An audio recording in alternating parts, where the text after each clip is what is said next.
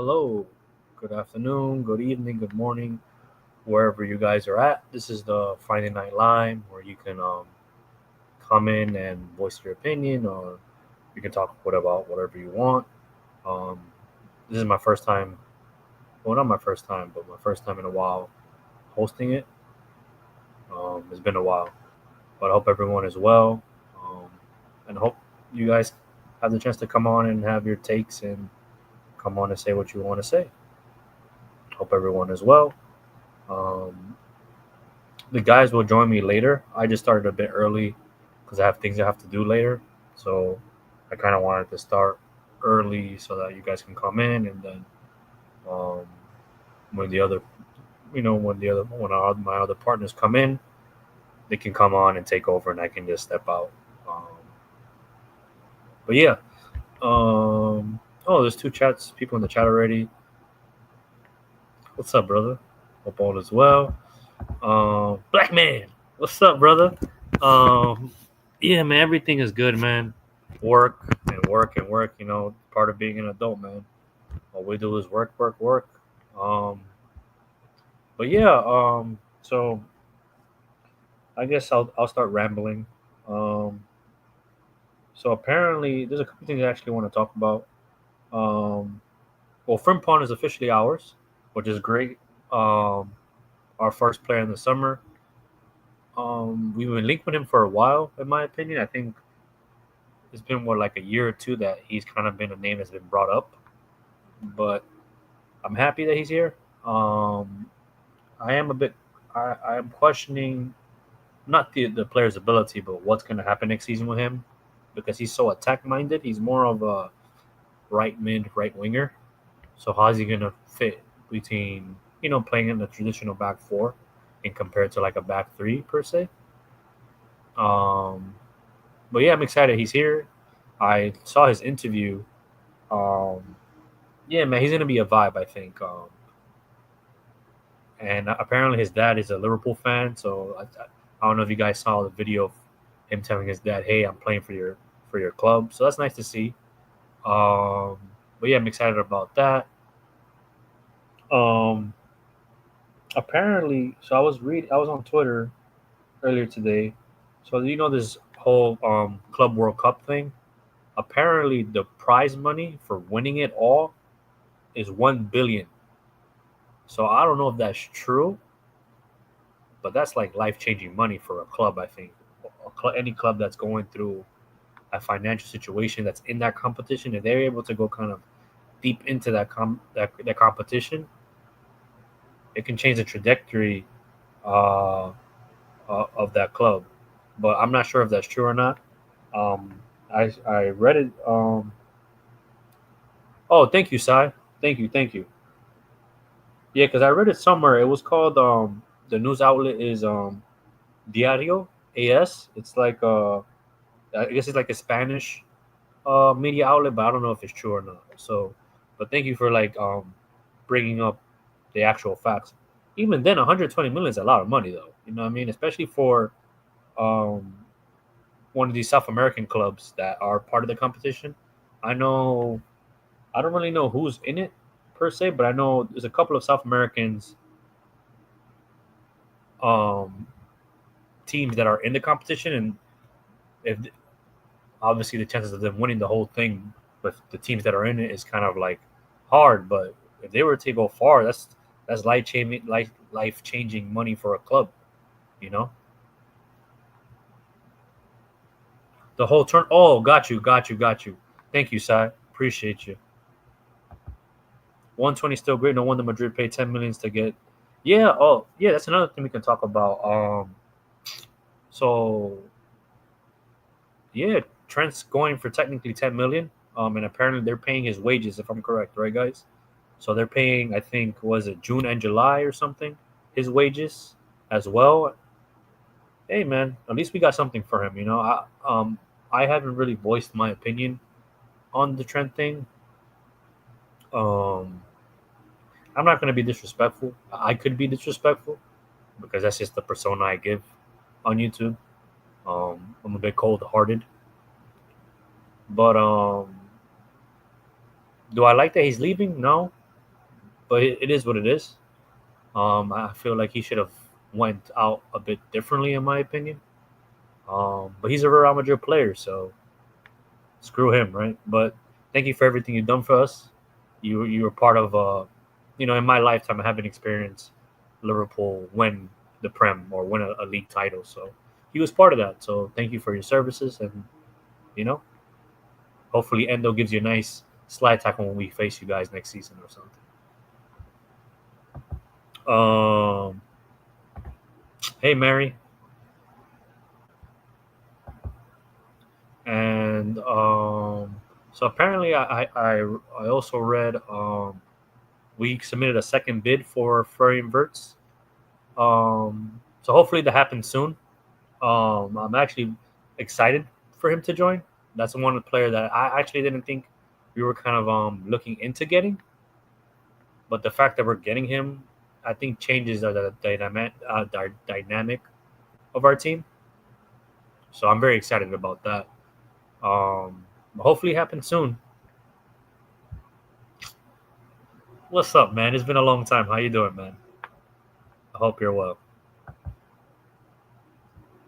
Um, 8.5 million pounds real will pay the remaining. Yeah, okay.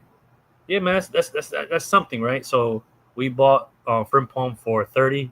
We're technically getting him for 20, I guess, if you count the Trent money. So that's you know, it is what it is. Um, what else can we talk about before? Um, well, when it comes to like Colombian players, I trust Colombian outlets more than English outlets or whatever. But the rumors are, well, since January, the rumors were that DS will be heading out this summer. It was just rumors, but now it seems to be more of something that is kind of being reported more consistently. So apparently, there's a team in Saudi Arabia that really wants him. Um, the Barcelona thing, I think, has always been there because the fact that he wants to play for Barcelona. I'm not sure if that's going to fruition, in my opinion. Um, I do see him going to Saudi, but that's what's being spoke about in Colombia. Um, the issue is with that though is the current national team coach for Colombia uh,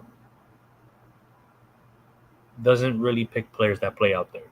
So he was very outspoken in regards to um, certain players playing out there and the level of competition there.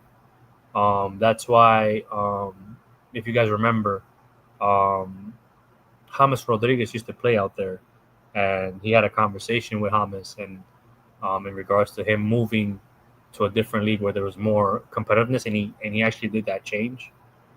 Um, so I'm not sure how that's going to work out, but apparently the interest in Saudi is very like concrete. So we'll see how that happens. Um, am I okay with him leaving? Um, I'm not sure. He's a very like me and Diaz's relationship is very weird. Like some days I like him, some days I don't. He performs no well for Colombia, my national team. But for Liverpool, is very inconsistent.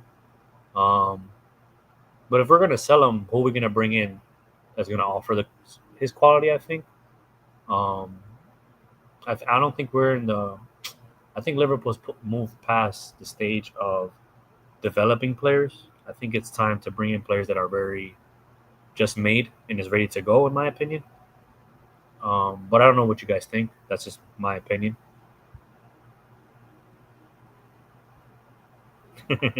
there's a couple of players that need to kind of, I feel like needs to be shipped off. Um, but we'll talk about that more when the guys come on and people want to talk about it. We can be a bit controversial of who we want to ship out. Okay, Liverpool's second bid for Verts is 125. There is still add-ons and payment structure that needs to be finalized. It's a matter of time. it's a lot of money, but I think he's actually worth it. And to see a player like him, because we have to realize, right? He had a very bad injury. He had an ACL. To see him get past that, a lot of players aren't really the same players after that injury. It is a career-ending injury in regards to your athleticism, and to see him having to lose a step, man, bless him, man, seriously. But I'm looking forward for him. A lot of rival fans, or I wouldn't even use Twitter because Twitter's such a weird thing. But a lot of people on Twitter, at one point, oh, he's world class, he's great, he's exceptional. But when they found out he was coming to us, oh, he's not that good, and they started clowning him. Twitter's a weird place, but I'm looking forward to that deal though. I think the real momentum behind Elton Sar, especially, yeah, was and also, I think Mane's leaving as well. You can quote me if I'm wrong. Like I'm all cool with that, but apparently he's leaving as well. So I think they're trying to change up the front three, because the funny thing too, John Duran plays for Al Nassr, so there might be a connection there per se. 85. I'll take it for 85 M's. I'm taking 85 M's. That's just me though. I know some people don't want to sell them, but I will take 85 M's, reinvest it somewhere else. Oh snap! There's someone in the background. The Colonels. Sabiri, how you doing, brother? You're on mute, brother.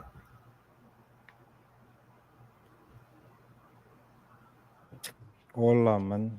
Hola, ¿cómo estás, man? Muy bien, ¿y tú? ¿Cómo se sientes? Muy bien, muy bien, muy Ah, bien. How are you, brother? It's been a va long time, bien. man. You okay? How's the family? I'm good, man. I don't know about the family still. Got kidnapped by a Colombian princess, bro. Get out of here. Yeah. That's a story for another day, then. What the hell? Yeah, man. You got to be careful what you wish for, man. I remember telling you I wanted one, man. Yeah, one snatched me up still. But nah, Uh, everything's good, man. Let me quit messing around. Yeah, man. It's a good time to be a Liverpool fan, bro. yeah, man.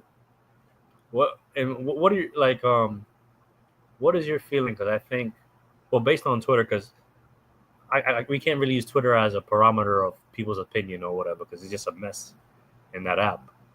But it seems to me that a lot of FSG outers, Yeah. I'm not are, really on socials. yeah, a lot of FSG outers are inners now Mm-hmm. because of how these deals are coming in and how fast we're moving. Like, what's your thoughts on that now? Because I think you seem to, from what I know, you always seem. I want to say you were a supporter, but you understood the way FSG was moving.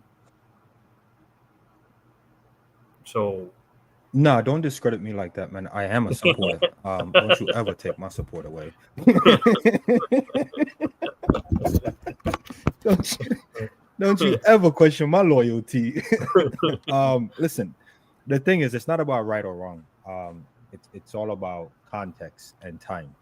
Um, hmm when you're building anything, time is something that you have to take into consideration. Now, some of us we want things now, yeah, depending on how good it is. Like, I don't want to drop too many rules here, but nothing come easy is good, bro. And nothing that is good will come easy. You see what I'm saying? it's a bar. So, yeah. So I'll leave that there and just say this. I'll never take away like Klopp's credit, Edwards, whoever's working when they're working, because it's all Mm, a time thing. In the grand scheme of thing, these men that's in FSG will have us on the top. It's mm. just things got to go the right way and in the right time and in the right moments. And now I sound like a coach talking about the right moments. But long story short, No, bro, but that's business, and that's business, but right? but but a lot of fan ain't here for that. A lot of fan Yeah. ain't here for the we'll be top four, kind of like Arsenal when Wenger was just doing up top four, and they were looking at that like, well, it's not bad because we're still top four in the country. But they were still touching some trophies. Yeah. Now, in the past 5 years, haven't really touched any trophies, but they'll tell you they're competing for the title and coming runners up. Mm, Haven't even been in a final. So what I'm trying to say for us, it's we have to take those in moments, cup mm. double, back to back cups. I think it might be 3 successive years or 3 consistent years of winning trophies. If I'm not mistaken, it might be two. Yeah, because we lost out of that final. But Yeah. in the grand scheme of things, man, I'm good, man. I'm always feeling good.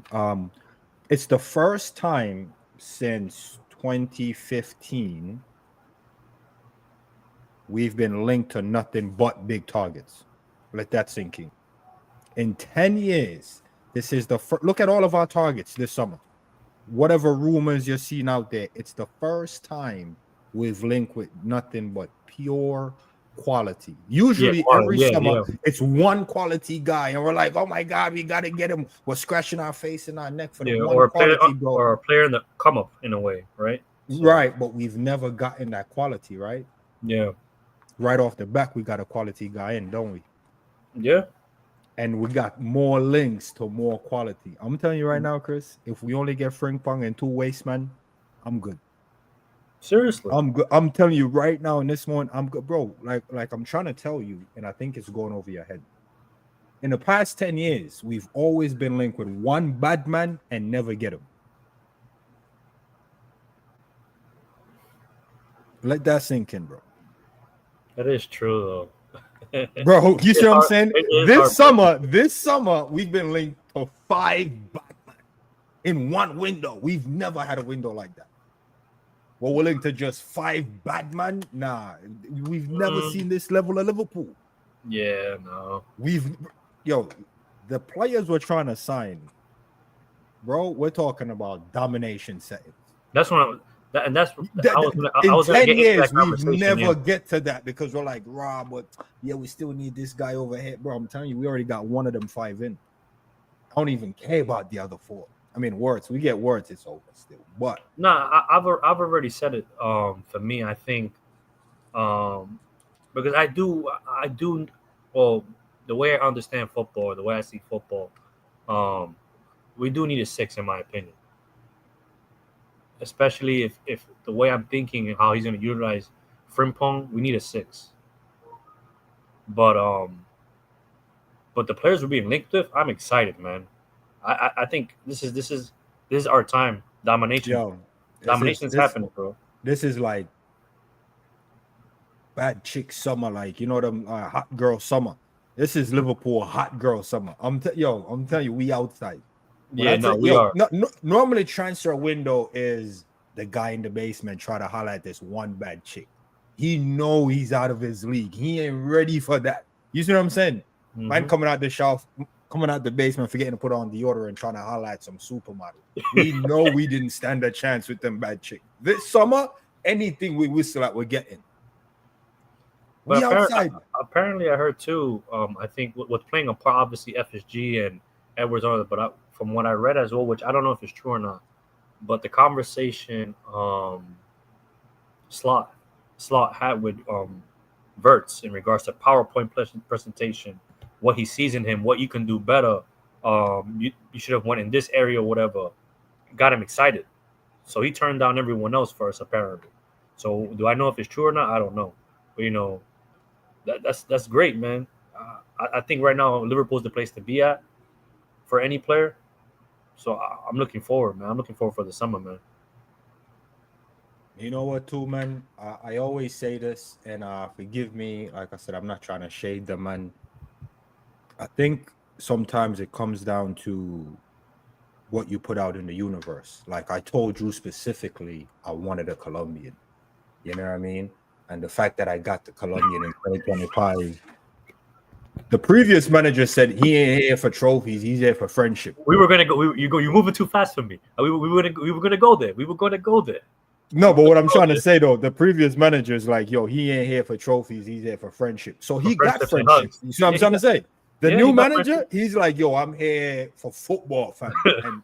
And you know what I mean? So he's getting what he come here for. So sometimes you have to be careful what you put out there. The other guy said he was here for friendship, and he got tons of friendship. got and a friend in hugs. me as well. You know what I'm Yeah, saying? He got a friend in me as well. I'm not bashing him, but we want a manager that's here for trophies, and the manager yeah, that's here, he's here for trophies. So he got yeah, himself a Premier League trophy. You see yeah, what I'm trying man. to say? So sometimes you have to be careful what you put out there in the universe. So I rate this man. This man is like, yo, I want quality players. I want this, that, and a third. And he's getting it. And I tell man all the time, stop saying FSG out. Because if Klopp goes into that office and speak on what he wants, he would have gotten it. But man come here talking about I'm not here for trophies, I'm here for friendship. Yeah, Nah, bro. Get out of here, man. You see what I'm yeah. saying? So you have to be careful. I'm not doing the manifestation And and the and I, and crystal I, and I rock think thing, but like you it said is what earlier, it right? is. Like you said earlier, Zabiri, right? It's about timing, right? It's about timing, and I think like I said, if like last season when we didn't bring no one in, well, we brought in kids to big them up and stuff. We were all like, we were like, what the hell? Why we not investing or whatever? But FSG were like, nah, take it easy. No, I thought it was a good move. Like, I take it supported the easy. move. Like, really, I was in the fence where I was like, hey, come on, we need some a little bit of Yeah, reinforcement. I like a one or two more players. Yeah, Yeah. exactly. But Not So now they you what guys, now. Yeah. you guys didn't think like obviously it's hindsight, so it's kind of weird. But I yeah, trust you it's guys to give your hindsight. Yeah, honest Yeah, yeah, opinion. yeah, Yeah, yeah, but yeah, I trust you guys to give your honest opinion. yeah. So when they didn't sign anyone, I thought it was the best move because we've seen from as far back as I can remember with football, the new manager always comes in, he Mm-hmm. shifts the needle one way or another, and it can either work or implode, right? yeah. I always believe I think it's in the manager's best interest to come in, work with what he has, and really do a full assessment. Um, so I think it was a brave move It was. That's the right and a word. bold move. You know Yeah, me, I love that's right. Guinness, man. It's for the bold, bro. You're doing bold moves. I'm gonna support it. I Mm, don't care how stupid it looks. I'm gonna support as long as it's bold. I'm gonna support it because I was raised from a tenderoni. My dad said, "Bold, get the gold," and we mm, got the prem by being bold. You know what yeah. I'm saying? I can imagine if we ripped it up, the dressing room would have been a little funny. You know, nah, bro, man, Mm, just kept the same energy and tweaked a few things. Diaz in the ninth. You know what I mean? Bradley getting more games. I, li- Gravenberch. I, Gravenberch, bro, man had Yeah. Gravenberch playing out E- of his skin. Man was saying Gravenberch was lazy last season. Yeah. Even Yeah. even Top even three, top even three player for us, easily debatable. even Trent playing a little bit deeper instead of going. You know what I mean? He's playing a little Like bit deeper. So these little Kelleher with a tweaks. with a with a Yeah. lot more game time and a lot more trust in some moments. I'm just telling you, the way I see the man coming and just said, you know what, I'm gonna work with this. I'm gonna shift this around. I like what he did. McAllister got getting goals. Bro, the way he played, the only thing that was missing was like the nines to be performing. Like the Yeah. Yeah. only the That's. only part of our team that underperformed for me is all the man them in the nine. And I know some of them was injured, not on form, this, that, and the third. If Jota and Nunes was really on it, we wouldn't have won the league so lackluster because I don't feel like we Yeah. really Yeah. you know what I mean. Yep. So take that nine position out because you can't really do anything about that because that's just them man not on job. So I Mm-hmm. think it was a fantastic job. I like I said, it's something I fully supported, and like I got a lot of criticism for like, yo, don't you think we really needed this? This guy needed help. This the rotation. Ooh, I don't know about this. Man was Yeah. saying Zuba Mendy. You know what I'm Yeah. trying to Oh, say? I So remember about. Yeah, I forgot about Zimmerman that we were gonna get no, him. but I'm just trying to show you how it's crazy that sometimes you just have to trust what you got and trust the process and trust the ingenuity of things, man. Like he really Mm, came in with the same team that looked like it was in a rebuild, but the rebuild yeah. got wet and it wasn't Compared to gonna last season. Yeah. yeah, but it's a dope rebuild on the midfield, but it looked almost stale, like nothing was gonna come of it. Mm, Yeah. And the only team that bullied us are the physical teams like a Newcastle and Everton. Other than that, bro, no other midfield really stood up to us. Mm-hmm. mm-hmm, But that's in hindsight too, because mm-hmm. when you look at it, I remember going into the season, everybody experiencing what club did, and the talk was, could this manager come in and fill club shoes, right? And new manager in Holland. When I went on YouTube, I saw some fans highly praising Slot, and saying that he's a very good manager and the Liverpool fans will love him. So I gave him that shot, and When I didn't see the board backing him, because usually when a new manager comes, you bring They at bring least players. you Yeah. bring at least three players, at least, Yeah. at least three players you're coming in, right? And but me personally, when I saw Chiesa, I was like, okay, I could give them a little, all right, one player, but that player is quality, right? Because we all know Chiesa Yeah. before his injury was quality. So I think that was kind of like to get the Liverpool fans to kind of be like, well, now in panic mode, because it's not like you're bringing let's say like give me like I'm trying to find a mid player. It's like a Ward. It's not like you're bringing a Ward Prowse. That's And that's that's that's that's that's Crab's favorite player right there. right, but it's like you're bringing a name player who's coming and I think the Liverpool fans were like, and the timing you brought him into, I think was the ending of the window too as well, coming down to the end. So the timing you bring him into, we were like, all right, we got Chiesa, we think we going in. But I was still kind of skeptical because of we didn't have a central defensive midfielder and the number 9 situation, right? But as we saw what planned out in the season, um, the Dutch connection, whatever Yeah. God did with those Dutch players, it took their games to another level. Gakpo as well. We bigging up Gravenberch, but Gakpo was very consistent on the left side, and that in turn made Diaz to play the false 9, and he outperformed our number 9s to this season. So it actually gave us we didn't really need the number 9s to perform in a kind of way, because Diaz went into the false 9, and for some games he produced there. He scored a hat trick against Leverkusen, and he chipped Leverkusen. in Yeah. some goals and that kind of stuff. And so for me, it was kind of risky with Slot doing it, bringing them in, not bringing in much players and stuff. But it was a bold move because it worked. He knows exactly who is going to stay this season and who's going to leave. And now we get even extra money now to add to bring in the quality players like Wirtz, Frimpong, and who else coming through the door. So it's really a nice time to be a Liverpool fan. I think it's if the summer is done right, I think it's our time. It's our time for domination. I think because when you look at other teams and what they need to do, this is our time to capitalize. I think one of the missteps, but like Zabiri said, right, it's about timing, right, moments. Because I feel like when we won the Champions League, that was the time to strike in regards to bringing quality, and we didn't. But we ended up winning the league, obviously, after we won the Mm. Champions League. But we didn't bring in players. I think right now, I don't know what the plan is or what was being told in the backroom staff, but it seems they want to be aggressive this summer in regards to players. So I'm I'm very happy about that. Yep. Mr. Positive himself, Mr. 12th Man. What's up, champion? How you doing, brother? Champions. How you? Big up, How you big up, doing, man? How are one. you? Everything Good, good? man. Yeah. I see you with Atletico Nacional, right, or something like that. Yes, sir. Yes, All sir. right, I got you. How are you, Big man? up. Uh, I'm assuming you're happy, man. I'm yeah, assuming you're happy. I'm happy as always. There, right. Got the streets with me, so I'm happy. Big up 12. Big up 12. Big up. My brother. What is your thoughts? Oh well, I'll ask everyone.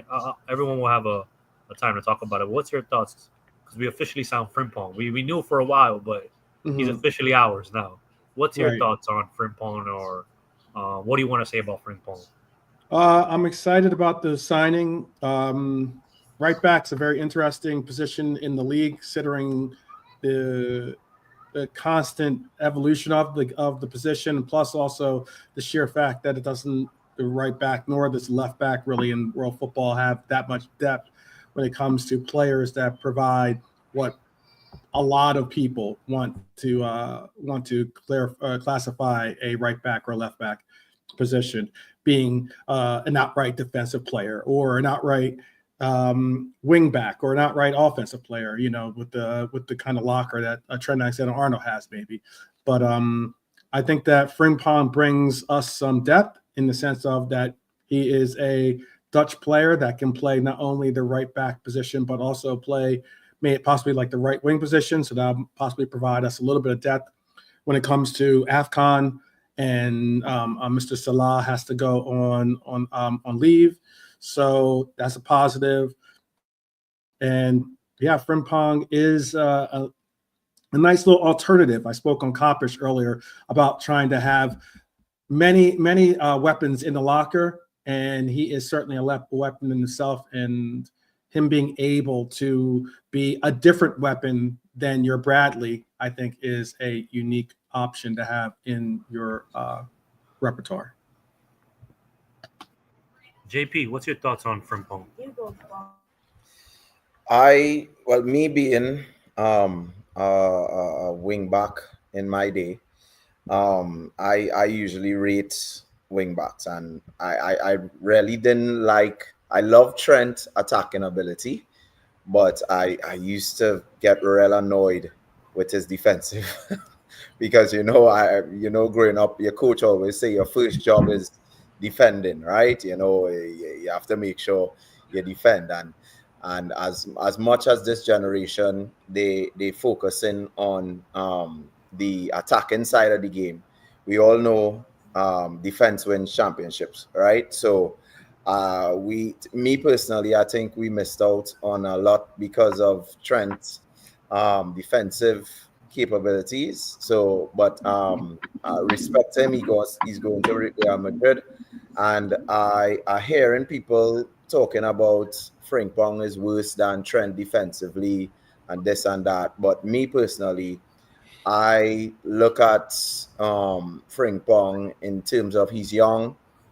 He's willing to work. He's willing to have the energy to put in. I saw him in a couple of games, international and at club level, and when he went up against good wingers, he held his own, right? And you had to remember these guys are still young, learning their trade. And one thing I would tell people to look out for with Frimpong in terms of his defensive ability is that he's very quick. Rapid. And you see, I remember there was a point in time where people were talking similar about Kyle Walker. Defensively, he can't put in a tackle or those kind of stuff, but he was one of the best wing backs in the world because of his speed and because of his able to recover if he made a mistake and that kind of stuff. And Frimpong to me is in that kind of similar mold.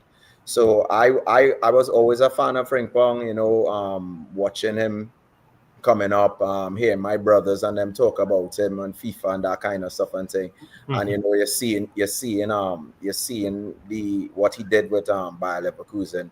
So I'm really excited for that part, just like how 12th man now said there, when Salah goes away, he could slot into right wing and Bradley could come in. So we have that cover there for Salah as well. So that kind of versatility from right back, right wing back, or right wing is really a good weapon to have. I've even seen him play left back for Leverkusen too as well. So I'm not trying to make him the James Milner of the team, but like we have a player there that could play along the right side, and we have that utility to kind of go forward. So I'm very excited about this signing, and once you bring in his best friend alongside him, Wirtz, any number 10, I'll be even happier.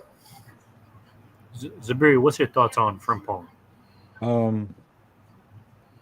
Right wing, right side specialist. Trent ain't a right side specialist. So Klopp utilized some of Trent's better attribute or best attributes from right back. Rate that. I wasn't a right side specialist myself. I had a few skills and I was used at right back, but I don't think I was like an out and out right back. But my skills allowed me to play there. Now this man is a right-sided specialist.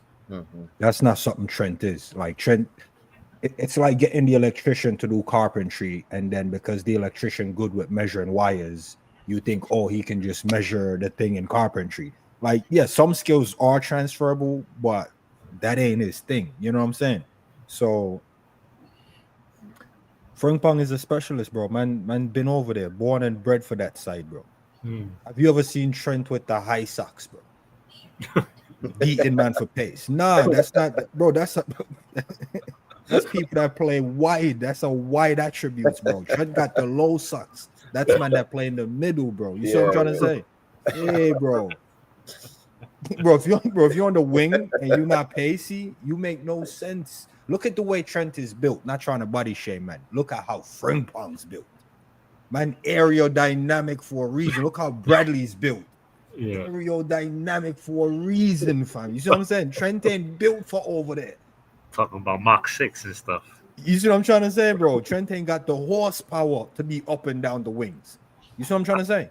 I think talking about aerodynamics and his pace, I think we might have next season, if the Kirkus team comes into fruition, the fastest Mhm. back four, I think. No, but onto the Frimpong thing, I want to touch on it because JP was saying it. Listen, I'm gonna be honest with you. Kyle Walker comparison that you made and Frimpong defensive thing. The thing about defending that a lot of people overlook, you have to be there to be able to defend. Yeah. Like that's the bottom line. The reason why Trent gets knocked defensively is because he's never actually there.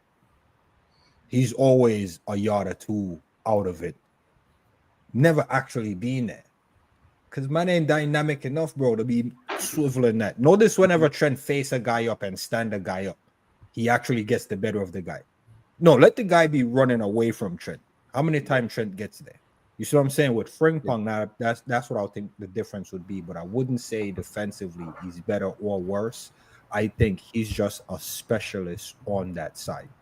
And then that skill, to your point, JP, can be transferable to the other side. Because that's just what the side requires. It Yeah. requires energy, pace, legs up and down. And that's why Bradley looks so refreshing. That's why Bradley could just slide in, Yeah. because that's his trade. It's not, oh, he got the attackers so we can put him over there like we did with Diaz one day. We just put him right back. No, it's not that. That man's born and bred for that. That's his bread and butter. Playing on the wing. He knows, okay, if my wing is there, I'm gonna go ahead. He knows that. You see what I'm trying to say? Yeah. Trent for me, it's like, well, if he's there, I can only use my skills here. If I go down there, I'm gonna be way out to play on a transition. Nah, these men, they're wired a lot different from Trent. Like I said, we're fortunate to be able to use his attributes from right back. But these men that's coming in, nah, these men are they're born and bred for this, man. This is their thing. They're like, yo, don't be switching me up too much. Now I'll be concerned if I see Frank Pong playing left wing, because that's what my college coach did. Just said, oh, you're right-footed, you play right back, I'm gonna put you left wing because I'll be seeing you doing the Ronaldinho tricks. Then I'll be a little concerned. But other than that, I don't think defensively we have anything to worry about, because we can always slide one of the sixes over. Remember that old school, well, not old school, but the tactic Klopp used to do where when your guys are marauding forward, he has that left-sided six Handle. kind of Yeah. slides over, or even drop in the middle to back up Caminate. So I think to your point Yeah. where you talk about a six, I think Gravenberch have always slid in there, and he looks very comfortable doing that as well. So Yeah. I think it'll be a rotational thing. Gravenberch, Sabazalai, whoever is the deepest based on that pattern of play and time, like I talk about. So Frimpong definitely fits what Slot is trying to do. I think it suits us, to be honest.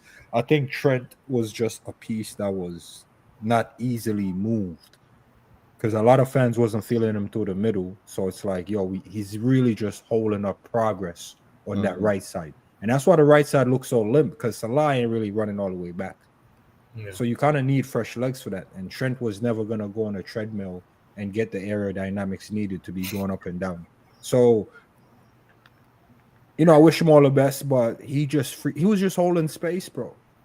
And in a lot of ways, that's the fault of the other manager that was here earlier. He would just have some guys holding space that they didn't need to hold, and that was what was stopping us from growing.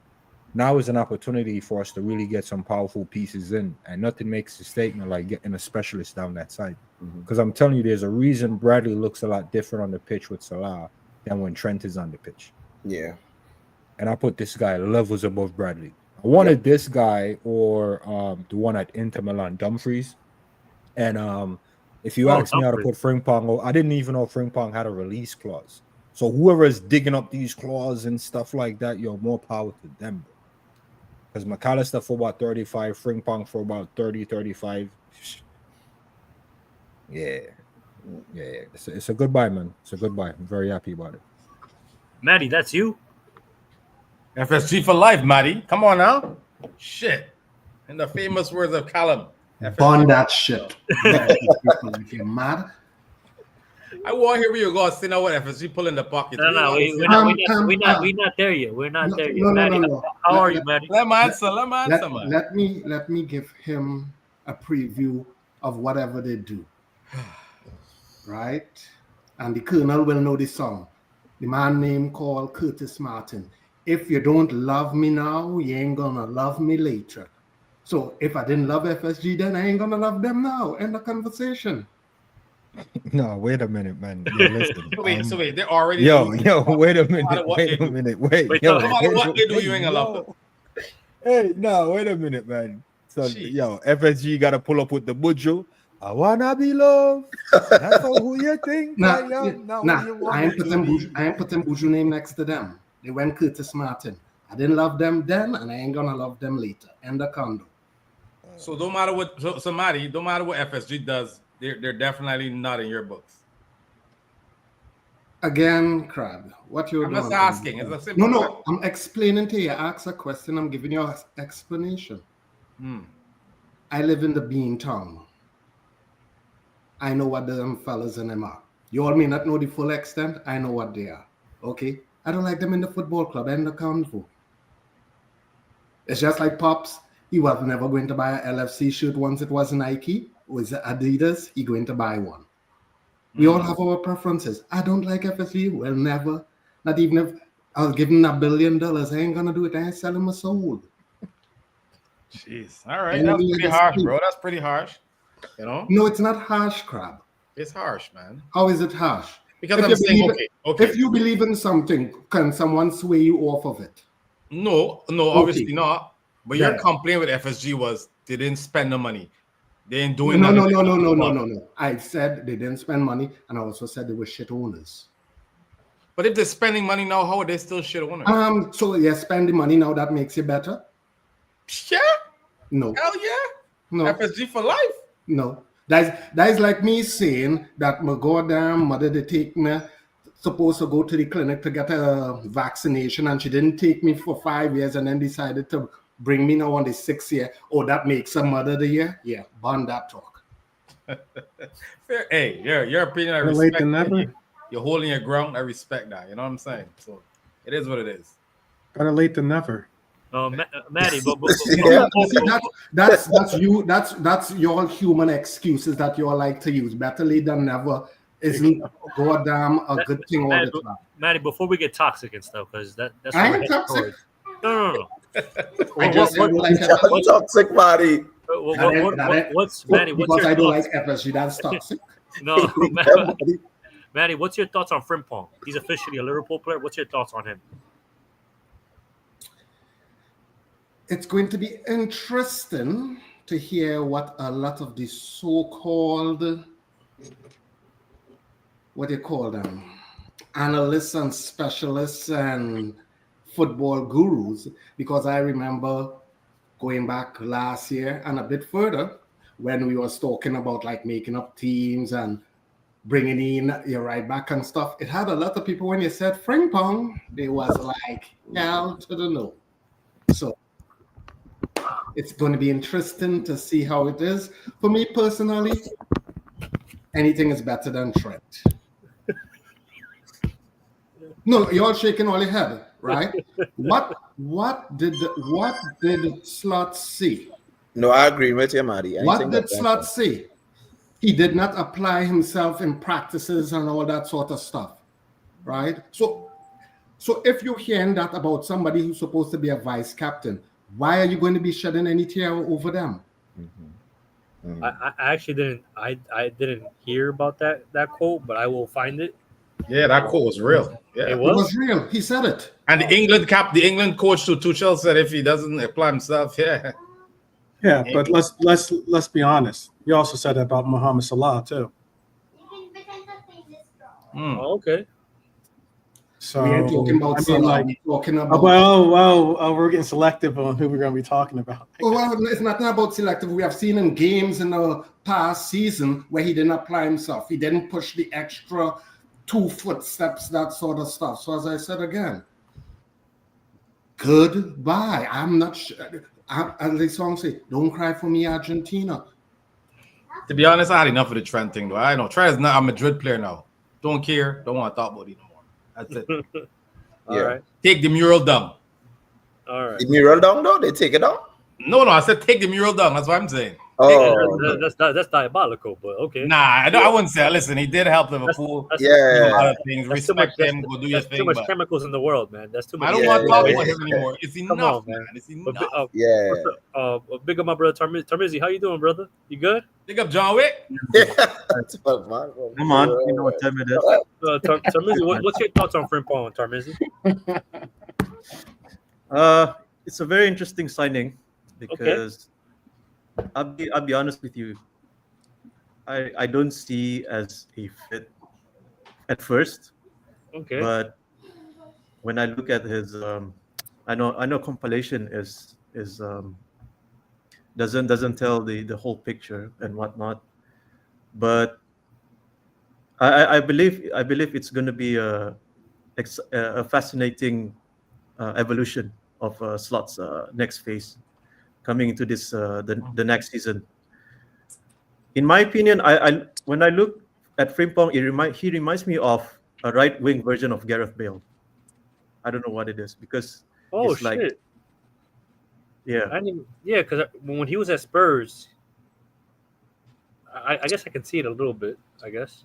yeah, because he loves to do the overlap and offer another dimension besides Salah and whoever is on the 10 on the 8. So I'll be intrigued to see how it fares along with the another new left backs, whoever it is. Most probably it'll be Kirkis. And I generally I'm think, excited for that one. yeah, and I generally think there's gonna be at games where it feels like we're gonna go back to the high line again. I don't The know high what line? it is. I don't know, man. I don't think Slot plays that high line, bro. No. I just look at the signing. I just look at the signing and the profile that we have. I'm not gonna say all the time because at times he's gonna apply that in certain games. That's just my take on it. But like I said, if all in all, we bring in Kirkis, I think we'll have the fastest back four in the league, in my opinion. Can I just say this, right? First of all, everybody's saying they're waiting and see. We get this brother for $30 million at 24 years of age. Tell me what proper play you can get in this market for $30 million. You know what I'm saying? It's crazy. The brother was happy coming into Anfield. You can see from the time I saw the video of him there, I was sold, bro. His The dad brother was was a happy Liverpool to fan be there, too. man. He was happy to be there. Yeah. He wanted to be there. You understand? Yeah. And we And haven't for- had that kind of pace on that right side for a minute, man. You understand what I'm saying? To add to that point too, so for anybody who questioning Frimpong and because Madi said, in the past people were saying hell to the no to Frimpong. For anybody questioning Frimpong, just go on based on what happened to the Dutch players in our squad this season. Look at Gakpo ascended levels. Look at Gravenberch. It is something with the Dutch players that Slot has, and you are going to see a different type of Frimpong so he's going to be, I believe that Slot will transform his game into being even better. So, because when everybody was saying Gravenberch need time, he's saying, look what Slot did with Gravenberch. there's a kind of freedom and a confidence Gravenberch was playing with this season, and you saw it with Gakpo as well. So for anybody questioning whether Frimpong will come in and do well, just go on your past sources and look at what Slot did with the Dutch players, and then you'll get your answer, because Frimpong is the perfect signing for Liverpool. And once we get Kirkes, I say, guys, get ready for the ride. It's gonna be a nice couple of years, guys. Not even like just the Dutch players. I think every player in the squad has improved. You look at, I'm his harshest critic, but Diaz is statistically this is his best season in Liverpool statistically. Konate, the first half of the season was immense. I think he was our best center half, in my opinion. The first half of the season. And Virgil. Even Trent playing deeper was looking better defensively, in my opinion. So a lot of players have improved under Slot, in my opinion. So more of that to come, hopefully. Big up, Abdul. The question that my man's going to run here is, what do we think about the Frimpong signing? Finally, we got some swag in our right hand side, bro. You know, got some pace, got some technique, got some dribbling ability, good crossing. You know, he's all around a good player, bro. Yeah, got nice dreads too. Yeah, got nice dreads too. Yeah, man. Yeah, man. You know what I'm saying? Like we have some players who can actually dribble some people. You know what I'm saying? Like we're getting some more technical players in the team. So I like that. Salah. You know? No, Salah can't dribble anybody. So just saying. No, Salah can dribble, but that's not his thing. Like, you know, that's not his specialty. But these guys, they dribble, they glide through players. They got good pace on them too. The running, that man is fast, bro. He ain't got good pace, boy. He got amazing pace. That man is fast, bro. When this guy gets the ball and he runs, bro, nobody can catch up with him. Like, right. I think out of the players that we're getting, like Kirkes is already in the Prem, so like he doesn't need to get acclimatized to the league. I think Wirtz is gonna struggle a little bit at the beginning. But Frimpong, he's going to hit the ground running right away. Like, he's going to get in. He already knows what to do. You know what I'm saying? Especially because he was in Man City Academy, so he kind of already know English football a little bit. Is he considered homegrown? Yeah, he's homegrown, yeah. Yeah, he's homegrown, yeah. And the thing is, he's Dutch, but doesn't speak Dutch. That's the funny thing. Yeah, that's crazy. He doesn't speak Dutch. Yeah, man, he's African, bro. He's talking about Dutch, bro. No, he just lives there, bro. He grew up in England, man. He speaks, he speaks Scouse. He speaks Scouse. Yeah. That's it. That's all he needs. That's it. You know he good, bro. Yeah. We don't need him to speak Dutch. He all right, but don't worry about it. Yeah, but like I don't think he's as bad as defensively as people pan out to be. You know what I'm saying? Usually, like this is what I think. This is my opinion. Like players who play the right wing back role can play right back also. You know what I'm saying? Because they know like not every manager can play that system. You know what I'm saying? So they kind of have to like have like that on their back too. So they need to know how to play right wing back and right back or right wing. You know what I'm saying? So they're a little bit more versatile than a regular player. You know what I'm saying? That's kind of how I see it, but yeah, it's a good signing. Looks like he's happy to be here, which I like. You know what I'm saying? Like it's nice to have some players who actually appreciate the badge, appreciate the club. Yeah, that wants to be here, you know. Yeah. His dad's a Liverpool fan. It's nice. Big time, man. Big time, yeah. No snake-like activity, you know. Yeah. And good thing we got $10 million out of that bum, bro. You know what I'm saying, bro? Listen, man, we got the best negotiators in the Prem, bro. I ain't gonna lie. We do. Like they told us 20 million, and we should have taken that. Can you believe that? They told us 20 million in January, and then we should have taken that. Yeah, we won the league, and they paid us 10 million. That's all right, man. Yeah, we're chilling, bro. 10 million on wages, including the wages. I'll take it. Yeah, and they're paying us bonuses too, so we don't got to worry about him no more. Mm-hmm. Yeah, we completely moved on from him, like in like seconds. You know what I'm saying? Like he's gone, and the next guy come in. That's what I like. You know what I'm saying? We're doing good business. Like one guy leaves, you immediately replace him. Yeah, don't wait like a window or two, or don't do any of that foolishness we were doing before. Somebody leaves, you bring in somebody right away, so the team can keep ticking. You know what I'm saying? Yeah. A question for you guys. A new question. Who would you want, or who do you think is going to be Liverpool's next vice captain? Oh, okay. Because the last one wasn't all that great, you know. Mo, it's got to be Mo for me now. Wow. It's got to be Mo. It's got to be Mo. You think it has to be? Why does it have to be Mo? Because Mo's been there. He knows the system. No, He's but been you there, can you can No. you don't have to technically be a vice captain or captain to be a leader, in my opinion. True. You know, But I Mo's would like not a one of the leader. younger per se, players to though. get it. for I me, like. there's only one I think that's right, in my opinion, and it's McAllister. I knew you were gonna say that. Yeah. He looks more of a leader. He does. He's more vocal. Well, Salah's vocal as well, but I think he's in the midfield. That's kind of in my opinion where the fight happens. In my opinion, so to have someone there, but if Robbo, get that. If Rob still here, if Rob Yeah, still yeah, here, yeah. it has to be Rob if Rob still actually. Now I'm thinking about it. Yeah. But Robbo not starting, so Yeah, it doesn't matter though. You don't need No, to yeah, start. it does. No, It Be the does. vice No, captain. You need to start. James Milner didn't Yeah, start. he's gonna start. James Yeah, Miller but- didn't start. Yeah, there you go. No, but I James would- Milner I was a would do different breed, Alisson. folk, man. I'll go James Alisson. Milner was a different breed. Yeah, James Milner was He's a different breed, man. yeah. okay. I think I don't know. McAllister has that quality, but yeah, now I think if Rob was still here, he has that gel that brings the team together. I think he would be the perfect replacement. But like he's not a regular starter, so like Doesn't maybe have to that's be not a though. good That's the idea. thing. He's not the captain. He's the vice captain. He's not gonna be screaming at it in the bench. You know what I'm Wait, saying? who's wait 12? Who's Liverpool's third captain? When both of the vice and captain's not playing, who's the third one? Is it Salah? I think it Yeah, might I be think so. Ali. Yeah. No, it's think it's either Ali. Robbo. I think it's Robbo. Oh, it is Actually, Robbo. Okay. Oh, so you think they're gonna move him up and then? But it's not like he's the third. He's just the one that gets chosen as the captain if Okay. they're not on the pitch. He's Salah one of the OGs. has, The OGs. yeah. I think it does go like that kind of hierarchy, Yeah. Okay. and I think it just goes by more like your tenure as well Yep. with the club. Oh, okay. I guess. I mean, like there's a Unfortunately, it's Robbo then. yeah. I mean, you Stop really it, want. man. Come on, man.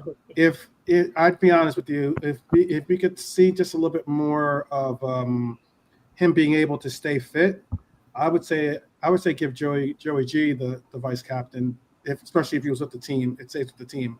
I think Joey he's the most tenured player on our team. He is, right? He's 10 years, absolutely right? yeah. He's absolutely a model player, citizen for the club. Blah blah blah. I think that Joey G is looked up by a lot of players on the team as being a bridge player between the youth and also the veterans on the club as well. Because even though he is a long-serving, tenured player, he's still seen as one of he still connects to the younger players on our team. I think so. That's a really big shout. Joey G can be gone at the end of the summer, man. Yeah, he could be sold. Yeah, Joey Do G. ain't gonna you be there. think he'll be sold? Yeah, Joey G is gonna he could gone. be. Yeah. Could be. I I would mean, sell him because he is injury prone. So like we need somebody a bit more fitter in that position. I'm just giving proper respect though to Yeah, Joey. yeah. Are you doing all that yeah, lovey-dovey stuff, man? Stop it. You told me be positive. I'm being positive. Jeez. See? Being it, this is I a don't Friday know, Night Live, man. No This lovey-dovey. this might be. I'm taking a page out of 12 Man's book. I'm okay with Endo being vice captain, man. Oh, Yeah, come on, man. He's doing too much now. Come on Come now. on, come on, he's Seriously? doing too much. Get up. Okay, time to sign off. Get up. But he's a true example of a footballer, man. He don't complain. When he's on the pitch, he gives his all.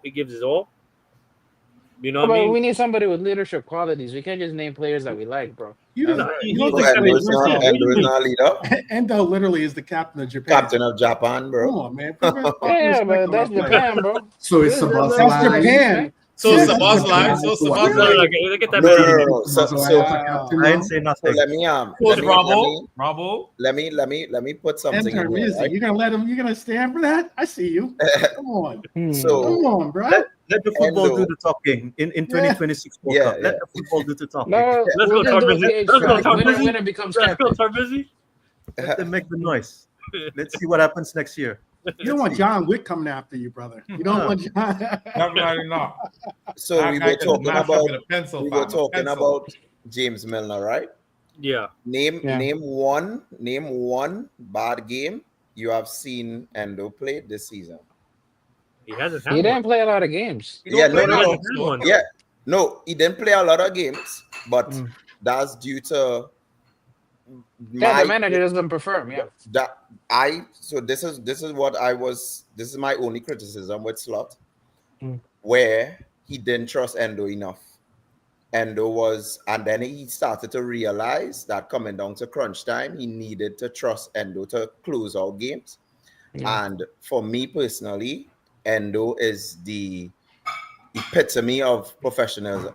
There you go. Yeah. Just like Milner, because when Endo comes on the pitch, he gives us all, whether it's 5 minutes, 2 minutes, 10 minutes, 15 minutes, 45 minutes, 90 minutes, Endo is there. And to me, if Slot had trust Endo a little more, we would have had a deeper run in the Champions League. Because you can't tell me that the Japanese captain cannot do a job for me in Anfield against Southampton. Come on, right? You're supposed I wanted to to play against PSG, to be honest with you. you're supposed to get Gravenberch a rest in that Southampton game and let Endo play and let Gravenberch play on the Tuesday in Anfield for PSG, right? So me personally, Endo reminds me of James Milner. I have seen Endo under Klopp and I've seen Endo under Slot. And there are very few games that Endo gives you less than a 7 out of 10 performance. Very professional, very consistent, goes to training every day. He's putting in the work, he's not complaining. And that to me, that is... Listen, if your boss hire you and he giving you a salary and he tell you, look, man, you don't gotta work today. No, I'm not saying no, but I'm just saying, come on, man. You know what I'm saying? Endo, I'm just saying, Endo, to me, Endo deserves much more than he is getting now, because to me he could have been a he's a good international. He's the captain of Japan. Somebody was saying Szoboszlai is the captain of Hungary, but that he's still a young Szoboszlai. Get that on merit for being the best player on the team, right? Endo is due to experience and his professionalism, and that's more of the leadership qualities. Szoboszlai got the Hungarian captain because he's the best player on the team, right? So sometimes it happens. So Endo is more of a leadership role than Szoboszlai. But I think, listen, I think it's a culture thing too. I think you could take any of those Japanese players and put them as a captain. Those guys, the way they are, the way they're brought up, the way they, just their mentality is just different, man. You know what I'm saying? So it's called culture. Yeah. Yeah, culture. He does captain that team very well. It's the culture. He does captain that team very well. Like they listen to him, they follow his instruction. He got that team running. You know what I'm saying? Yeah. But like, I got a question for you guys. Do you think if Slot paid a little bit more attention to Endo, he could have been a proper DM for us? I don't think long term, no. Not long term, but with the rotation. But I think there were certain games this season where he could have came in and closed shop. Yeah. Because what Endo does, he comes in and he shields the back four. And there were certain games where Gravenberch was, we can all agree, Gravenberch was exceptional. But towards the ending of the season, you can see legs getting tired. You can see McAllister's legs getting tired. I noticed games where there's a bit more of a physical battle, Gravenberch seems to struggle. So those are games I think Endo should have been playing more, because Endo does like a little dogfight in the midfield. He got that gum shield on. You feel when that brother comes on, man. When that brother comes on, somebody's gonna get lashed hard. Yeah, like you know what I'm saying. Like Gravenberch is a bit softy, he doesn't got like to get his hands dirty. But Endo's there, you know what I'm saying. Like that's kind of how I saw it. Like you know what I mean. Like I think I don't know, because I feel like Slot didn't trust the full squad, so you're just trying to play it safe in every single game. I don't think it's trust. I think he do. Remember, he is new, right? To us, I think he was just trying to embed himself into the culture, embed himself, and trying to get to know the players and what they can do. I think next season, I think you see the true Slot. Yeah. Where he lets go a certain amount of players, he brings in players that he's not. I don't think he's picking the players, but players brought into his system. And we'll see it, Yeah, we'll see Slot ball in the full effect. Like the players that he doesn't like or trust, they might go. Like he might sell a couple of players here and there. And then you might bring in some players that can play his style. That's kind of how I see it. And then you'll see more Slot ball there. But I also think people don't notice, he's also young as a manager. Like he's not that old. Like the man's in his 40s. How old is Slot? Like he's in his 40s, so like he doesn't have like the experience of like a Guardiola or a Hansi Flick or anything like that. You know what I'm Okay. saying? So like I felt like towards the end, he was just trying to try to do whatever it takes just to get it over the line. Like you know what I'm saying? Like you just like just play whatever, do whatever you want in the pitch, and just win. You know what I'm saying? And that's why we had a lot of scrappy wins toward the end. You know what I'm saying? Until we eventually won the title. But yeah. So I'm going to ask a question, but the person I'm going to start with is 12th man because this is 12th man, Mr. Positive, but I need to be a little bit negative. I'm ready. Who we letting go this summer, 12th man? Curly Sue. Who we letting go of? We letting go of anger. I think let's be realistic about. We're gonna let go. Oh, I thought we were just doing our like. No, realistically, like who do you our think? list. Yeah, realistically, who do you think and stuff? Because if it's up to you, I think no one leaves up to you. Oh wow! Really? Wow. That's facts, 12. That is the truth. I'm sorry. I believe the same thing. You believe the same thing? Yeah. See. The way you speak about each of these players personally, bro, I don't think you will let go anybody. No, but I think people confuse. I think a lot of. Yeah. I think people confuse 12th man because 12th man is, I think, the most positive person I know in regards to protecting our own, protecting our players, protecting our project. But when it comes to criticizing, he does criticize the players when they're not playing well. Yeah. I definitely do. I was going to say, like, I do my best to be as, I want to say unbiased, because I mean, like, yeah, we all have our biases, but I definitely do hold them accountable. I think that's the best you can do. You have to be positive, and I think you should be supportive of your own, especially. But I think you have to be critical, and you have to have constructive criticism is the best way to approach it. I mean, you could have said we were just talking about Slot. Look, obviously, the honest assessment by Slot himself is that he's learning. He's doing some learning on the job.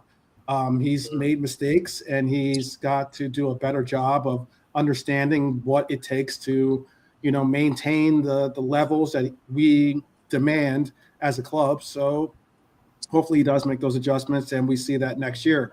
For players that need to go or players that should go, I do believe in chemistry. So a lot of times I do think of that it's not always about bringing in some big name or a big player or this or that. They've got to work with the club that you have, and they've got to be the right component to the club for it to actually work. So there are players that I really do appreciate. I also don't think that you can have a club full of Galacticos. You can't have like top to bottom 20 players or, sitting there or 20 players that are going to like obviously go to be accessible for the game, and all 20 of them expect to start.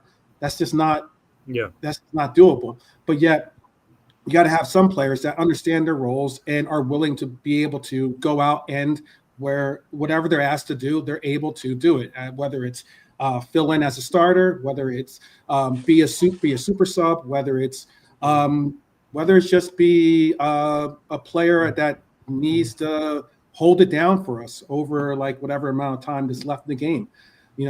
Endo, Harvey Elliott, at times either Curtis Jones or Dominic Szoboszlai, Simicast, you can say Bradley, or because since Bradley has become our starter, but Bradley at times for Trent this year. All these players know their roles, and you got to have players that are willing to not make waves with the club, and that's what I mean by the chemistry and the likes. So there are players that I do see probably going and moving on, but there are. That was a beautiful speech, 12th man. I know, man. I need names. That's a goddamn question, man. Jeez. I need names. Oh wow! Jesus, I was dying here, bro. Let's make it easier, right? Let's make it easier. I'm looking at the Liverpool squad right now. What's registered? Start with the defense, Angel. So we have goalkeepers. I'm gonna start with goalkeepers. Yep. Adrian. So not right now we have Allison. Did he just say Adrian? You need a timeout, man. Go ahead. I have Allison, Kelleher, Jaros, and Davis. Are the 4 goalkeepers currently registered in the squad right now? Out of those 4, 12 man, who do you think? I want to say needs to go, but should leave for the benefit of themselves or just quality coming in. I there is a goalkeeper that maybe you guys can give me a little background on. I think his name is Gomez. I think he plays. I've been hearing a little bit about him. I believe his name is Where Gomez. he plays for the squad? No, he doesn't play for our squad. He plays. He's apparently like, I think City are looking at him right now currently. The Spanish one. The Spanish one. Yeah. From Yeah, Espanol. yeah. Apparently he's really good. Apparently he's that's what I heard. Next big thing. Apparently. I was wondering if anyone knew too much about. I don't know too much about him. I've been hearing his name pop up, but because I know that we got the best, one of the best goalkeepers in the Euros this year. He is coming in. Yeah. Mamardashvili is going to be our most likely our number 2. Andre the Giant. Yep. Yardos was on the way of going out. His contract was expiring, but the sheer fact that they renewed his contract says that they want him as our third keeper, which is important. It's an important title, And Davies is just too young anyway. I think Davies will probably stay with the youth academy or be put on a loan. Is he like for the training or something like that? I thought his contract was expiring though, if I'm correct, Davis. No, Yaros is expiring. Yaros was expiring, but they just renewed his contract. We don't need 3 keepers now. What's the chances of that? Come on now. What's that? All right, so. But 12 man, you're still he didn't give us his answer yet. Who we get rid of? Out of those 4, I don't think that we'll get rid of any of those 4 keepers. I think that'll be our 4 keepers going forward. No, Kelleher's gone. No, bro. I said Ali. I said Ali, Mamardashvili, Yaros, and then you said Davies. I didn't say anything. Yeah, but Kelleher's gone. Yeah, Kelleher's gone. I didn't see it. Kelleher's gone already. Yeah. Oh, Kelleher's gone. Okay. Yeah. Cool. All right. Cool. I was saying those 4 will stay. All right. So we're going for defenders right now. Mm-hmm. We have totally registered in the squad. We have 8. We have 10 apparently registered in the squad right now. Not Phillips still there? Nah, not in the official squad. No. So we have Joe Gomez, Van Dijk, Konate, Tsimikas, Robertson, Trent. Well, Trent's officially leaving. Trent's gone. Kwanzaa, Bradley, and we have Mabaya. Yeah, we just re-signed him. Mabaya, or something like that. It's a youngster. He's a youngster. They got a lot. They have high hopes for him. Yep. And Nilo. Nalo, yeah. Nalo. Oh, Nalo. Yeah. Another youngster too. Yeah. He was the one that got one of the quickest red cards. Oh, yeah. I think we could all agree. That sucks. That's part of his. That's how we can remember him by. Bro. I know. I think we can all agree though the worst ever vice captain in Liverpool's history is leaving and stuff. So we're not talking about number 66. He's gone. Take him out. He's gone. He's gone. Okay. All right. So take him out. Put in Frimpong. Yeah. We'll put Frimpong in and stuff. Yeah.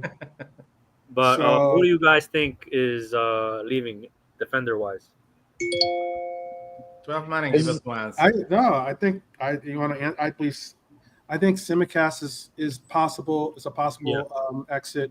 I think unfortunately, like some people have already said, Joey G is most likely to be looking for full-time, full-time minutes someplace else. I would love to see him stay because of his versatility and ability to play left back, right back. Even if it's a left back as a third option, a right back's a third option, or center half as a third option, still to have that third option is key. And I also think that there is a possibility that Kwanzaa leaves. Apparently, he's being quoted for $50 million. Apparently, that's what I've heard. I don't know if it's you true or get not. $50 million for Kwanzaa. You can get $50 million for Kwanzaa or $60 million for Kwanzaa, somewhere in that range.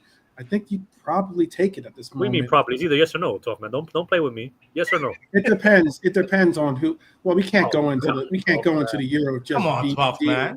And Konate as our center halves. We need some backup. So of course. So obviously, yeah. If we have someone lined up for that 50-60 million, I can see.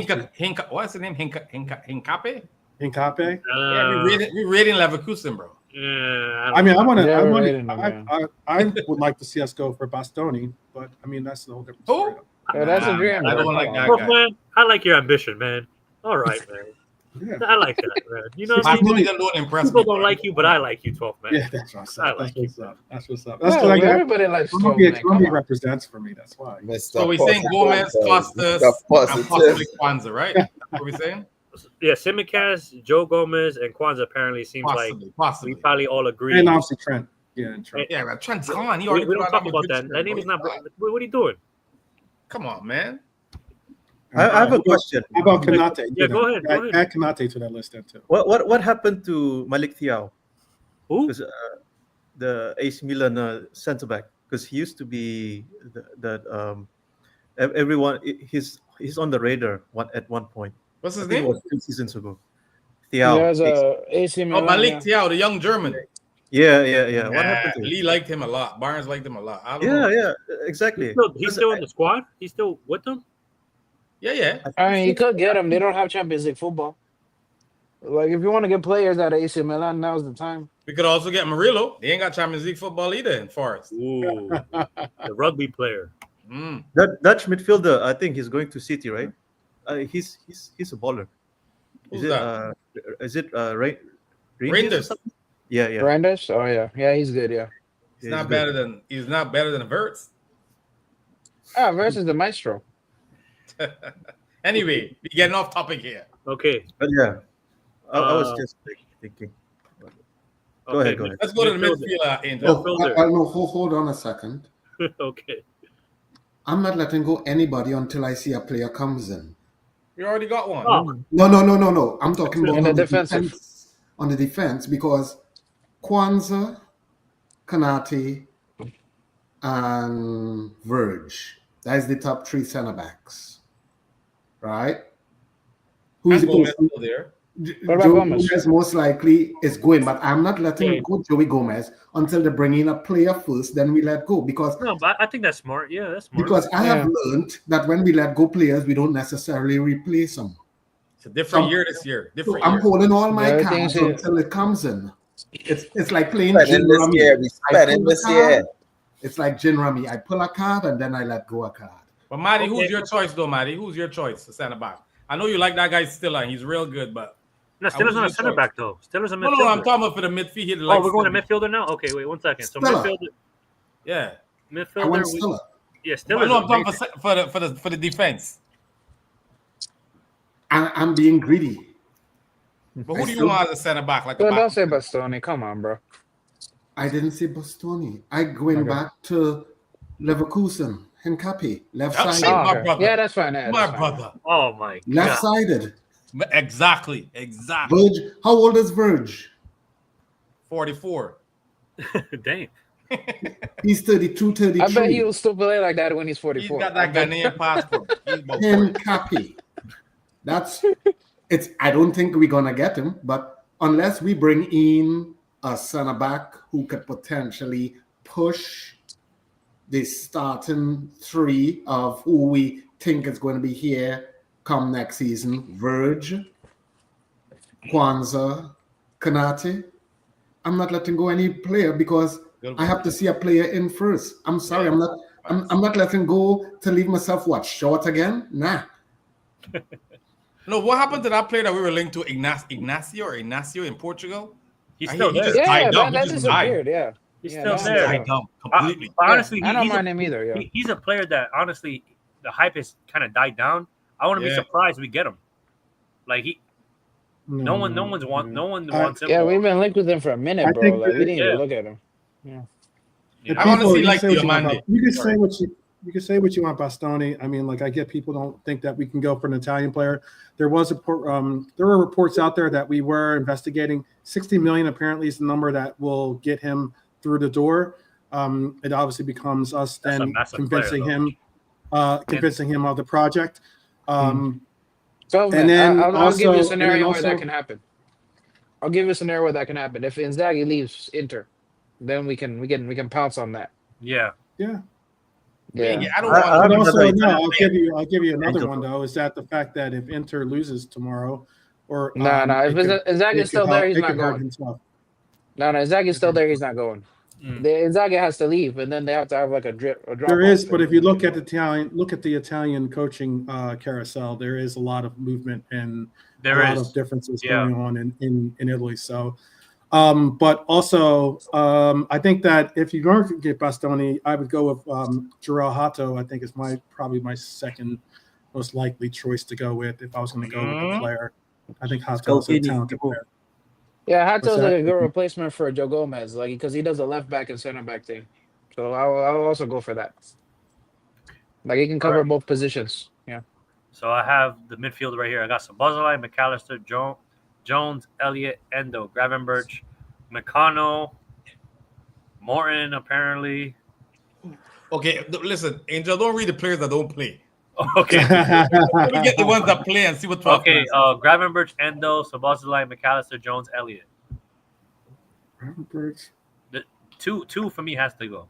Bye Curly Sue, bro. Bye Curly Sue. Curly Sue. You are one ringlet hating. Bro, if you buy Verts, where are you gonna play? Where are you gonna play Curly Sue? Where are you gonna play Elliott?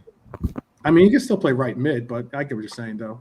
You know what I'm saying? We got Szoboszlai and Wirtz. Is no way he's gonna go. It just all depends. It all depends. 12 man, he needs to play though. He needs to play. I know, but it just means. I mean, it depends on where you play Wirtz. If you play him as a 10, yes, that makes a log jam at the 10 role. But if you play Wirtz as a 9, as a false 9, maybe then creates still a need for the 10.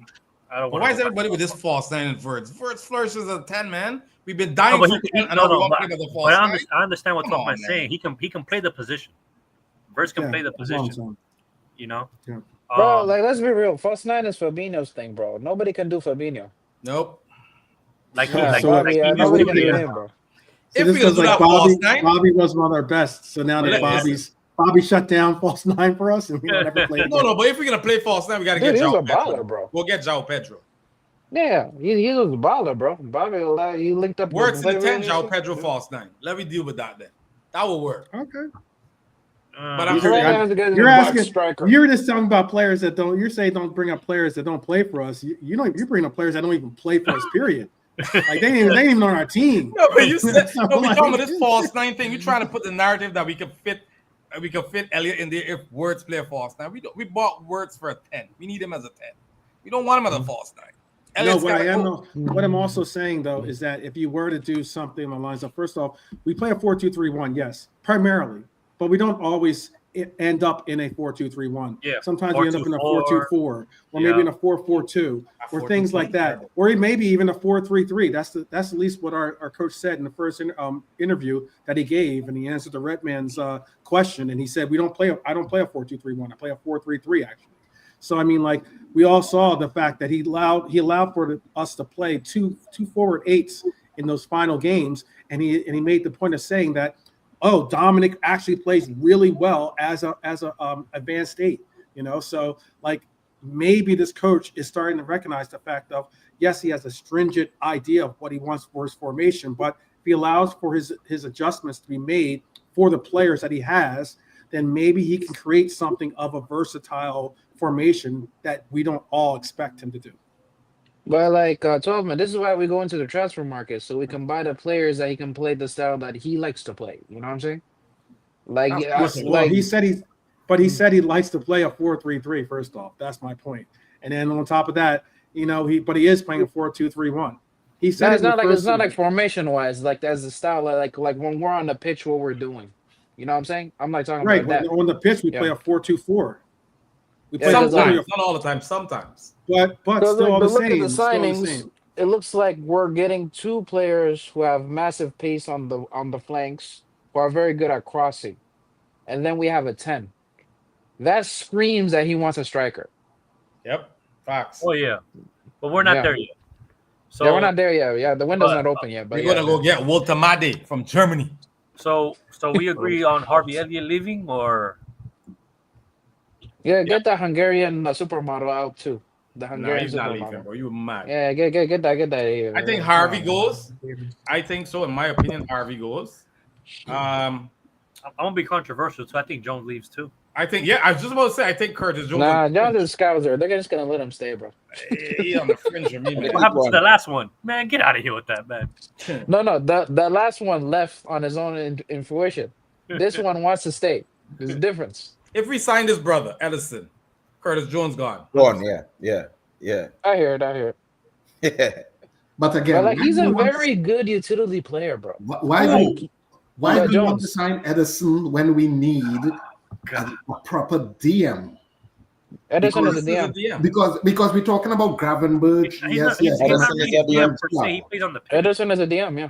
He plays on He's the a pitch. DM. He's not really a DM. Yeah, I but want we Warrington. ain't getting that kind of money. No, why not? Still, it's Right now cheaper. we're making it rain right now. FSG Sky, boy. FSG Last Sky, season- boy. We He spending hurt, man. this year, Marty. Last Spending season, this year, Marty. right? Stella outdid Zubamendi in every category except forward play, right? And we rate Zubamendi, and we Still gonna. going Madrid. Still look, Yeah, still still going to Madrid. Oh, Yeah. you see, we just dropping the ball. We ain't getting Everybody, Marty. Boy, listen, Marty, honestly, before you mention still, I Edison didn't is know like about him. 50 And I'm gonna million. check you out, and he's a good player. He's a No, proper. but Matty's been talking about him since last I've year. been talking about Stella player. He's forever. a proper. Yeah, he's going to Madrid. Yeah, Alonso wants him. Yeah. Yeah. Well, Apparently he's only for 40 million too. Yeah. For how much? Edison's Only like 50 40. million. For 40 million. Edison is mad cheap, by the way. Edison is. I think Edison's a better range, in my opinion. Yeah. I think he's a Still- lot more physical than Yeah. the other options. Yeah. But still is a baller. Not He can Stella, pass the ball, man. Stella ranked last year across the board. No, he's good. He's good. He's very good. Very, Yeah, he's a magnificent passer. He So is a like very in good passing passer. stats are Plus- insane. Yeah. Plus, he got a bit of a twisted nose and stuff. We need an ugly player on the team. Yeah, but he's not an aggressive player. You know why you have that nose if you're not aggressive? But he Marty, come on, we ain't body shaming here now, Marty. Come no, on. we're not body shaming. We calling the facts for a fact. He got a little twisted nose and all that sort of stuff, right? And he gets involved. He is not shy. I'm But sorry. they say he's not as physical though, Marty. I kept reading that. He's not as Nah, physical. he- Yeah. He's good. No, his interceptions, all that. He's He's not physical. He's not. Yeah, Yeah, as his physical, defensive not stats are as not very good. Hello. If you could take the ball off of somebody without having to body hit them or put in a hard tackle and stuff, that's what you need. Nah, No, that's his not football. defensive stats overall, like even in interceptions and tackles, are not that high. bro. Again, all you're gonna see what he gonna go and do with goddamn Real Madrid.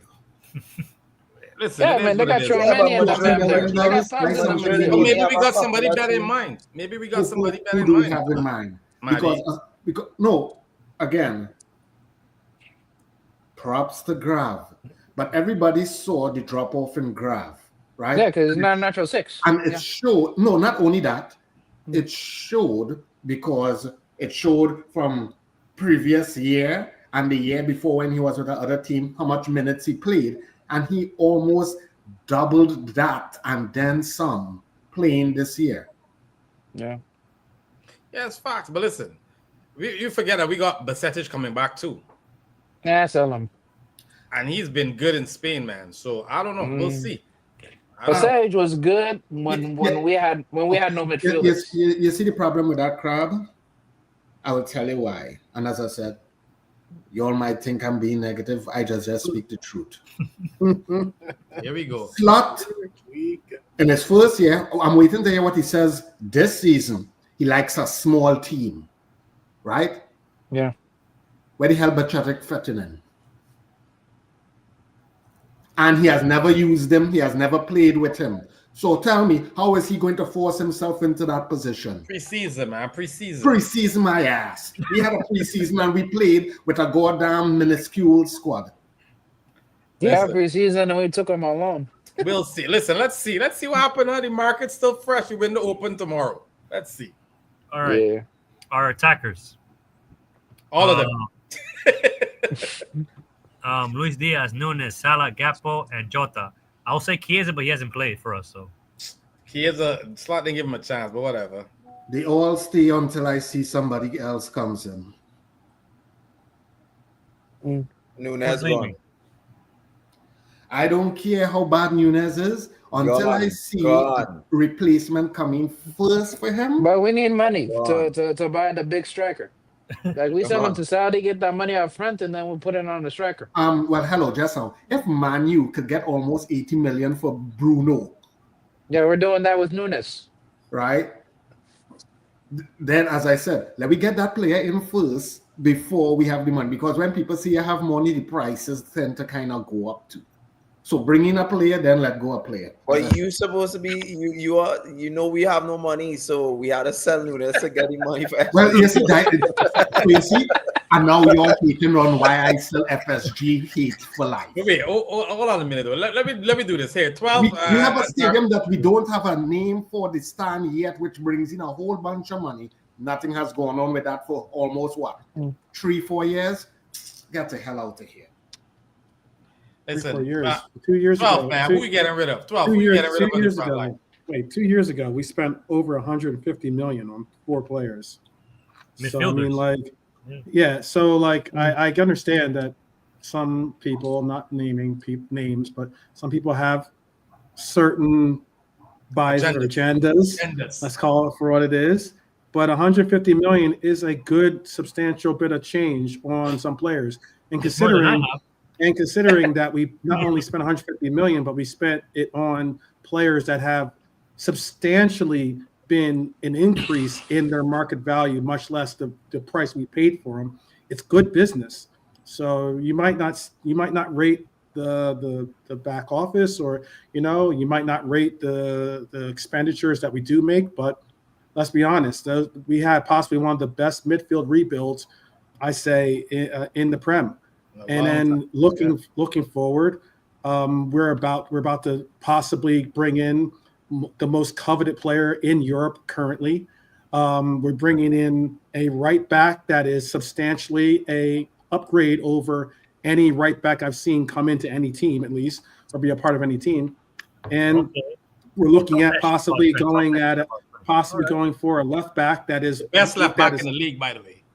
Well, I don't know. I like her better than your boy. Better than your boy. Yeah, why you gotta go there? Why you gotta don't go there? Don't make me. No. Robertson and Kirkus are the 2 best left backs in the league. Yeah, they're the 2 best. They're the 2 best. They are. Well, actually, statistically speaking, too, Cucurella's up there as well. There you go. True. Unfortunately, but he is statistically speaking. But for me, Robertson and Kirkus is the top 2 for me. Yeah, they are. So you're looking at possibly bringing in one of the most coveted left backs in our league, and then you go as far as the other expenditures that we're getting. I already spoke about. Yeah, you could be here or there about Marmardashvili, but he was the most coveted upcoming goalkeeper in that Euros. Yeah. I mean, look, say what you want about some of the expenditures, but they make good business. FSG does an incredible deal when they go and evaluate talent, and it's not just eye tests. It's about FSG numbers, don't evaluate talent, and the analytics, They obviously do that. FSG, they're part of FSG, and Edwards is a part of FSG. That's the best business did 12 man. Is getting Edwards back. Exactly. Yeah. All the best people business they did. The transfer guru was back. The guru was back, man. That's the best business. Was back, and now we're back cooking again. And on top of that, you got to give shouts to Hughes as well. Hughes is not. Hughes. Everyone's lauding over a lot of Bournemouth's talent. Who are those? Who's the sporting director that brought all that talent? Whether it's Hoisan or whether it's Kirkes, as we're speaking on currently, who's the person that brought the talent in? Hughes did. So who's the guy that's about to get? I don't think Hughes brought in Hoisan, by the way. I don't think he joined us when Hoisan came in. No, he brought in Hoisan. Really? I don't think so, because he's only been there for a season. I'll bring it up. I'll bring up the stats for you. But he did. He brought in Hoisin. Okay. He brought in those players. But he did bring in Kirkes. He did bring him. So So most likely this is gonna happen. Like this is like the easiest transfer we're gonna make. Like the Kirkes to Liverpool. This is gonna get sorted out real quick. The tricky one is the worst one. The worst one No, is taking some I time. don't even think it's tricky. It's just give them the money, man. It's not true. No, Listen, because like they're haggling on how they want the installments to get paid, bro. Oh, I'm not okay. gonna lie, low key, but I feel like Leverkusen are kind of taking the piss on here. nah, I Like think it's done, man. You guys reading too much into it. It's 100. It's not like you're going to the supermarket, man, and buying some mac and cheese or something. It's $100-something million deal, bro. yeah, Take yeah. time. So like they're trying to work out how Time. to pay that out, and I don't know if they accepted the bid. To be honest with you, we're still waiting on that right now. But But listen, once the bid is accepted, then the player goes through. 12 man didn't answer the questions. I go to Tarmizi. Tarmizi, who we Okay, getting rid what of was in the front line? Who we getting rid of in the front front line? line? unfortunately Go we're ahead, getting rid of bro. Nunez. I'll say that. We're getting rid of Nunez. Unfortunately, we mean Unfortunately, Unfortunately, I put him in the corner, man. I put him in the corner. Put him in the corner. he is in the corner. Him in the corner. Yeah. another Put quarter. him in the bottom right corner. Bottom right corner. Nobody I'll put puts him in the Spade in corner. the I'll put him corner. in the corner. Nobody puts Spade No, in the no, corner. bring up Abdil and put him down the bottom. Yeah, there you go. There you go. Love trap, man. It's all love, brother. It's all love. No, Tarmizi, seriously, who do you think we getting rid of though? Like the front line. Who I want or who, No, realistically, What- what are we getting rid of?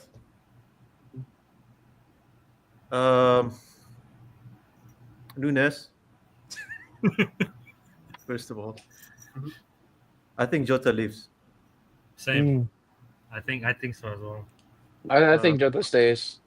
I think Jota stays. No, there's a lot of There's no room to let him go. Like how we're gonna let him go? We can't let Can't him let go go through two attackers. strikers, man. Yeah, you can't do that. Yeah. That's the thing though. Like, don't you think? Yeah. That's the thing. Anyway, The, go strike- Tarmizi. the, Does the Nunes? striker market Nunes, is really Jota. bad. Those Yeah. That's it. It's not really there. Yeah. So I do understand to let go of both of them is kind of like, okay, well, you have to bring in two then.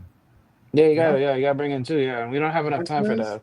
That's why it's interesting. Well, I don't know if we're gonna do it, but yeah. Everybody up here playing it like it's FIFA, like it's or whatever they call it now, EA Sports or EA whatever. It's the game, man. EA Sports is the game. Yeah. Everybody up here playing like that. You Game don't- is based on real life. As in, for Crab, can we just go through since we've just gone through the defense, the midfield, and the forwards? Name the players that you have going out of our team now. For me, Just, or yeah, you can go Costas. Crab. Then we can do Angel. Okay. Costas, Joe Gomez, Harvey Elliott, Mhm. Chiesa, Mhm. Nunes, Jones on the fringe, in my opinion. Mhm. 6 players. Salamorin, I guess. Maybe under. And one more. I think the St. Lucho might go somewhere now. I don't know. I wouldn't get rid of Lucho. But No, apparently 85 million. The bid is apparently coming. yeah, from the Middle East. So Mhm.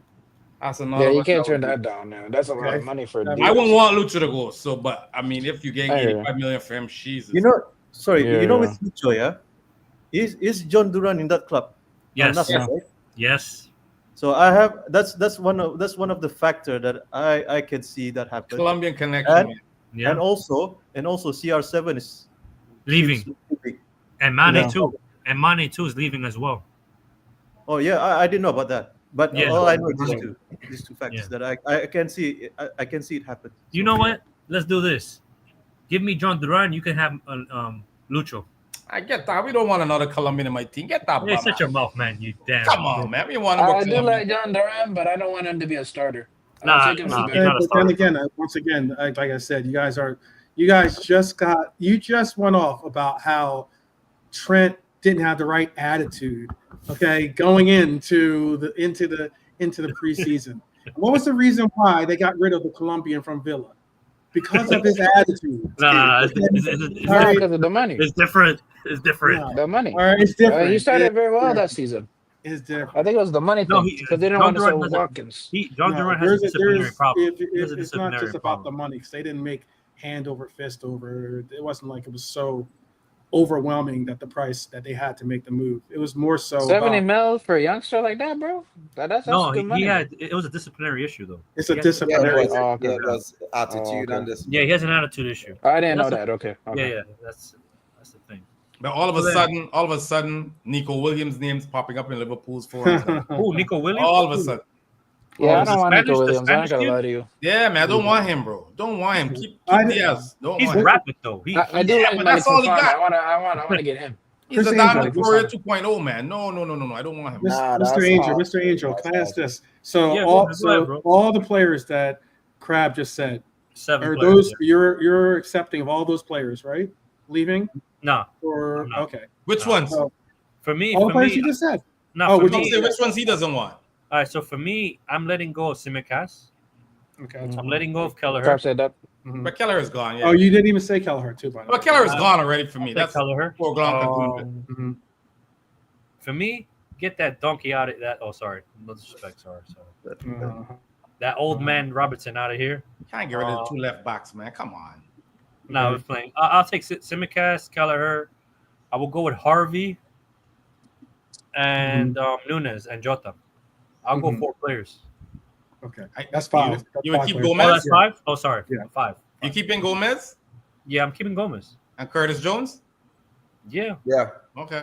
like yeah, it's all fun and games, like joking, but realistically speaking, yeah, we have- realistic. we Yeah, need- you we need need a to- squad, My bro. point is You this. need My a point is squad. this, though. You just said 5 names. Crab just said 7. You got to add on Kelleher and you got to add on Trent, who are both leaving the team, as we already know. But They, Trent's already they're gone. They're bro. already They're gone, gone. man. replaced. No, but Trent's already replaced. My though. point is this: they're replaced. They're getting replaced and the likes. But what it is that they're still outgoings. So in a sense, you're saying that you're looking at 7 outgoings in the team, Chris, and you're saying you're looking at 9 outgoings in a sense. Not saying that we haven't replaced 1 or 2, but you got to add Kelly and Trent to that list, even though they're already gone in your mind. Trent Okay. technically isn't gone, but you're still Yes. all the same. For They're our gone summer, now. from our summer exits, they Yeah. would be part of those, part of that number. You're Yeah. looking at you're going to tell me that we're going to have 9 players leave the team, and you're going to But tell me I don't that we're gonna Yeah, have possibly. 17. Yeah. No, but I don't think the players I named are unrealistic to let go, because when you look They're Yeah, at it's not. not- They're it's not not crucial unrealistic. to- I didn't say they're not unrealistic. I just said though, do you feasibly see us letting 9 players go and Why not? having to, because yes, then Yeah. we'll have to replace 9. when I would well, I'm not 9, I'm 7, right? You're 7. Yes. Yeah, I but think- 12 man, you don't Yeah, have but to added the replace, 2 that already left. They you don't have added to the 2 that replace all already left. 9. You could bring in 5 and still make do. You got players Yeah. coming back off of loan moves. Understand? Sure. Percentage, Morton, But like some all of these guys players don't coming even back. play anyway. Some of these players don't even play anyway. That's what I'm All saying. the players they talked about play. They played. So, No. We're So No, not- no, I'm you not- said we're like not Joe talking Gomez and about- stuff like that. They didn't no, play. I said Kelleher. Well, Kelleher's leaving Tyler because we're bringing in Morton. that goalkeeper, right? Yeah. So we're Simicast is good leaving, there. in my opinion, because we're bringing in Kirkis, Yeah. right? Harvey Elliott's leaving because we're bringing in Verts, Birds, yeah. Yeah. We already replaced them. and then the 2 Front that are line. the 2 that we haven't really sorted or spoke about is Jota and Nunes. We don't have a replacement for them yet. Yeah. Yeah, but we're working on getting players for So those every positions. player we getting rid of, we bringing in a little better quality. Yeah, like the players who already left, we already replaced them. Correct. Yeah, but the thing is, I'm confused because why are we talking about Jota? He hardly plays. Man, even the short tabs, bro. No, but he hardly plays, and it's only going to get worse. That's why we get rid of his ass. No, so again, so that's what I'm saying. Why are we worried about Jota?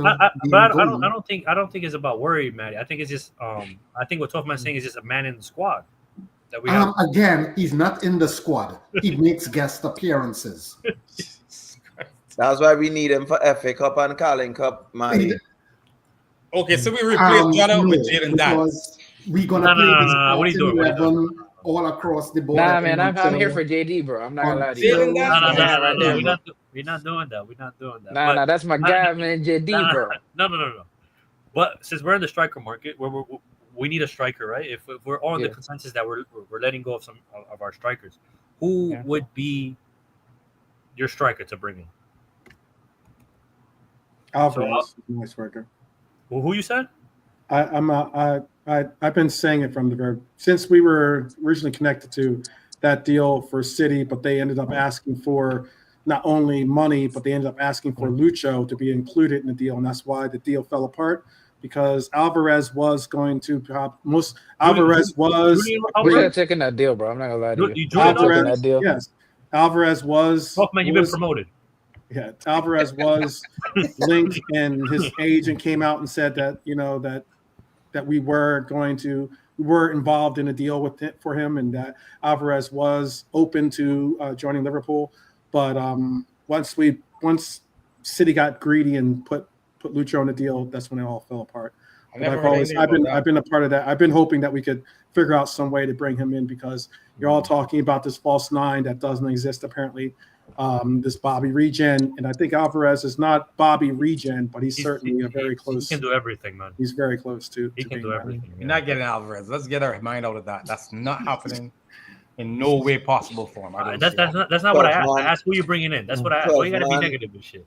12 man, say Bastoni. I'll tell him, man, bring you the player that he wants, then you can. I love this. Why not? Positivity. Nah, who's next? For me, I think. Listen, for me, I think realistically, the sign that we're gonna get is it's probably gonna be Ekitike. Ekitike. Yeah. I could see Hugo, that happening. Hugo. Yeah. Ekitike, yeah. Anyone else have a different name? I would like one of the two Victors. I would like one of the two Victors. I'm joking. No, I was just joking. Yeah, I think Ekitike. Ekitike?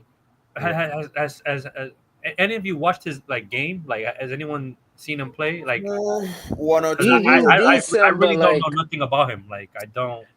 I'm not gonna lie to you. I don't want us to pay $100 million for him, bro. Yeah, he's not worth $100 million. He's not worth $100 million. No. I'm far from it, bro. He got a good strike on him. So potential, he's potential. So he's not a. So if I have to give a good value for him, I would say like around 50 to let me say going 60 max. Like right, because he is add-ons pretty much. Yeah, because add-ons because he is potential. He has there is some link up play. He has a good strike on him. He's not slow.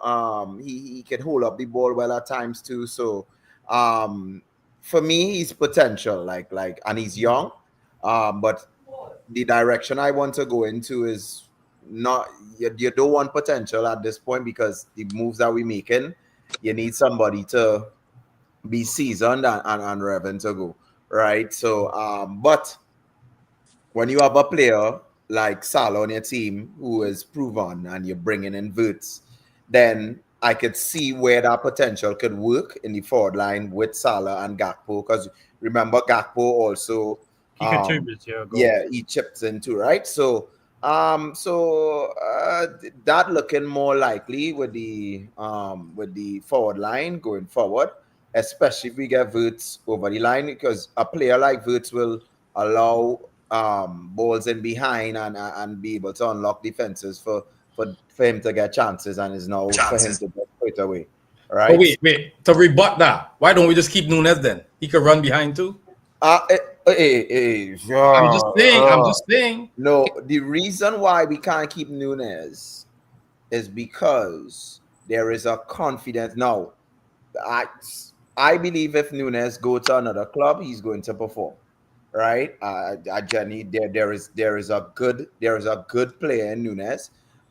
It's just there is a confidence issue to him, and sometimes players can't handle the pressure. Maybe he can't handle the pressure playing for Liverpool, right? Because I have never seen a player, a professional footballer in my lifetime. I'm in my 30s, right? Nah, you older than that, man. Stop lying. No. Right?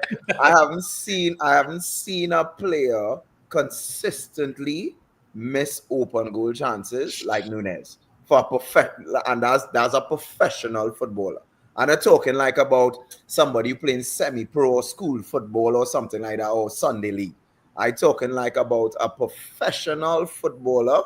I have seen a lot of bad forwards in my time, but like for somebody who is consistently in front of goal, having sitters, you have a compilation for missing sitters. That has to be a confidence issue, and it's not to say that he's a bad. He gets into the position. He's fast. He can hold up the play well. He has a lot of energy. But for me, why we have to let him move on is because there's a confidence issue in front of goal, and he needs to go in another league. Probably, I feel Diaz Nunes will be very good in Syria. Like he would be a excellent. I think he would kill it over there.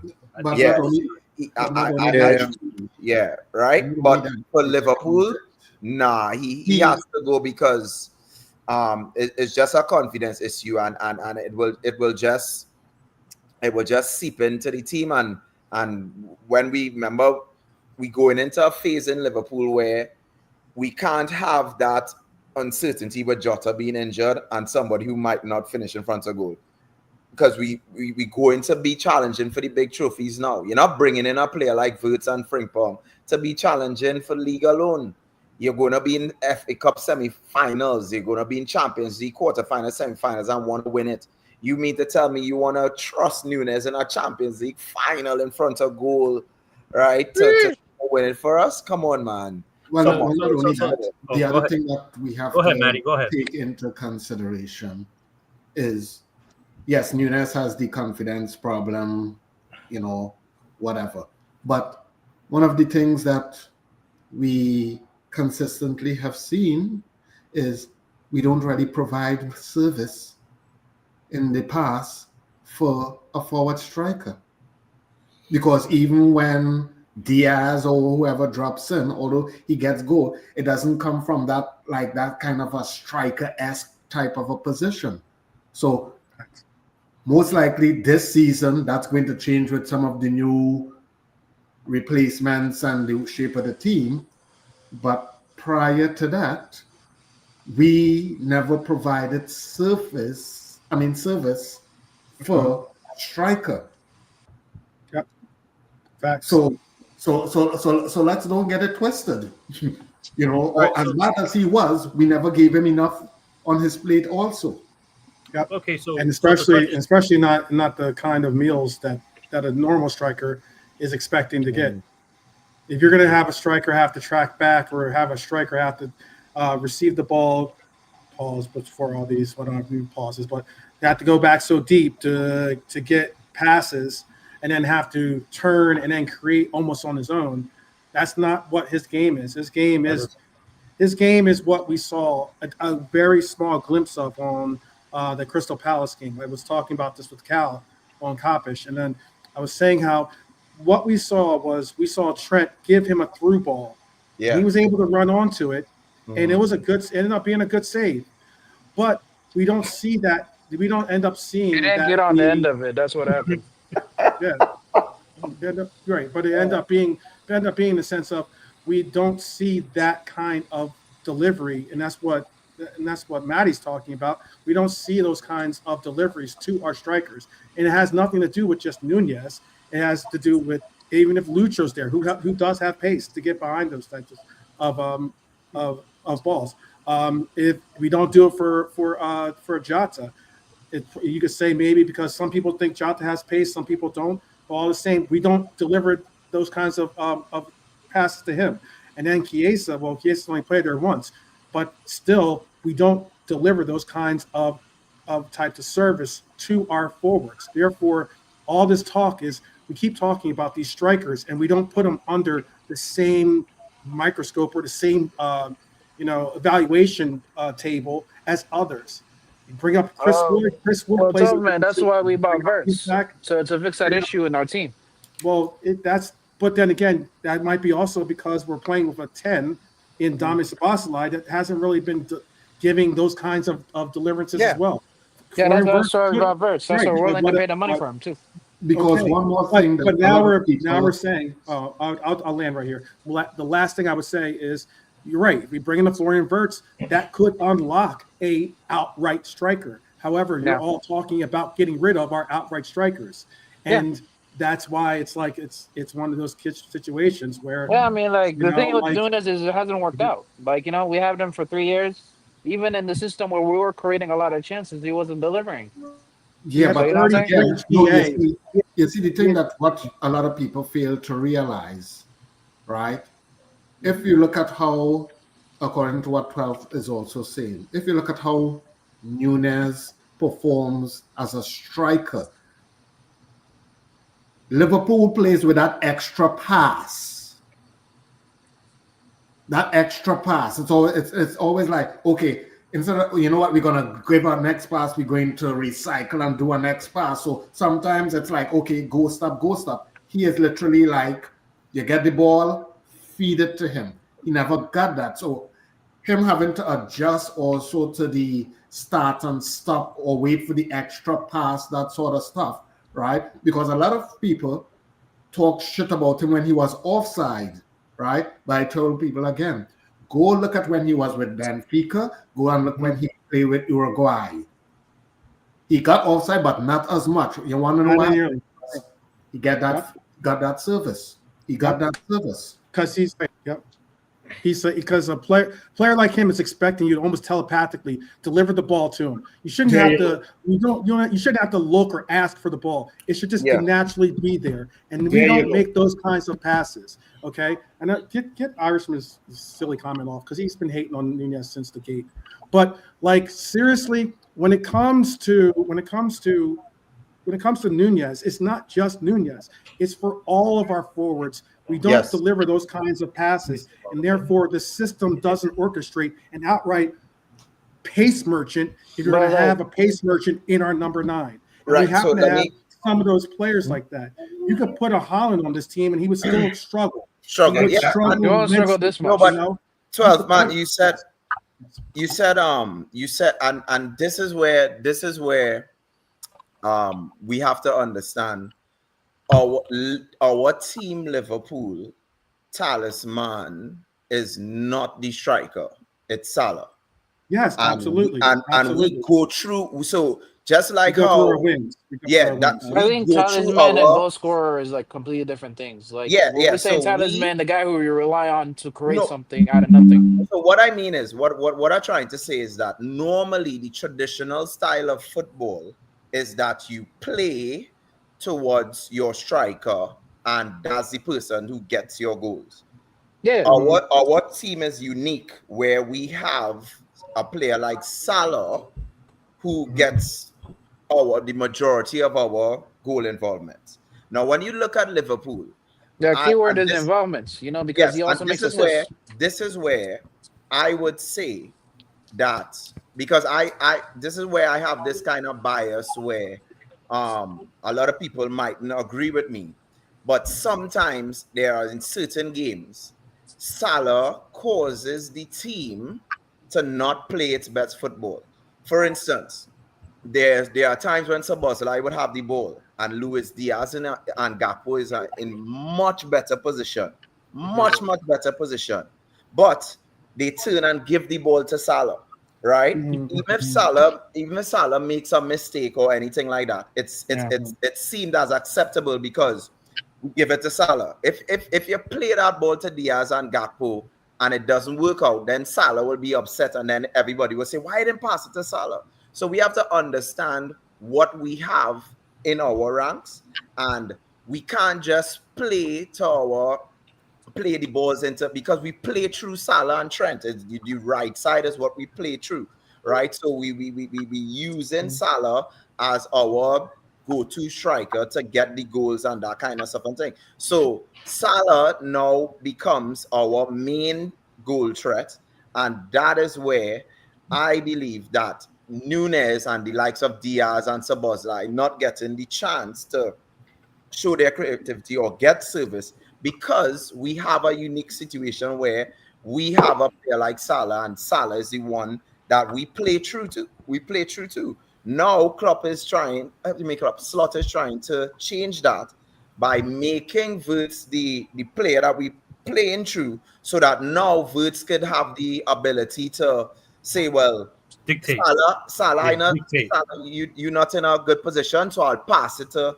Dictate the game. And Wirtz is the type of personality that if Salah gets vexed with him, he's not going to, because I am a talisman too, right? So Wirtz, you could see it with Szoboszlai. Szoboszlai has that personality that if you do pass to Salah, you might get buff, right? you might be able to handle. I don't think like Salah mashing up men in the locker room, bro. If they don't pass the ball to him, bro. Come on. But Wirtz is that kind of player. He will look for the better option. he will look to make the best thing. So that is the reason why, Maddie, I would say we're not really playing through Nunes as much, because we have a unique situation where Salah is our main threat. Oh no, I But didn't have it's an not issue even with it. I Nunez. just said that was one of the reasons why Nunes failed dramatically at the club. Yeah. And on top of that, like you look at it, you keep bringing up Nunez. Nunez isn't our starting forward. You want to bring Nunez is not our starting He's forward. supposed to be though, because he can't finish. That's why he's on the bench. No, let's not get it twisted. That is Diego, true. this coach does prefer Diego. He said it. Yeah, he this said it. coach loves He's come Diego. out and actually said those exact words. If he could play Hata every game, he would. He's actually said those exact words. All right. But I'm saying, And he okay, this is does. my point 12. I get And your he point. does. If you put a true ball into Jota or Nunes, who's more likely to score that? Neither. No, don't say neither. Jota's more likely. Neither. 9 out of 10 times. Welcome, No. Barnes. I come in to rattle kids. I'm just saying that Nunes can't finish. I ain't want to hear what Here's the history. problem, what people fail to understand. Yeah, okay, Nunes has his shortcomings. Okay, fine, we'll go with that. But you know, is the real ironic part about it? Nunes being one of the key defenders in many games. Exactly. No, so tell me. Nunez playing left back at times. Tell me, right? Oh yeah, all right. He this and he's at that, but he in a couple of games for the season was the key person in defense. In defending. Yes, he was. No, he actually was. I've always We have the best defensive striker in the league. Because you know what? No, because Nunez is one of our best for aerials. For aerial challenges, he's one of our best, and he's the reason why he's actually this year it was Nunez had a better percentage. But there's another reason why is because Nunez has height and he's got the physicality. There's a big difference, and you're able to bring him back for corners when we're defending. That's why you see him have to go back and actually defend and be a part of those kinds of defensive measures. He's the one that's marking whoever isn't being marked by our big guys. How much headers goals did Nunes score in the career at Liverpool? If he's so good in the air. How much balls did they feed him to get headers? This feeding thing, man. Listen, Nunes can't finish. He gotta eat, man. He gotta eat. Look, Crab, I must say this. When he got fed at Forest, he apparently delivered. Listen to me. He probably Crab don't want to hear that or see that. I am not calling Nunes or asking anyone to champion Nunes as a striker because everybody has their opinion, right? But all I am saying, first and foremost, he played in a system that did not suit him. I agree with that completely. Right? Then, on top of that, as I said,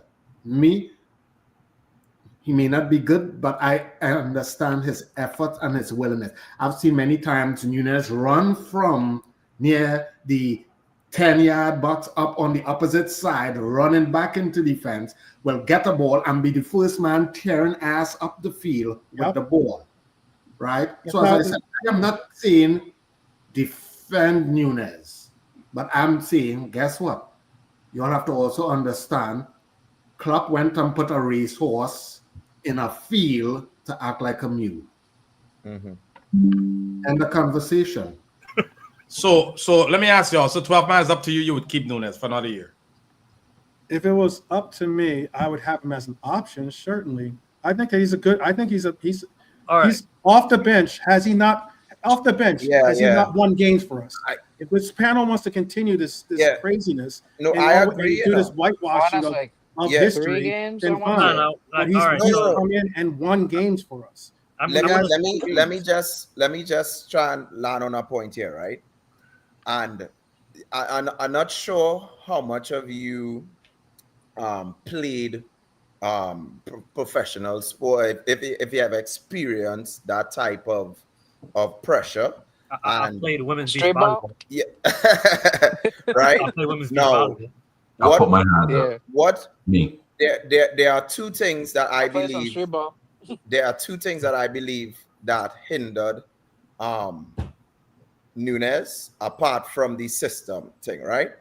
One is that when you playing with a player that has an ego like Salah, it is very difficult to create and to show what you could do, because you have a player on the next side that if you don't do well, he will then argue with you and say, well, you could have given it to me, right? So you have to kind of balance it off with your finishing and stuff. What I would say is that there was a point in the season when we got Nunes. The first time we got Nunes, they were comparing him to Haaland. And I remembered Haaland and his first game was the Community Shield. And it was the battle, right? It was the battle of the new forwards, right? And Nunes won that battle. And when I saw that, it gave me vibes of like a Fernando Torres mixed with Suarez. And I was like, whoa, this Nunes guy is a world-class player right there. Yeah, no, because feel bad for you. What happened next, right? Bro? and what happened over the years is that you would have seen glimpses of that Nunes, but it wasn't sustainable enough for a club like Liverpool. So I'll just give. There was a goal, not this season. There was a goal at Brentford when he was 1-on-1, and he just chipped the keeper. There was a goal when he chopped inside and he bent it around with his left foot and went into the top bins. You saw glimpses of him with that quality, but it wasn't sustainable. What happening right now with Liverpool is that, and Liverpool fans, is that we have seen for over the course of 3 years two different managers. Two different managers too. Yeah, right. And for me personally, Nunes, I don't like to just get rid of players for getting rid of players' sake, because he came on in the PSG game and he caused havoc and he helped us to win. He was I'm telling you, he was the one of the, if not the top 3, but I would even say the key factor for us winning our league with those 2 goals in Brentford. But he also missed the pen, so right? Like, he kind of evened that out. Yeah, but no. I said if he didn't score those 2 goals in Brentford, so he missed the pen too. So right, yeah. But I'm just saying. So what I'm saying is that I want Nunes out because I want players to be successful, and I don't think he will get that success in Liverpool. I believe if he goes to Syria, he will be an excellent forward for maybe Inter, AC Milan, where the pace is a little slow and the pressure is not there as much. But for me, going forward, if we keep in Nunes, he just can't be my number 1. We need a good number 9 that could come and help us to get across the line in certain games. Because where Liverpool wants to be right now with these statement signings like Wirtz, Frimpong, Kirkes, we want to make sure that when we go into these high profile games, we have people we can trust in front of goal and people who we can trust to deliver the performances. And if it is Nunes is lacking confidence because he's not going to start every game, he went on social media telling Slot he performed well in this game and then he get benched. You can't be doing that when you're in a squad. The manager has his choices to make and that kind of stuff and thing, especially if he prefers Jota as his number 9. So for me personally, if Nunes in the club and we have him as a backup striker, I find to keep him, right? There's FA Cup, there's Carling Cup, he could come on and change a game for a plan B. But for me personally, as my main number 9, I can't take Nunes for another year, boy. JP, I'm not saying keep him, right? But this is what I will tell people. Take him, since we so think that he's such a bad player, sell him within the Premier League to a team like Man United and stuff and see how it will come back. Nah, none of that nonsense. Man United no, balance. It's not nonsense because that's what Man U plays like for a player like Nunes. So I want to touch on this a little bit because I want to put my sports science background into this, right? Yeah. So clearly there's a confidence issue with Nunes. Even Jota, when you really think about it. Yeah. Confidence can be fixed based on environment, based on style of play, based on tactics, support, or just basic love. Yeah. You know, right? Now, All of which is the only way not on this panel. the only way I see this to work, if we're going to keep Nunes, right? The only way I see this work is two options, right? You change your style of play, right? Whereas we spoke about, right? JP spoke about Salah and the amount of chances he's get. You gotta feed him more, right? So that's one, and two. This might be a crazy shout. You bring in someone in the backroom staff like Fernando Torres, is an assistant coach that is an experienced striker. People might have a different opinion about him and his allegiances or whatever. Yeah. But you bring in someone like that in the background that can nurture him. That when you really think about it, similar in the way they, well, obviously not really similar, but pace wise, and someone that can guide him. Yeah. Then yeah, I could probably see that work, but I doubt that's going to happen. Yeah. But I'll tell you a name. I'll tell you a name. It's a name I saw that I wouldn't mind actually seeing as a Liverpool coach. Bringing in Thiago. He's not a 9, but he is someone that has connection and a relationship with Nunez. But I mean, I don't really at this point. Like, it's funny, you get into these conversations with people about Nunez, and it's not a matter of me. Like, I see the qualities that Nunez has done and the takes, but like, it's things like this is that, like, you get into a conversation with someone. Okay, you want to bring up stats. I can bring up a lot of stats as well that can bolster Nunez's defense. But yet you'll have people say, oh, you have a delusional take. You have a delusional this, a delusional that. No, I just know that this player has a definite connection with his teammates to the point where they enjoy playing with them on the pitch. I don't know if they say pause or not, but they enjoy playing from on the pitch. As in, I know that this player. How do you know that, by the way? Because Salah has come out. One, he's got a great relationship with Lucho and Maka, and also because Salah has come out and said that the only other player other than Bobby that he enjoys playing with more is Nunez. That's a South American thing. Come on, that's a South American thing. That's like thing. a nice thing. That's a South American thing. All South Americans stick together, man. No, but you saw it. You saw it. Wait. I just said Salah. I just said Salah said that. I didn't say because Nunez is passing the ball to Salah every time he has it. You know what I'm saying? Is they don't always mean if you look, I get it, and that's why I was just gonna say it's not about being this Nunez defense league or whatever people call it.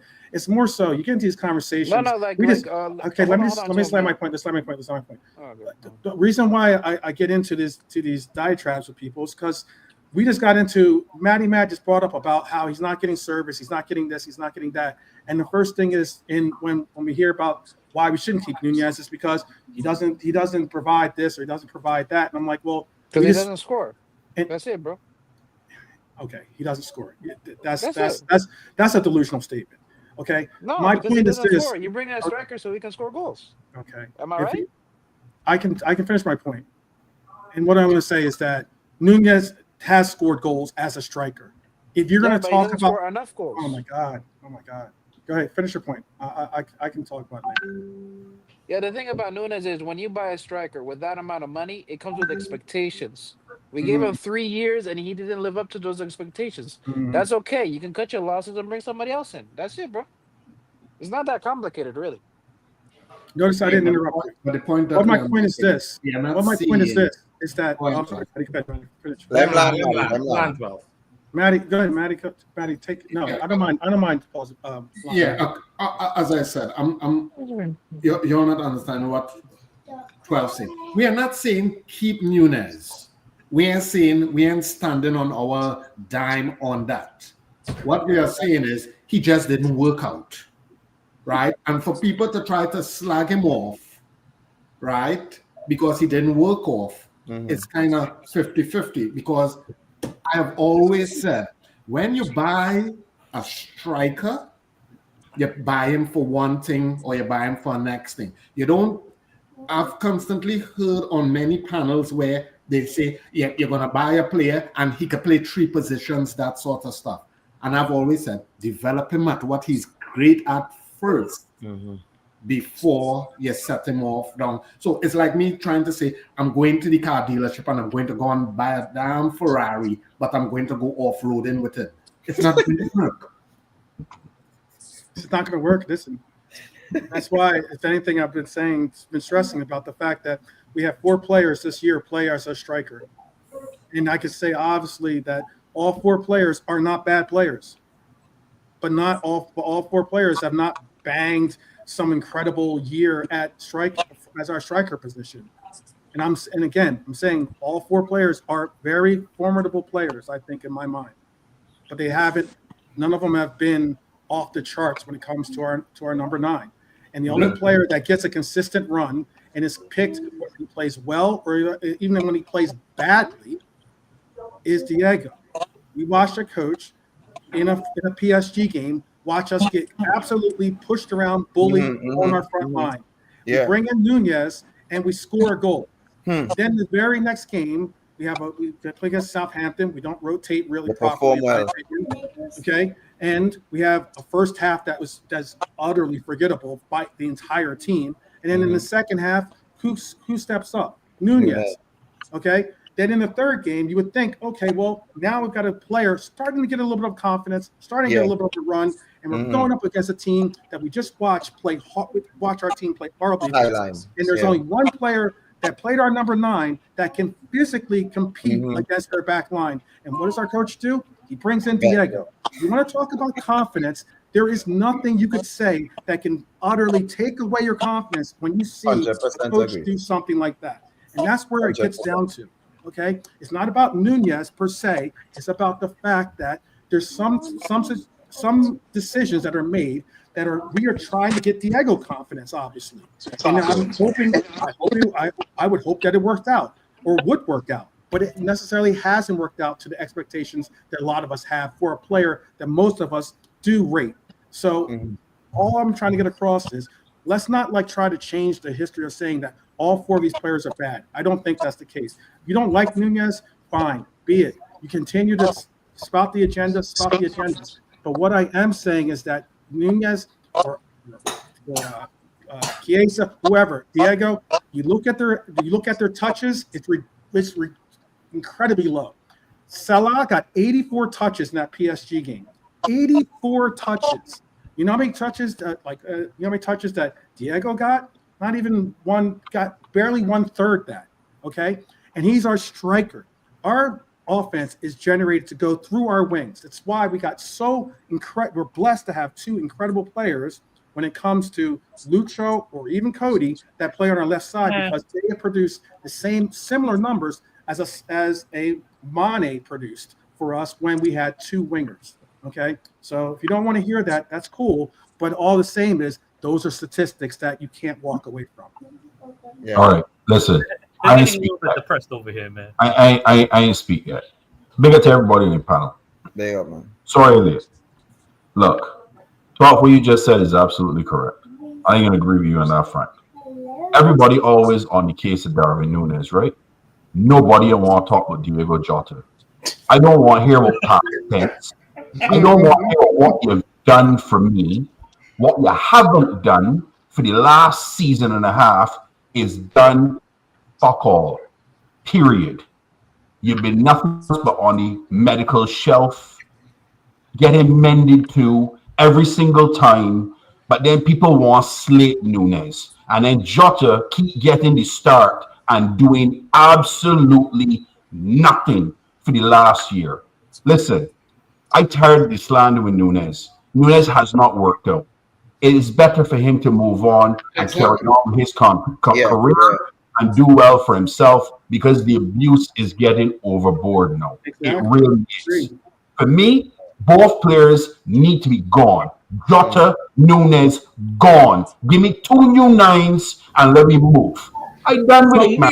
From where though? You keep saying this. Find me because Jota ain't nothing but a man with legs in quicksand. Okay, we agree. Okay, I agree with you. They both need to go. But who are we gonna bring in that can push the? That is for the men that get paid the big bucks for bringing and do the analyticals and bringing the 9s, man. I done with it. Barnes, Jota's garbage too. I agree. All 2 of them need to go, and I just want to see it from the family because the abuse that he's be getting is unnecessary. Because Jota don't get the same amount of abuse because he's got some things in the past. This is the present. Jota and Núñez got the same amount of goals this season. Jota has played way more than Nunes and have done nothing.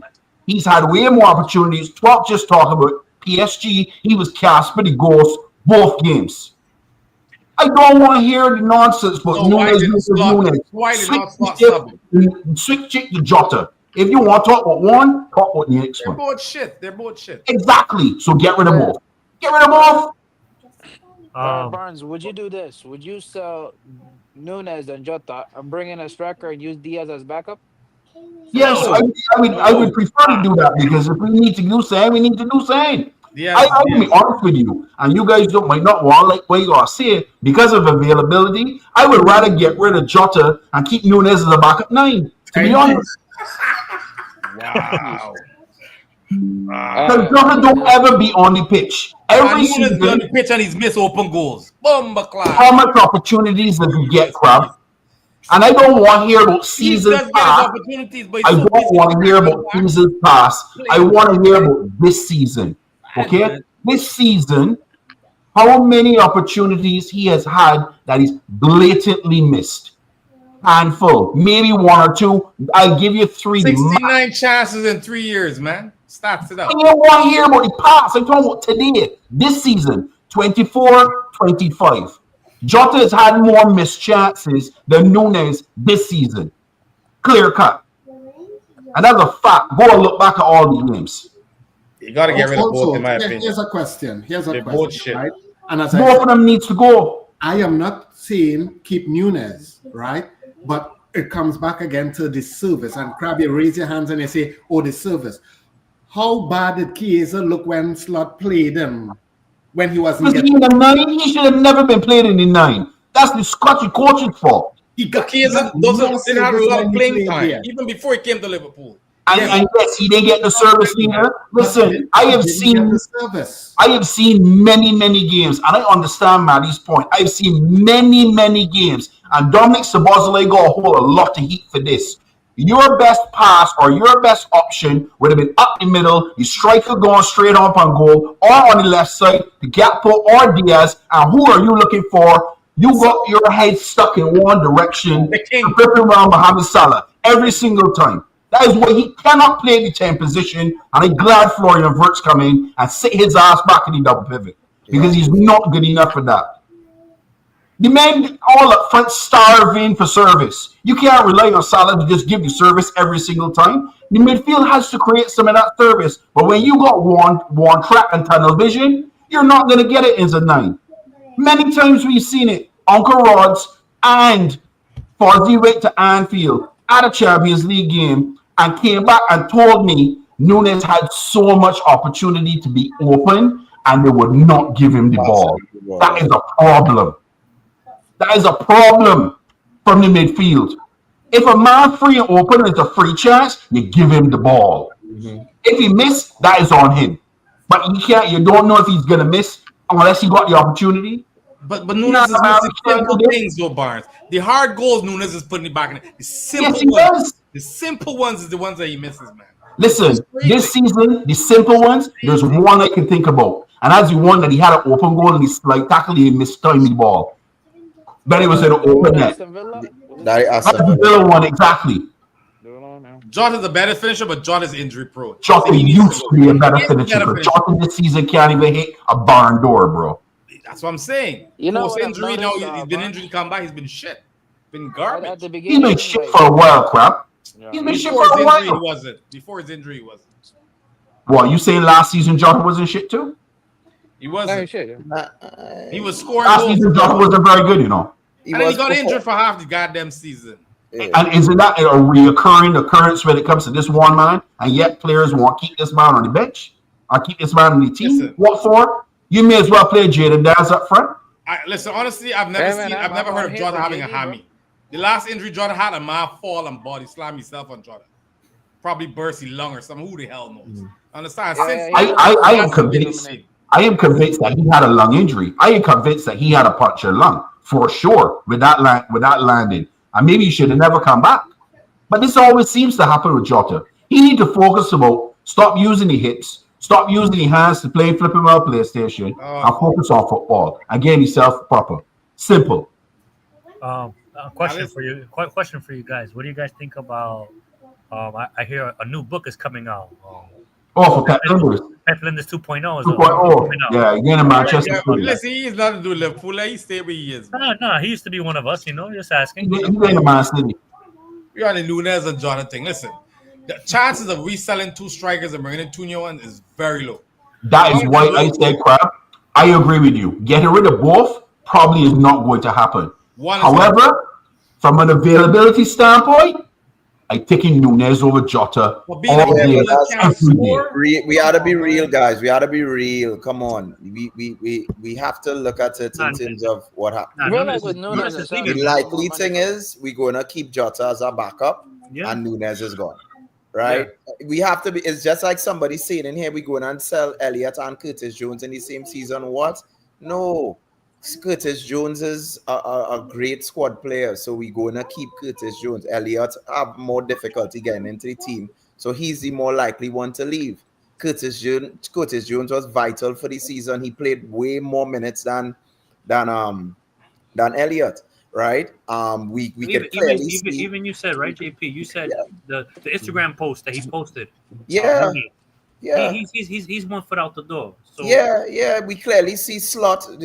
You have to look at it, the writing on the wall.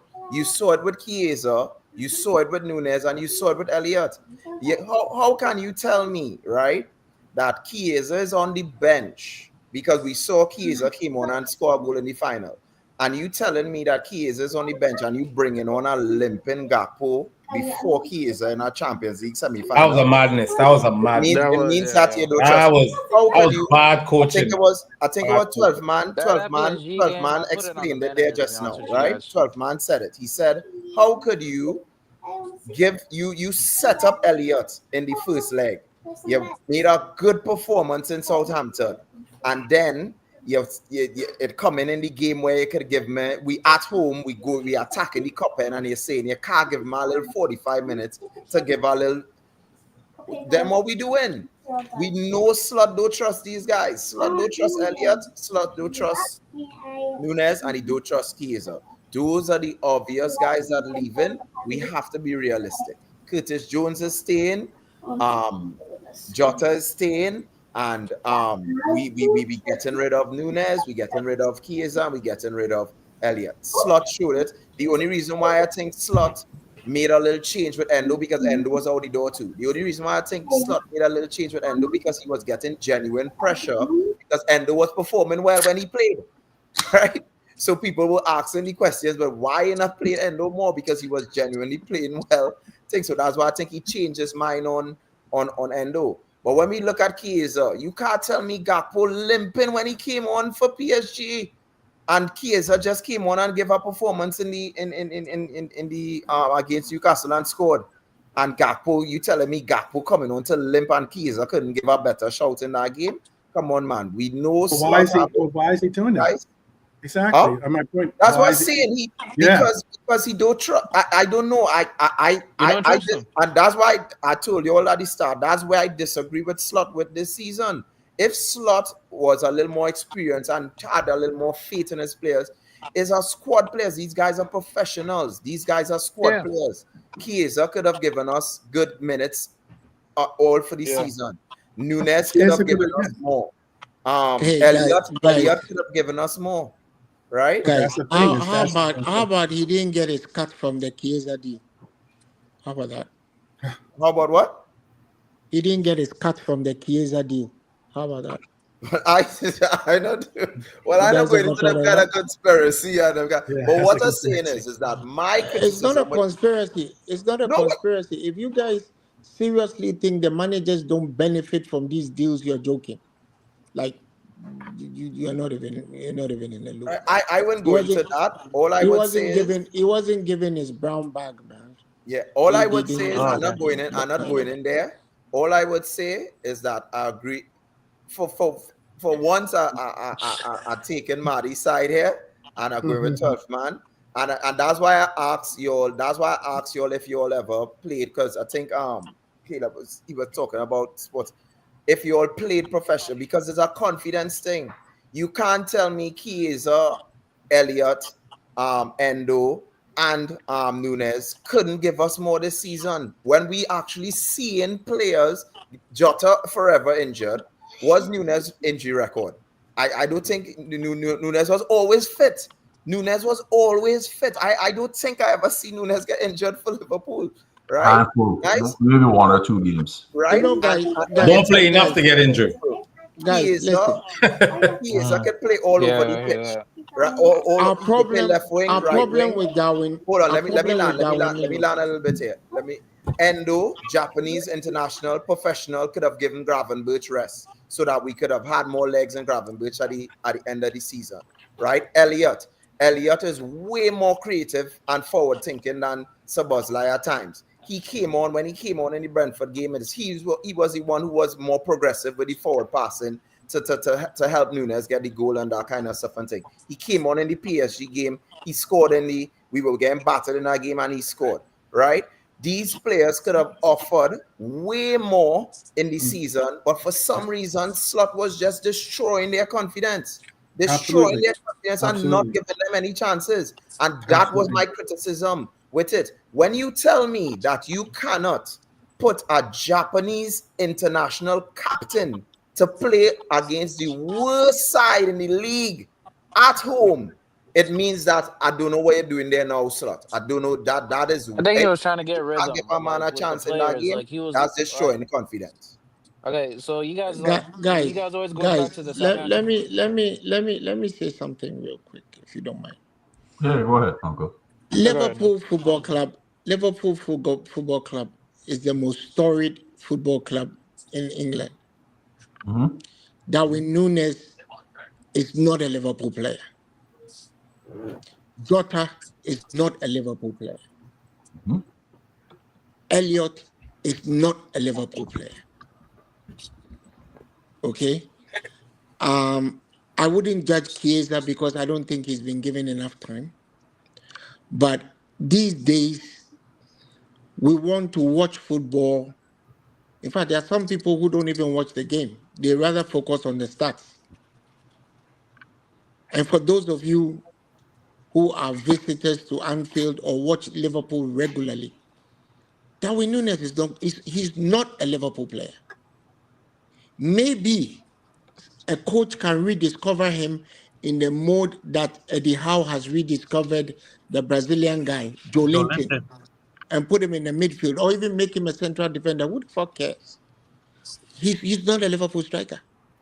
If Liverpool have played with strikers like Ian Rush, if we've played with strikers like Michael Owen, if we played with strikers like Suarez, we've played with strikers like Robbie Fowler. Let's just fucking stop talking about Darwin Núñez. He should be on his bike already. He should be gone. I don't know any football team of the likes of Liverpool that experiment with a player for 3 years. That guy, I've heard about confidence. Why should anybody be waiting for your confidence to come back for 3 years?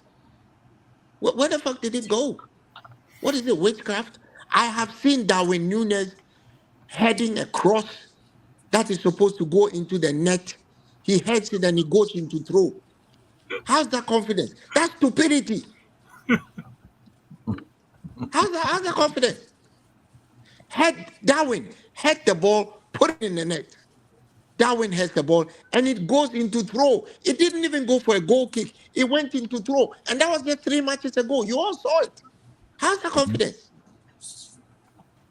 Right? Elliot cannot be playing every fourth match. He pulls a blinder. That's not Liverpool. We've seen players like Yamobi. We've seen midfielders like Steve McMahon. We've seen midfielders like Steve McManaman. We've seen even Wijnaldum. They don't play a blinder every fourth match. Clearly, the kid is not Liverpool quality. He may be able to do well for Wolves, maybe Fulham, who knows? Mid-table team. He's not a Liverpool quality player. As for Jota is like my village festival in Ghana. Every September and October, he's not available. Right? My village festival in Ghana. Every September and October, you can't see the chief. You can't fucking see Elliot and Jota every September and October. He's injured. A woman falls on his lap in a drinking bar, he gets injured. Right? A stripper falls on him in a strip joint, he fucking breaks a rib. The wind blows his garage door, he breaks a rib. That's not Liverpool quality. Right?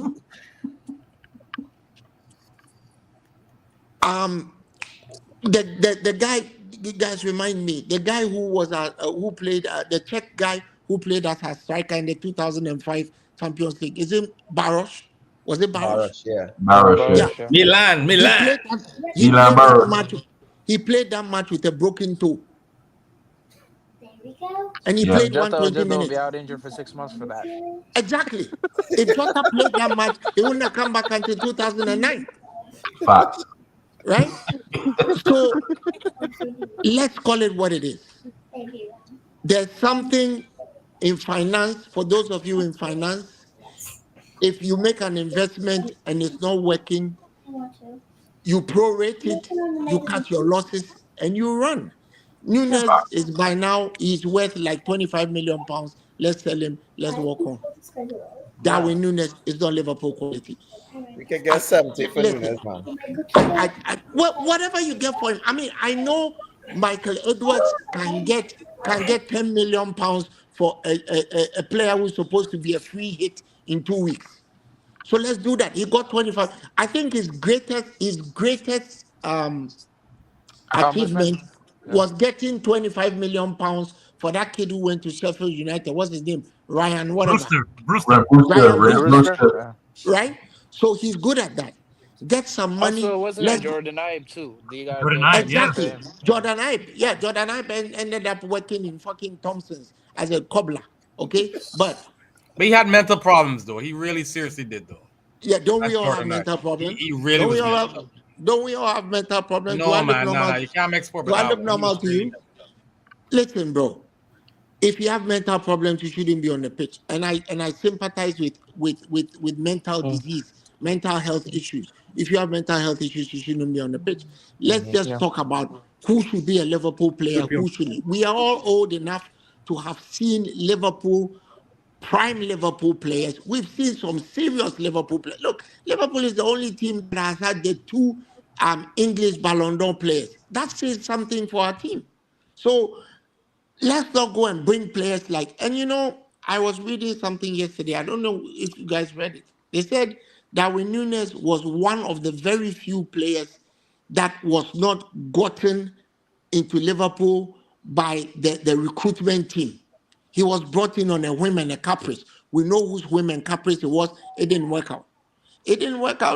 No harm, no foul. Just let him go. Maybe Atletico will work for him. Maybe the guy just isn't bright enough. He hasn't even been able to learn fucking English in 3 years. For fuck's sake, let him go, man. With that saying, right, we can't talk on him on that because it got people who speak English go to the next country and live there, and they refuse to talk the. That's absolutely true. I agree with you, Maddie. I agree with you. So let's pause on that one. Don't rate him. It's just an aggregation of things, man. It's just an aggregation of things. No. I understand that, but like when you put it like that, too many damn chances. Darwin, the goalkeeper is not in the net. Darwin, the goalkeeper is not in the net. Darwin, side-foot it in the net. Darwin blazes it over the bar. How do you manage that? I will never get over the chance he missed against Luton last season. I can't get over it. Was crazy, I go to bed at night and I see that chance. Darwin, the goalkeeper was not in the post. You were underneath the crossbar.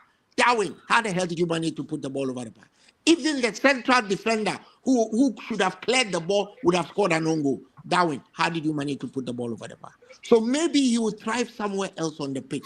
Darwin is not a striker. No. He's not a central striker. What you're saying there? You can't spend 85 million pounds and pay a dude 140,000 pounds a week to do that. I am not saying no to that. Isn't that what Rasmus Højlund getting?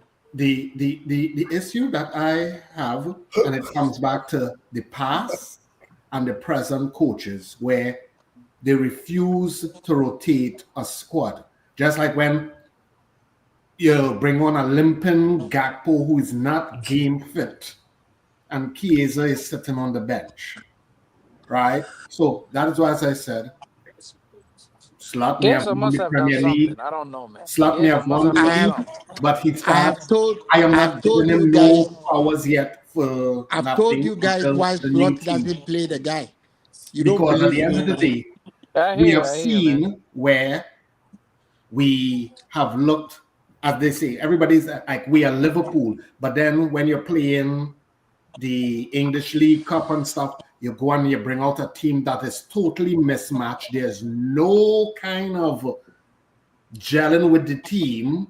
Everybody's trying to figure out, nobody knows how this one may prefer to catch the ball and stuff. So again, as I said, my board is still clear, as in like, let me see what Slot does next year, because the only thing that's still ringing in my head is he likes to work with a small team. Because if I was a reporter, I would ask him, well, guess what? I wanted to see the starting 15 throughout the entire season across all competitions. But He have no. I Mami, want to that's not rotation. possible. So So I'm let me waiting. That's let, not let me ask possible. everybody a question. Let me ask everybody a question. And I don't want to hear Alexander Isak name coming up because he's not coming to Liverpool. So clearly we need a number 9. Florian Wirtz, he's probably the next one to be signed. Kirk is going to be following after him. So that's your left back. That's your number 10. Who would fit in the Liverpool team at the 9 position that we have to go and get?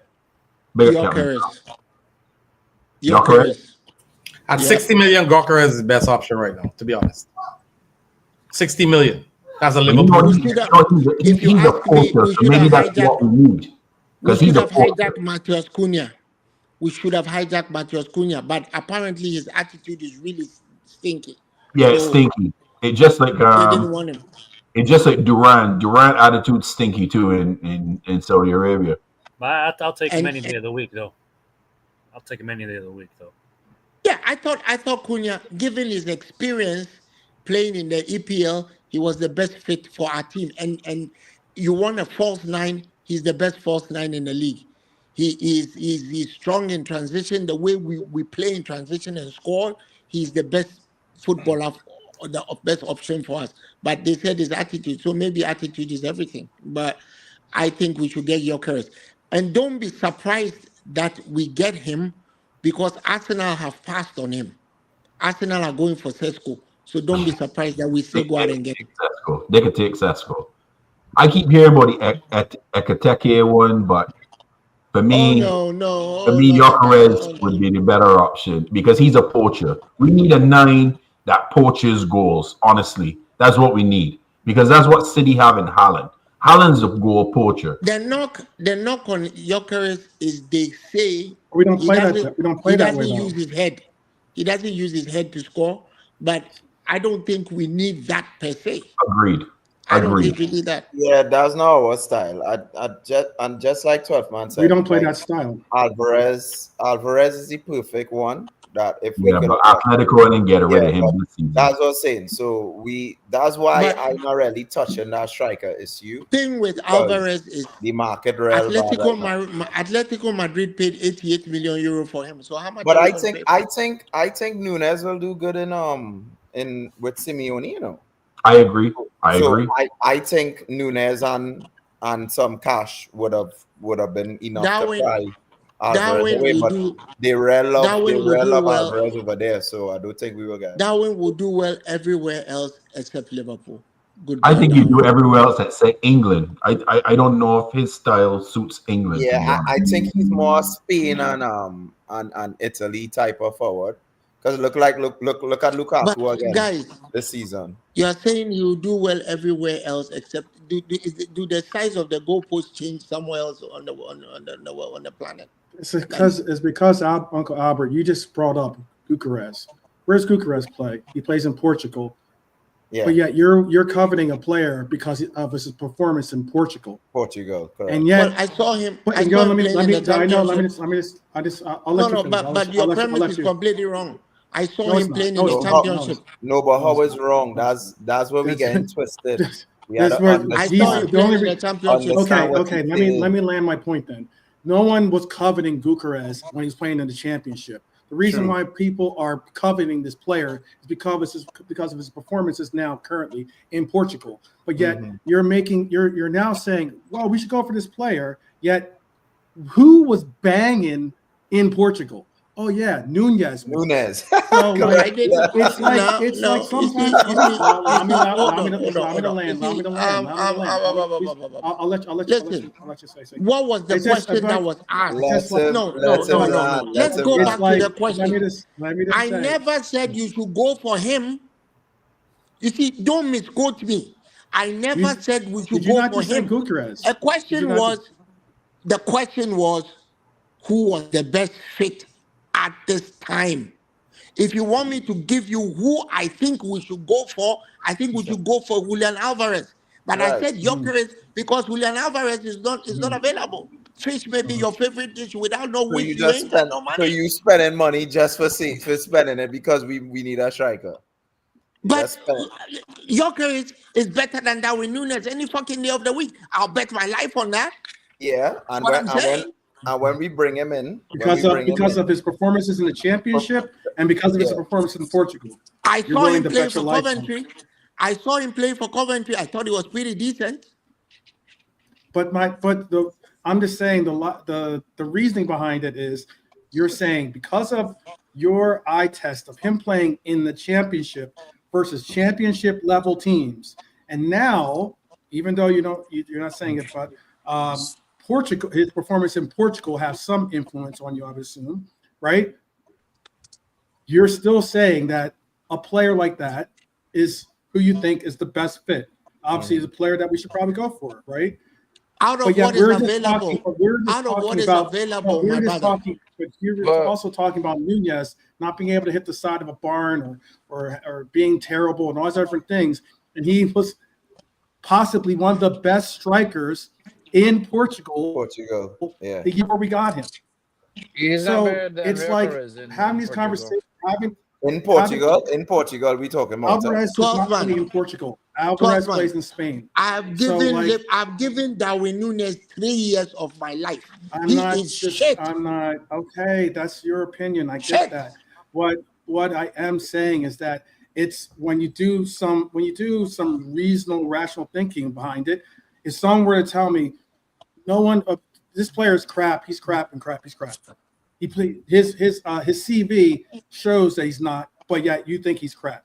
Then you bring up a player that you covet and you say, oh, he could unlock things for us because if not Alvarez, he is possibly the best player for this position for us, and he's a player that has played because Nunez never played in the championship, but still he's a player that's played in a similar league, and yet has similar goal statistics. Do you want us to exhaust Darwin's contract for his 5-year contract just to wait to see whether he can score goals? Is that what you want?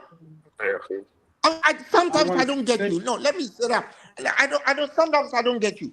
We've given this fucker 3 years to score goals. He can't fucking score goals. And you're saying, oh, you're going to go for somebody from the same league in Portugal. Because where did Manchester United get Bruno Fernandes from? What league was Bruno Fernandes playing in? What are you on about, man? That guy is shit. If you people want him to keep playing for Liverpool, so be it. He is shit. Shit. We've given him 3 years of our life. Enough.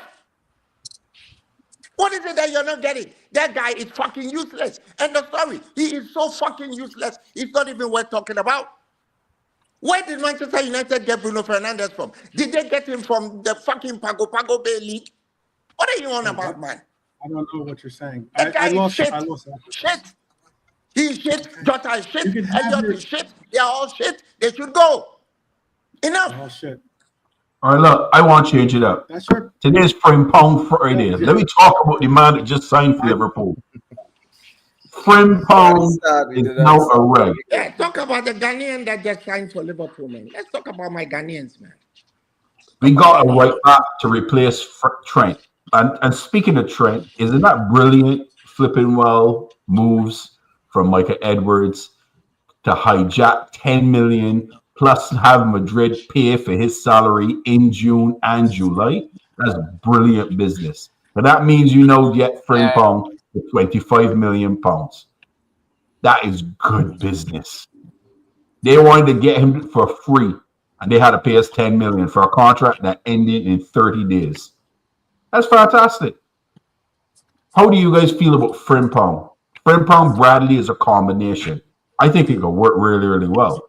Because Frimpong, I could see could do something when Salah goes to AFCON, to be honest. Because if you see in his interview, he's excited to play with Salah too. Like he really wants to play with him. Yeah. What I really like is that he look at his dad and he's like, "I play for your club." Yeah. I was like, brilliant. I like that. This guy is gonna die for us. Yeah. He's rapid. gonna put it all in he's gonna put everything on the pitch for us. Like this guy, he's gonna serve the club very well. You know what I'm saying? Like we got a good player in our hands. If we really deep it, you have Frimpong now on the right wing, as a right back.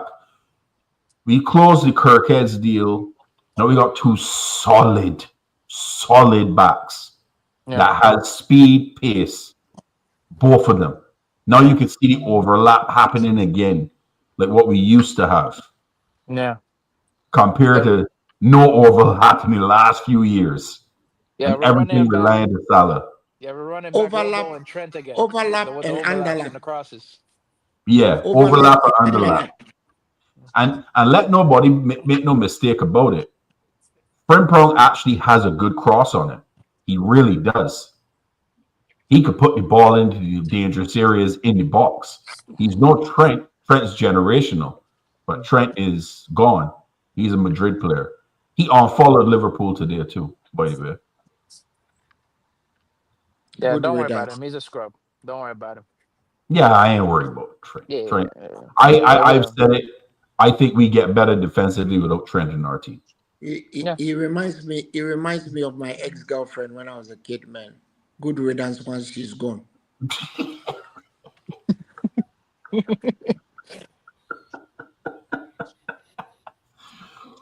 So we've got 3. How much realistic players do you guys think Liverpool signing in this summer transfer window? I think 5 the max is what we get. We need a defensive midfielder. I agree, but I don't think we're going to get one. But what about Bajcetic coming back from out of Spain? He's had a fantastic season in Spain. If he comes in and he plays well, I don't mind that. Like we gotta see him in preseason first before we can make that judgment. He's not a Liverpool player, guys. He's just let's stop trying to baby crap into adult crap. You know, he's not a Liverpool player. Who, Bajcetic? No, he's not. Okay. And he's also a fruitcake.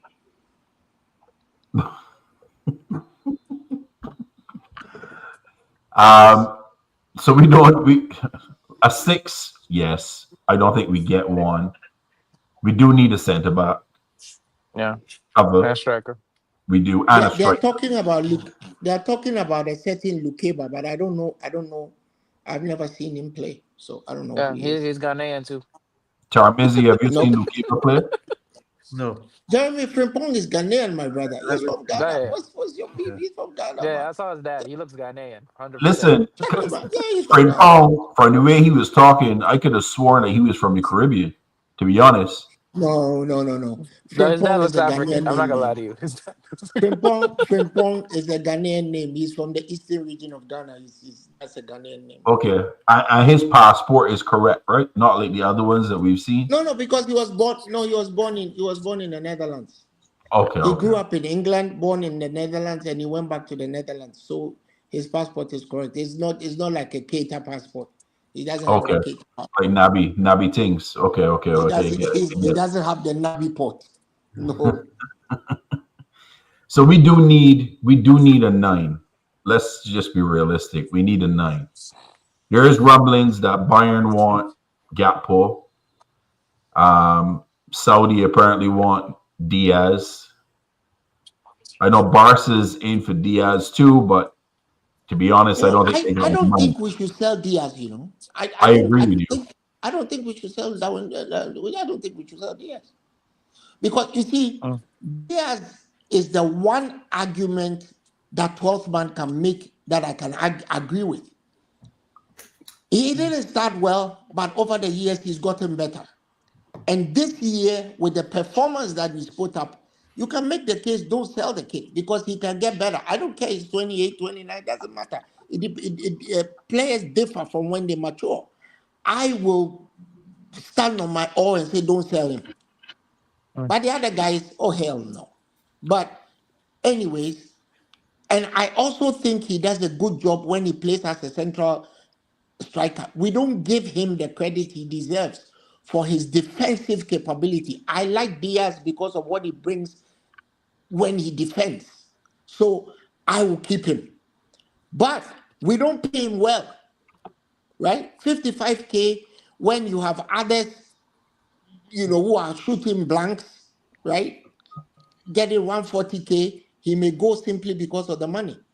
I don't know. But as far as I can tell, I will keep Diaz because we will need him. You can't get rid of everybody. You're going to do exactly the same thing Graham Souness did and ended up messing us up. So I wouldn't get rid of a player like Diaz, but that's my thought, my take.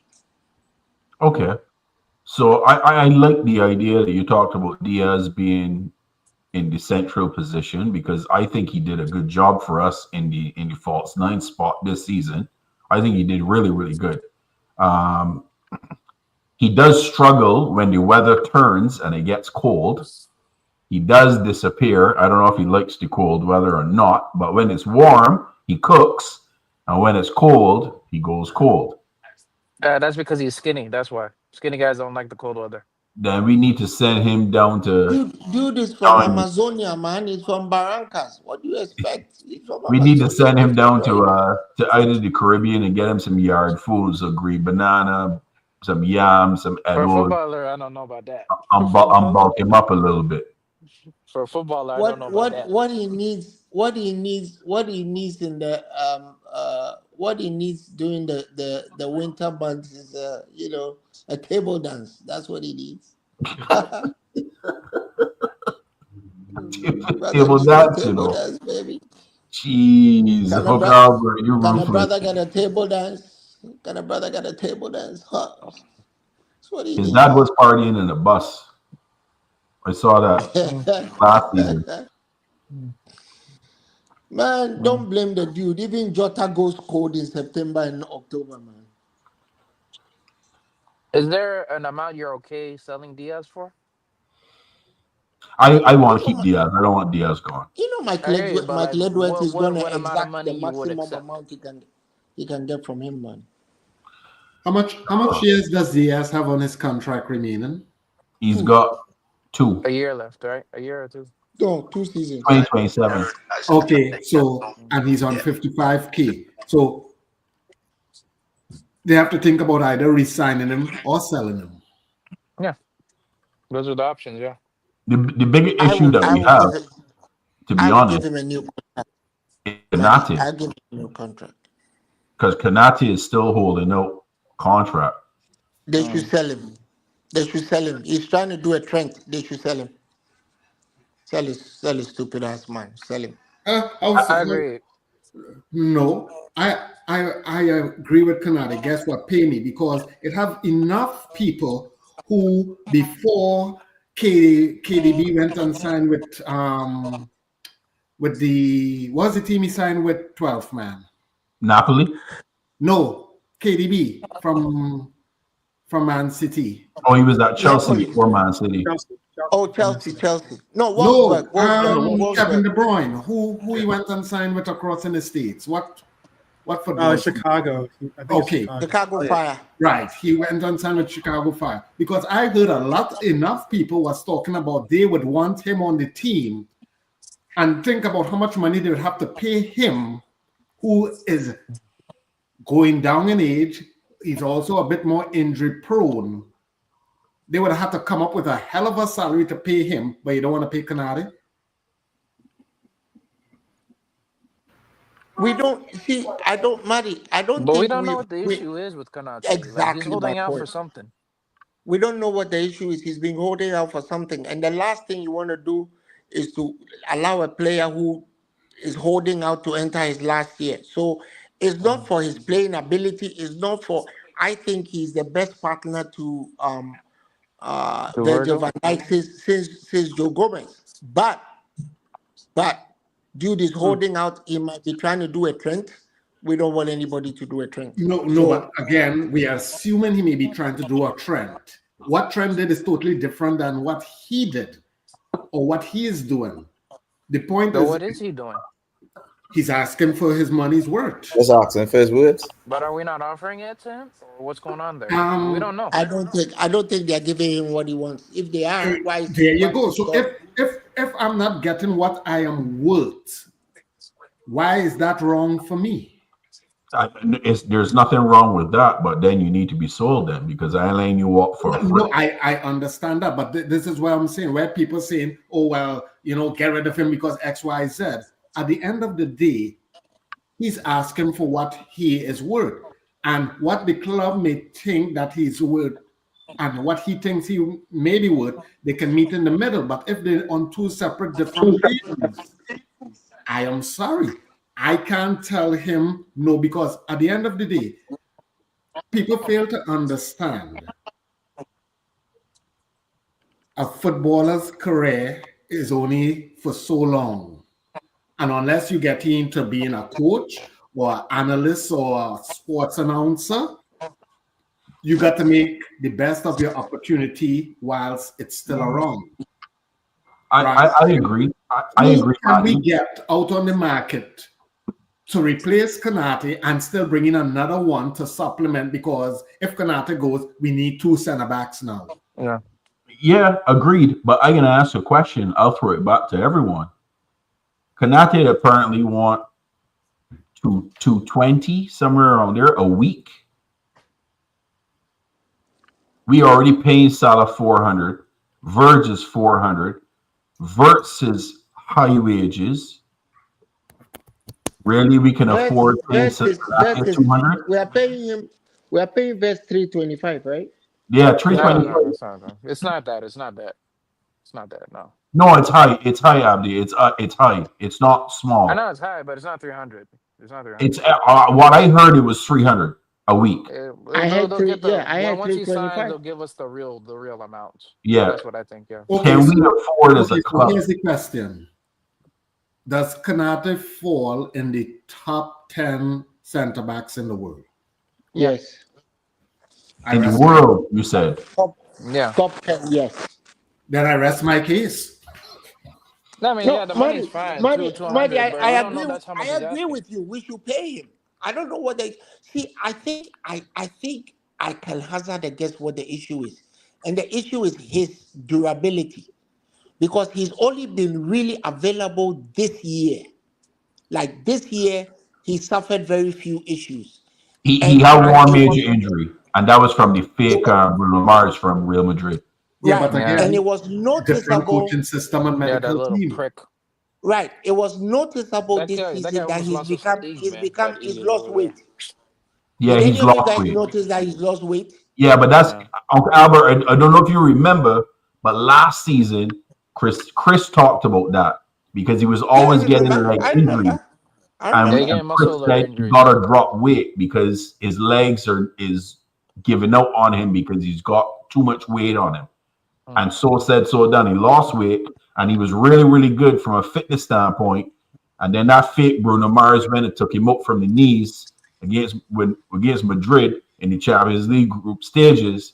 And then he missed that time. And then when he came back, it took him a little bit of time to get his feet back, and then he was good again until the end of the season. So that was his only injury this whole season, was that particular one, which is good. Kudos to him that he acknowledged where he had to correct, and he did it.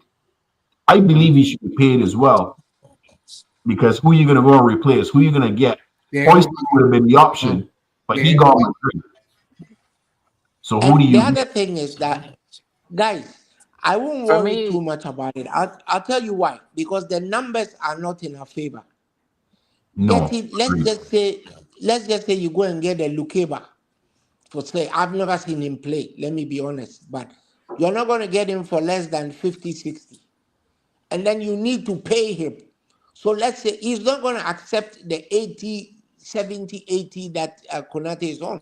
So you come in for maybe 150. So if you do the arithmetic, it doesn't work in our favor. So in the end, they're going to have to pay him. That's all. Yeah, He stays. They'll pay him. yeah. I This mean, one the I way knew I was see it is happening. like, John Hunter has reached the agreement to join to take over Ajax coach until 2027. I knew this one was going to happen. And his replacement apparently is going to be a former Liverpool player, which is Dirk Kuyt, back to Liverpool. their count. Because if you I thought he was gonna amortize get the his cash I'll be investment right fee. outlay, back. if you amortize the cash outlay involved in renewing Konate, is nowhere near buying a new centre back. It's I nowhere agree. near. When you So crunch the numbers, and that's what I do on a daily basis, paying Kanate is cheaper than letting him walk and bringing in a player and what he's and then 20, paying is he wages what on how top of old it. is he? 25? Is he 25 or 26? What's his age? 25 or 26, Kanate has to be about right now. Yo, He's still it's young. it's it's a no brainer. Pay him. That's it. Done. Pay him. But we still need a He will be backup. paid. We need another centre back because I think they're going to sell Kwanzaa. I think Kwanzaa has lost favor with Mr. Law. Yeah, he's another player who's not a Liverpool player. The Unfortunately, Ghanaian. a Ghanaian player, but no, he's not a Liverpool player. Sorry. I think he's too busy with in the DMs of the OF girls. That's the truth. Yeah, Yeah. too busy texting those fucking fly by night chicks. He's Yeah. lost Yeah, you focus. need to go over there and get him a nice girl from Ghana, bro. Yeah. Hato is a That's shout from Lee. Lee that's said in whether the chat. that's whether Hato is a shout. he's not. You see, he's not. He doesn't have a good head on his shoulders. At least not now. Yeah, He's a he's kid with very too much immature. money, right? Very immature. Yeah. When kids have too much money, some of them just fall by the wayside. So So here's a golden question for the whole panel. Do you think Rio has a place and going to be a squad player with the first team next season? No. who? The youngster that we got from Chelsea. No. He's still young. No, we need to protect him. Somebody will break his legs, man. Tarkovsky will break Probably his legs. some Yeah, Carling Cup Tarkovsky games won't and play, bro. FA Cups, No, but Yeah. he's not outside ready. of that, nothing much really. How old will he be next year? Next year he'll be 17, Like right? 17. Yeah. Yeah, No, 17. Unless Yeah. he's like a Yamal, he's not gonna be playing. He's not a Yamal. Well, you see, Yamal is a very well marketed product. Rio Yeah. is not a well marketed product. Yamal has been But marketed also he's a baller. since he was at La Masia, and Yamal is actually that good. He's Every good. so Very many years, a kid comes around who is that good. He is that good. Yeah. So he's that good. And Yeah. he's deceptively strong, deceptively quick. He can take a hit, and the league he plays in is much slower than this one. I mean, the way Rio plays, he's unfortunately, Chris should know this more than I do. He's heading towards an ACL. If he comes into the league too early, he's heading towards an ACL. They are going to get him doing things his body can't take before you realize, snap, he slapped it. Yeah. That's what happened to Passage because he got that hip injury and then he never came back the same. Exactly. Yeah, he got Yeah. that hip injury and he was out for like a full year, like a full calendar year. He wasn't playing football. So we got Champions League tomorrow. Come on. Who y'all got winning? PSG. Inter. PSG. I got Inter winning.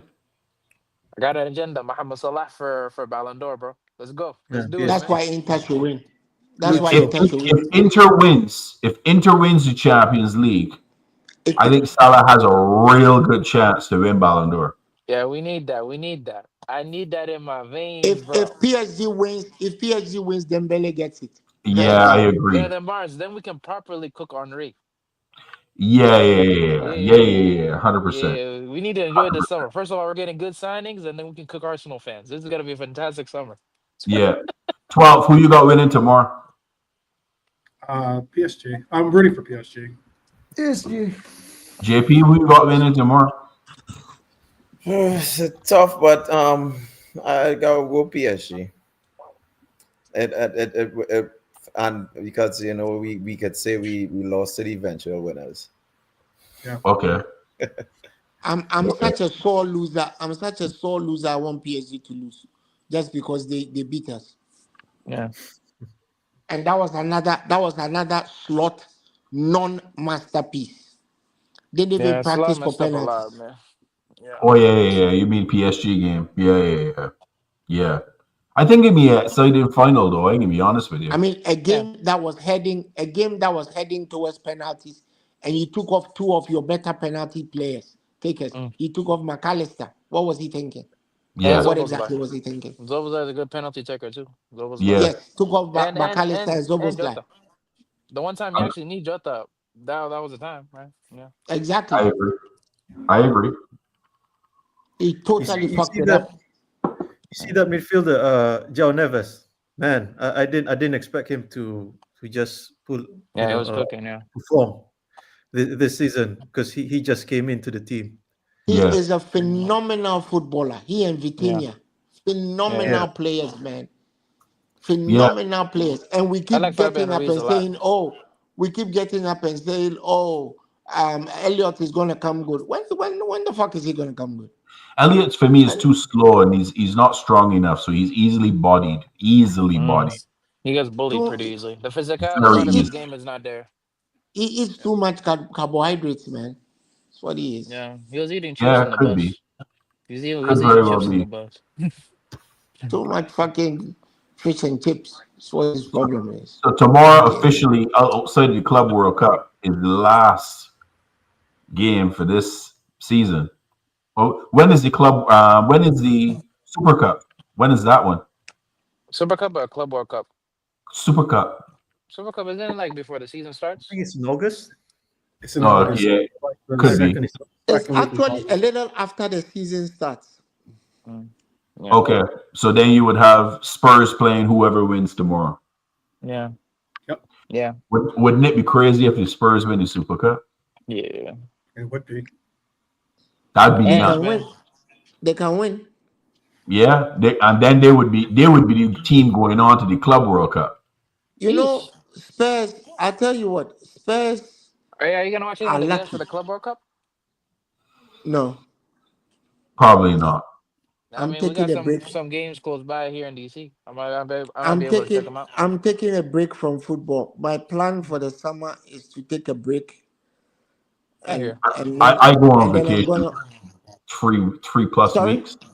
I going home for just over 3 weeks. So And then I'm gonna go to Hong Kong to watch the okay, preseason games. I going for Carnival. Is that where the preseason games are? Yeah, Yep. it's in Asia, Japan, Hong So Kong. Yeah. I'm going to Hong Kong. I'm not going to Japan. Japan is too expensive. Hey, so it means Endo staying then. Come on. Well, Come that's on. the reason why they're going to Japan. You hit the That's what nail I right think. on Where on the head. we might That's the keep reason why Endo just they're for the going to sell Japanese some market. shirts. They're going to sell some shirts. That's why they're keeping him. Mm. Yeah, But to help us with the yeah, Japanese market. Yeah. So Hong Kong so is who's nice. in this Club World Cup? The last 5 years of winners in the Champions League, and then there's other teams too from other leagues. No. Yeah. Everybody except Liverpool and Manchester United. Everybody's playing. Even fucking Barca Accrington there, this Stanley. Barca, isn't it? Barca not there. Accrington fucking I don't Stanley think playing. Barcelona in it. I don't think No, no, Barcelona no, is in no. it. No, Atletico is. Barcelona is not in it. Barcelona is not in it. Atletico for some reason is. It's Barcelona is not. Madrid, Chelsea. Chelsea's in it. Yeah. City are Man Bayern, in it. City, Man City is in City. it. But listen, it's good Juventus for and I us. think Inter maybe. I want to How say. did Juventus get in there? I have no idea. It's not good. It's not good for the teams that are going to play that thing. I Many of agree. them will not. Many of them will not do well next season. So we should thank our stars we're not playing. Yeah. Yeah, So buddy, that's how we're gonna do back to back. we can fix up. We can fix up in Barbados. Don't worry. We can Velma's bar up in the country, buddy. That's where we're going. Chelsea are gonna come back and play like shit. Man City are gonna come up and play like shit. You know, Man That's City good. are gonna have a problem next season. They will. Rodri is I back. agree. Rodri is back, but KDB is gone. KDB If gone they buy means Turkey, they might be, you know. Not only KDB, Uncle. KDB gone. Bernardo Silva, Gundogan. Gundogan, Kyle Walker is not going back. Apparently, he's not they're being. He's coming they're back and not then gonna gone again. Didn't they sell him? they're not gonna be the fearsome team that they are that we were all Yeah, afraid of. John Actually, he's a good Stones player. apparently is not going to be Stones back. is going, yeah. Stones He's is going. gone too. Jack Grealish is going. Grealish is going. They're gonna have a look. They're losing a lot of players. A lot of players. They're gonna That be team will look fucking playing with completely them. different from how they Fucking used to expect. O'Reilly, McAtee, whatever, Big Mac, fucking Mac. I rate O'Reilly. I like him. He's very good. I rate Who? their I think their center back, the Brazilian. He's highly rated. Really? He's still young. I think he's 19. Vitor Yeah. Reis, something like that. Right? Rice, yeah, Vitor Reis. He's not ready, man. He's not ready. Yeah, no, but he's Now, still young. Kusanov might get the But upper he hand has on that. potential. I think Kusanov is good, but he's also not yeah. ready. Yeah, He's like an aggressive center back. Like he's the kind of like Yeah. who will like body or Man, something. that dude plays like he's doing an MMA thing, man. Those like Yeah. fucking trained by those fucking whatever their names are. So Yeah, he what we plays rugby saying? and in the So football what we pitch. saying? Liverpool retaining title. Sure. If One we time. do the proper business that we have to do this summer, Yeah. we know What? three for sure, right? If we Yeah. get a striker and then fill another position, either a backup center back Mhm. or as Uncle talk about a DM, I think we repeat. I I think feel. we win the style Liverpool, too. I think. Liverpool's problem has been breaking down a low block. Yeah. You I get think Florian Wirtz. Bert unlocks that. Honestly, Yeah, that's what I'm saying. I think with the Kirkers, Frimpong, and Furtz, You get Florian Yes, Wirtz. enough. We're adding tech in this team, Yeah, but we're having we are. Liverpool's problems. Liverpool's problem is obvious. I mean, the panel said it. Liverpool's problem is we have too many crap players. nah, the lower block, man. It's Too many lower crap block. players. We Too many struggle crap with the lower players. block. man. I'm not using the vulgarity of the word that some have used for it. We struggle. We struggle Too with the many lower crap block. players that just ended up with a Prem title. You know, too many crap players on this team. Listen, I am super excited with not Frimpong, Verts. You know why? Because he gave me Coutinho vibes where he likes to play. He likes that half space on the left side to just unlock lower blocks. Loves that spot. He reminds me a lot of Philippe Coutinho. Let me just add here too, right? Because I remember my dad telling me this a long while ago in terms of why it's very difficult for the London teams to win a league, and that's why Arsenal having that kind of difficulty as well. There are a lot of derbies in London. So people were like shocked when West Ham beat Arsenal in Emirates this year. And I was like saying, why would you be shocked when that is a derby? So it's anything can happen in those games. You see it with us and Everton sometimes. By the way, when was the last? None of these derbies equal with us with Everton. No.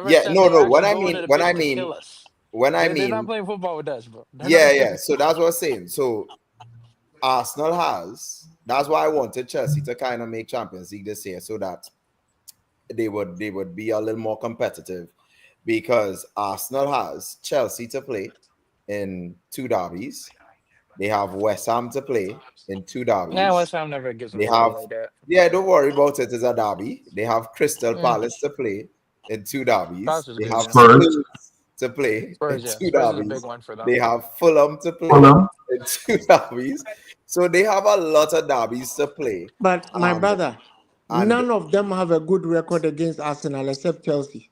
No, it's no. When you look at it this year, Arsenal drew with Fulham away. right? They lost to West Ham. They drew with So most Chelsea. of us lost points against Fulham either.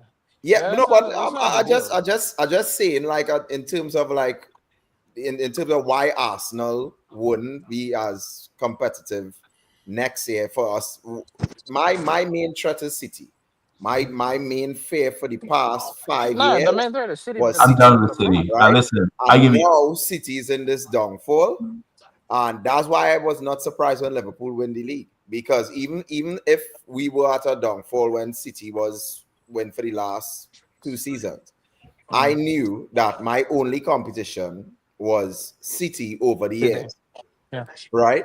And now that City is in this kind of decline, and the fact that we are getting world-class players now, right? A lot of people like people kind of like not seeing the vision of Slaughter and stuff. And I always take them back to that Fulham game when we were down to 10 men and Fulham was like overwhelmed and couldn't believe that we were down to 10 men. They said they felt like they were down to 10 men.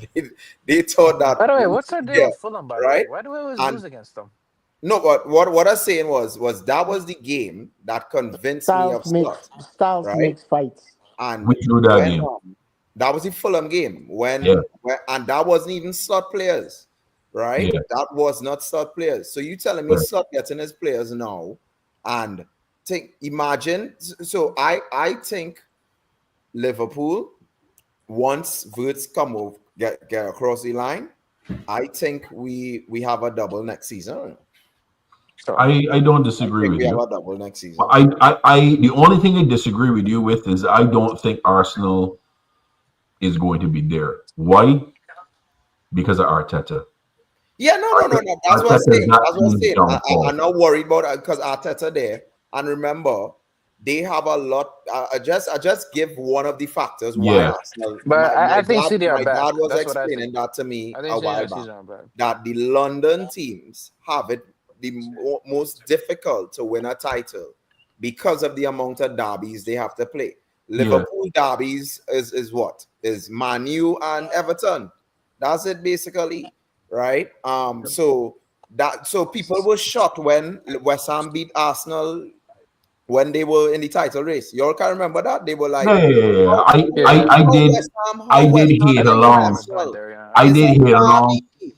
for 2 straight seasons for Yeah, West Ham, Arsenal. yeah. Arsenal lost both of them. And people saying how, but I tell them it's a derby, guys. Yeah. Look at Everton and us this year, right? Yeah. Yeah, but like You saw what nobody rivals Tarkovsky like did. us No, like but every single. understand what I'm saying is a derby. Any other team Anything would can be happen in a derby. uncomfortable. You understand what I'm saying? A Yeah. derby is different Yeah. to thing. Look at Manu. Manu's the perfect example. Manu was losing to everybody, And right? beat When Except City they for came in us. Anfield, they got a what? They got a Never what? mind. 7-0. Right? Manu was losing to everybody, And the and beat then they City. went to Anfield and got a draw. Why did they get? Why did they get Yeah. a draw? I Because still it's a pissed off about derby, that. right? Yeah. I still annoyed with that draw against United. That one still annoys the crap out of Oh me. my god. Yeah. Yeah. If There's gonna be a Canate could lot have cleared the ball interesting from Garnacho, derbies bro. this Oh my season god. because Newcastle has a derby this season because Sunderland come back up. Yeah, That yeah. one's gonna be a dog fight. What's the That's name be of a the derby again? The fucking old game. firm, or what's the name of the derby again? I can't remember the name of that derby. Yeah, And they haven't been doing it for a while. yeah. Yeah, But did you guys watch that game? It was incredible how Sunderland were able to come back from 1-0 down. Yeah, the guy that formerly got charged today that drove Watch through the that crowd guy. in Liverpool. Yeah. That was crazy. Where were you at the parade? Who? You. How you can get You, a Barnes. parade? You think I'm driving, I flying across the ocean and then taking a train? Nah. I ain't doing that. Like, come on, this is Liverpool, man. Next year, Come next on, year, bro. next year, Barnes. Next year. Yeah, Next season. next They're year, gonna I make it up. Hashtag And 21. next year there's gonna be a you're treble more than too, man. dots. There's gonna be more than one yeah, trophy up there. trouble. I heard the horror stories. 'Cause I was talking to Drift on them men getting back home after the Oh, parade. Yeah. Telling you right now, if we did that, getting Airbnb in Liverpool for 2 nights, Yeah. the day before the parade, and the day of the parade. Yeah, yeah, No chance I going through that headache. yeah. Yeah. Yeah. 1.5 million people on the streets. Wow. Bro, that's a lot of people. But you Yeah. see That's when the wrong. Toronto Raptors won the NBA championship in Toronto, Mm. we had 2 million downtown. Oof. It was madness. Yo. If I telling you people, 2 million. Hmm. First time the Raps ever win a title, and it was crazy. First and I only. can't I imagine. went down. It was nuts. First and only. Yeah, first But for no. First for no. 12. Don't talk about only. Come on now. Come on no, now. but Barnes, like when you went for the parade, I just want to ask you about this. Is your the phone connection, your local network, was it working that time? It Because was, but I gonna so I was a little bit smart. I knew where the parade was starting. I know where the Raptors practice facility is, and that's where the starting area was, right? So Thomas, you've been in Toronto. So it started at the CNE, where the BMO field, where the football team is played.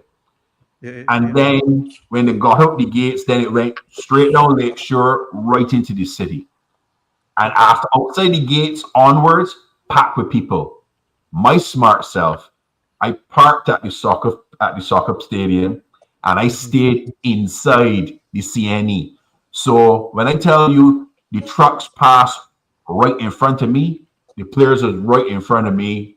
I just had to look up, and it was right there. I was on Pascal Siakam's live Instagram when he was live. You can see me below. And then as soon as they went out the gates, I got in my car.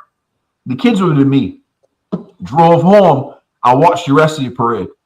So I seen it. I was there. Went home. I watched the rest. No problems.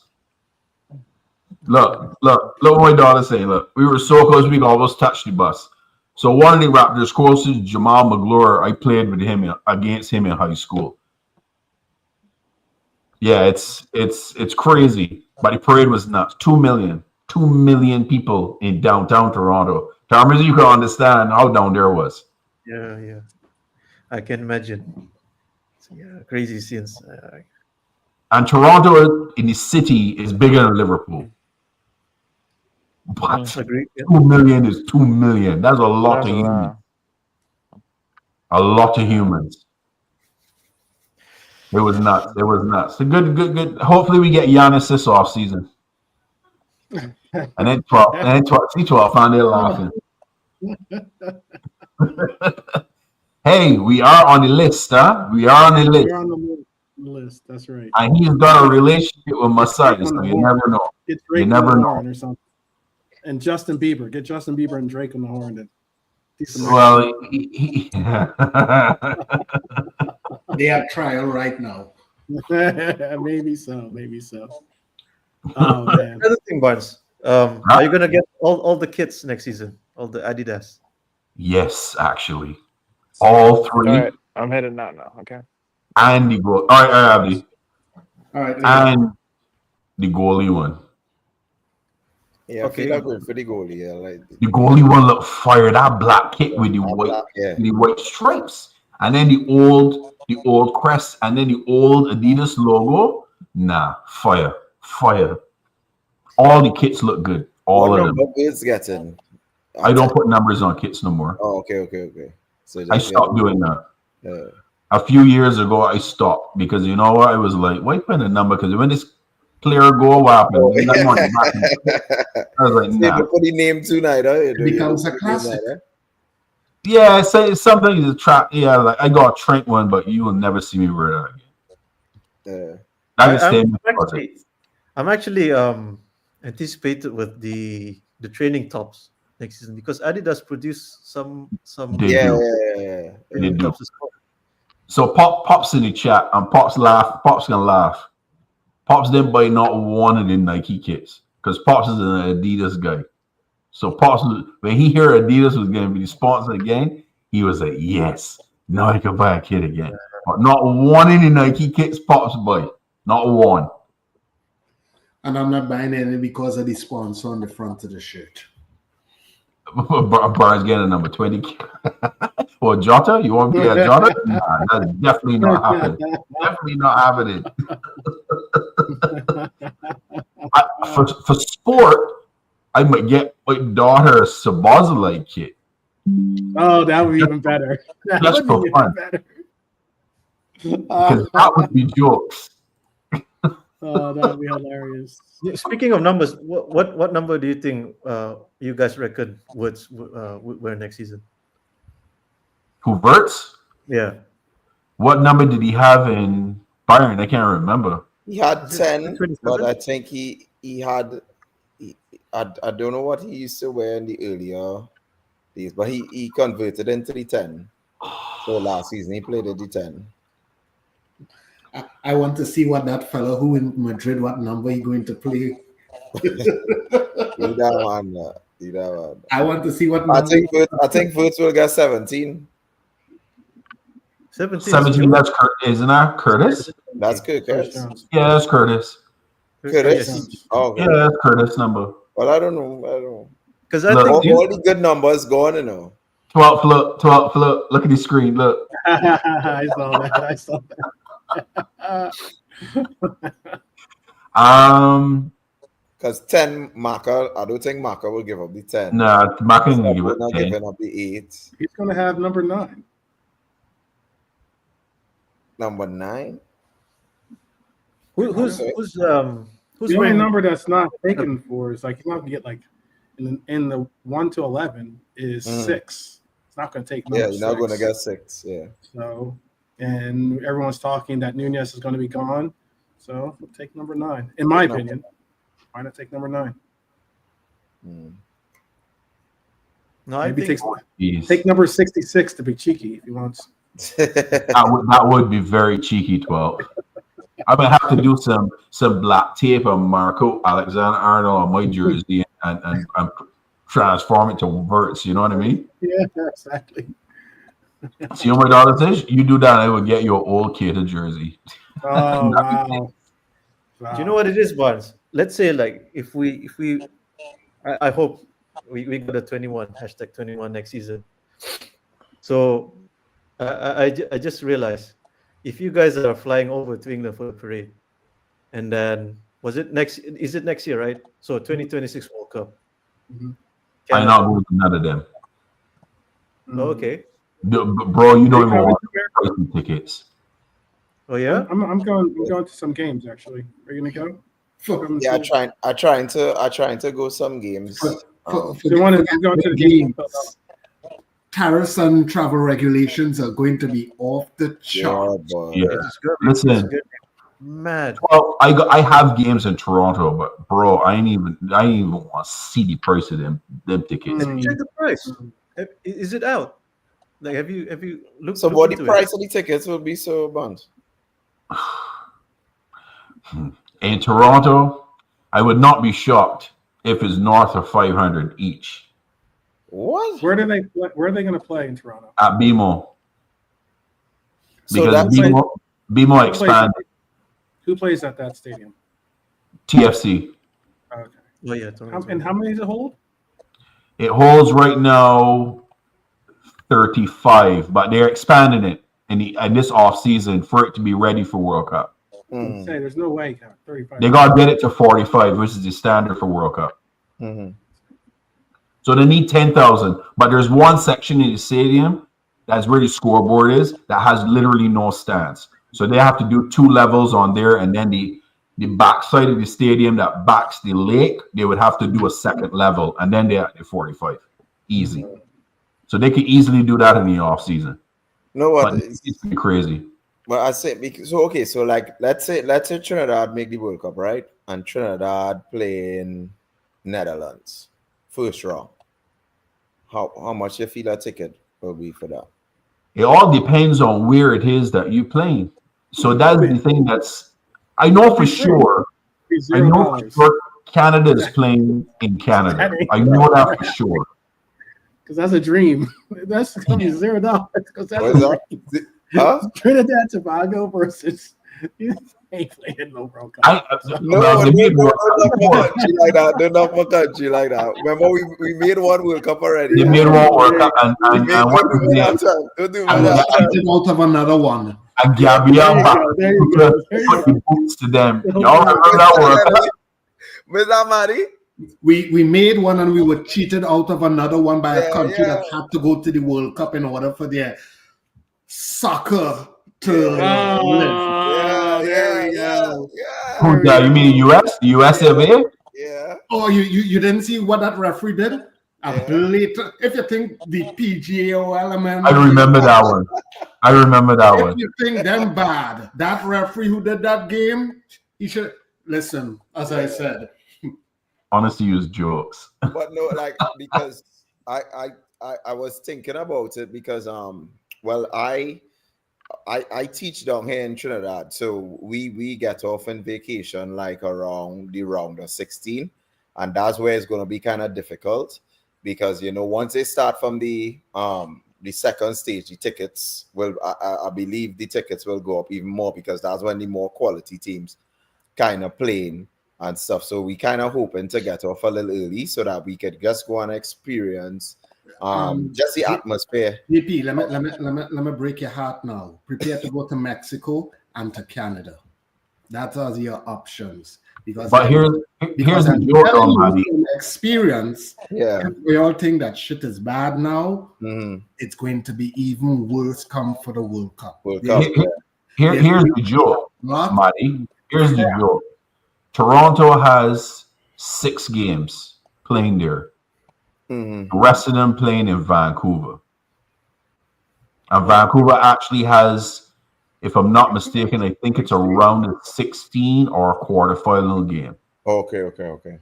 But only 6 games playing in Toronto. Toronto. 6. That's it. Because And Vancouver that's group Stadium's stage. pretty big, though. Vancouver Stadium's pretty big. The Whitecaps, right? Yeah. Their stadium is World Cup ready. That seats 50,000. Yeah, they got a good stadium. A really good stadium. Vancouver is beautiful, but it's just gonna be a long flight. They're one of the original one, or they were in one of the first expansion teams, I think. Of that. Yes, they were. So again, remind me how much for the ticket you would say? Say it again. So just give my price. Round the 16, I give any game. Round the 16, France, Germany. You're playing at least 500 Canadian a ticket. Easy. Wow. Barnes, you're looking at someone who has to, pay all the flight ticket. Forget the match ticket. Yeah. Ticket. You gotta do flight ticket and you gotta do hotel, Tarmizi. Yeah. It's crazy. Yeah. Wow. The journey just to get there. Yeah. It's mad. It's going to cost $5 million for the matches in the United States, because that's what you're going to have to pay. Nah, not that much. Nah. Barnes, I work in that environment, and I am telling you, they are done already preparing for the final set of matches that's going to be played, like in New York and stuff. The countries that may get in may not have a big contingent in there. I am telling you, if y'all think I am kidding, I'm talking because I work around some of these places and some of these people. It is going to be a nightmare. A lot of people are going to be turned back and stuff because the water that is still frozen, they are proper assholes. They're doing real dumb shit. I'm not going to the World Cup. I'll watch it on TV. JP, $174 to $323 is probably going. If you're looking at a group stage ticket, it's going to be $175 for a ticket, low end. That's probably upper tier. And then if you want to try to get lower seating, and you're buying the ticket, obviously, not getting it through a second tier salesman or something, it's supposed to be $323, depending on obviously the team. That's what is being reported. That's US. That's being reported. That's in the US. That's dollars. Yeah. Where is that 12th? Where stadium is that? That's just all. That's what the That's where the general. going rate is in the U.S. Okay, In the okay, US, okay. that's what it is. Yeah. Now, just get it. What Maddie's saying is true. Like you get up to those more corporate settings where you get, here we have luxury suites and we have like, we have luxury boxes. We have all these different stages and, levels you can go to. Then you're looking at like 5,000, 10,000. It could be up to $70,000, I think, a person, Wow. for some of those suites. And then like, it's ridiculous. And then if you get a suite ticket, it's like 20,000. I only know because my sister-in-law is a lawyer. She has like a law firm, and her law firm has a suite, and that's what the price is or something like that. It's like 20,000. Is that the suite you were in at Liverpool game in Philly? No, that wasn't that. It wasn't that. But that was my brother who was married to her, so that is true. That was with my brother, so that was true. Luckily for me, I go to a fair amount of TFC games because where I work, we have seasons, so we're on the field. Like our seats are right on the field. Yeah. That's it. I asked them, "Are we getting work tickets?" They're like, "You don't even want to know the price to get our seats for World Cup." Mhm. Yeah. No, it's just experience. Of course, Yeah. So like, because I'm gonna be real. Most just to go and experience a game, and then for the remainder, me personally, I'm not gonna spend all that money to go and watch a football game, especially like it's say if you give me, if I get a discount or something, maybe anything, but like. So like where I could experience it too as well. Let's say like there's a semi-final game, and the culture, you go into the city, there's the big jumbo screen, you just get the vibes. You're not in the stadium, but you're just experiencing what is a World Cup like and that kind of stuff and thing. So like that, because I remember getting to see England play Trinidad and Tobago when they came down here. And seeing Gerrard, seeing Rooney and a couple of the guys weren't there because they played the Champions League and they didn't come down. But seeing Barry, seeing Gerrard, seeing the four, getting to experience that kind of atmosphere, and now trying to get to that level where my next thing is after this World Cup is to actually go and see a game in Anfield, right? So that's the kind of experiences I want to get now going forward. And it's always good to have that kind of experience in terms of you said you experience the atmosphere and some sort of sporting activity and that kind of something going How did you do? How did you do in that game against England? Was it I think it was. Was it a referee? Was it a referee thing? No, Again? I mean, it was what that game was 3-1, I guess. Okay. Yeah, 3-1. I mean, I just know from America's perspective because England doesn't beat us, so I was just wondering. Yeah. Oh, beat you, though. No. Canada beats you though.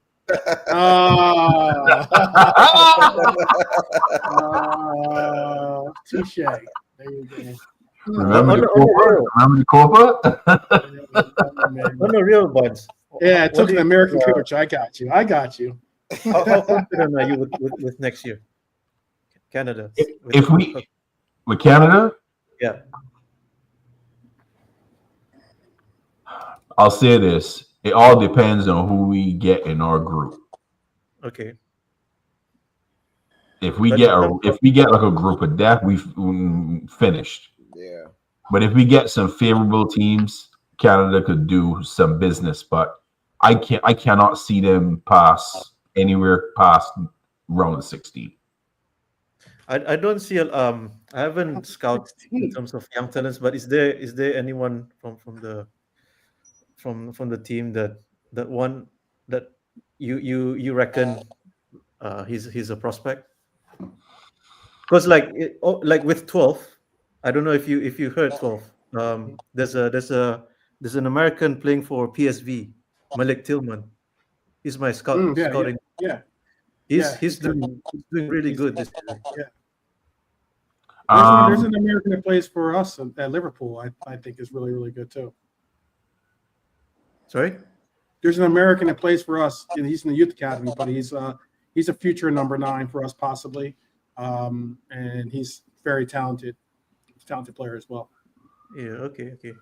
Yeah. But, From a Canada standpoint, I mean, Jonathan David had a really good game. I don't rate a really good year. I don't rate David, to be honest, but he had a really good season. Obviously, you got Alphonso Davies. Buchanan could really be a really good player. I think he's got a lot of upside. He just needs to stop getting injured. And then they've got a Portuguese midfielder. The name's he plays in Portugal right now too. He does really, really well as well. But we'll see, man. Canada could surprise people, and then Canada could get battered. Yep. Yeah. Anything can happen. It all depends on the group. It all depends on the group that they get. That's going to be the tricky Put part. his name in there for you. Aurora, yeah. There's another one too. It begins with E. Estabio, I think is his name. He plays in Portugal. I think he plays for Porto. I'll tell you his name now. He's a midfielder. It's gonna be vibes, though, but Figueroa's dad was a very incredible player himself too. Yeah, he was. Comes from good stock. You know what I'm looking forward to from the World Cup? What? These idiotic announcers from whatever station they're from, because it never fails. Well, LeBron would make a good goalkeeper. This one, what a pile of effing shit. I just hear these people and them talk. All of a sudden, they want to take NFL and basketball stars and think that they're going to make good football players. It never fails me. It never fails me. They just come up with a World Cup team and, well, if this cornerback does play and if this running back was, and it's like, no, sorry. American football will never be football. It don't work. You know, it don't work. Like, guess what? They fail to understand these players and them run in reps. Offense, defense, unlimited substitutions. It's his name is Eustachio, Stefan Eustachio. That's the midfielder for Liverpool. Plays in Portugal. Okay. I hear you, Matty. I have a question for you. Since y'all have that guy who I shall not mention living on the hill that is painted white, what's going to happen to players on your football team that are not birthright born? I don't know. Because it have some of them not born in the US. So what's gonna happen to them? Because he has that fantasy about, well, hey, you know, not because you're born here or you have a mother who was born here, that's like gonna be canceled in the near future. That's never gonna happen. You never say never with a fool, Barnes. Never say never with a fool. All I can say is that he talks a lot, but no, he does a lot too. Never. Yeah, but there's still a process that has to happen, right? You can't just say and expect to do it. That's where you got Congress. That's where you got Senate. Congress. Listen, he locking up judges and stuff now, Barnes. Yeah. Okay. Can I say one? Can I? Yeah, go ahead, Twat. There was a point I didn't get a chance to really speak on it. I was bringing back something we spoke on earlier, and it was about it's a little easier now that the streets in Albert aren't here to really get angry about it. But ringlets, we were talking about Harvey Elliott. What I thought was interesting is everybody kept going on about Harvey Elliott and how he's not Liverpool player, and he's not this, and he's not that. Yet, like if you really look at it, especially the last 3 years. This year he only played in 18 games and only started 2.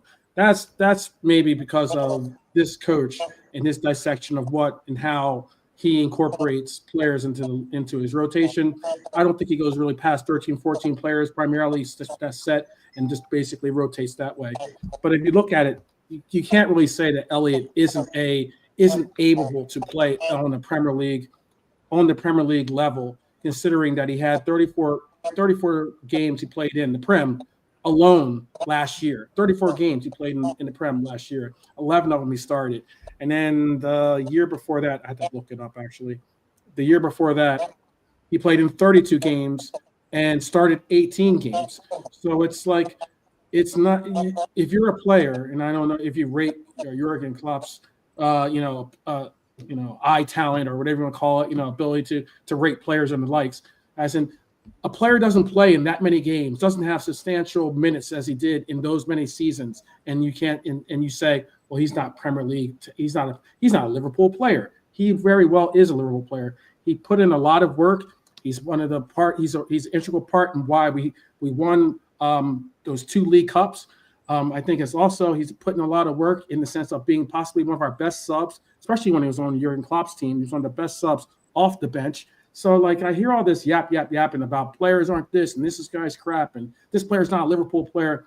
I think it's very disingenuous because personally, all these players contribute. As long as you contribute to the team, as long as you contribute to the overall goal of the team, I'm cool with supporting you.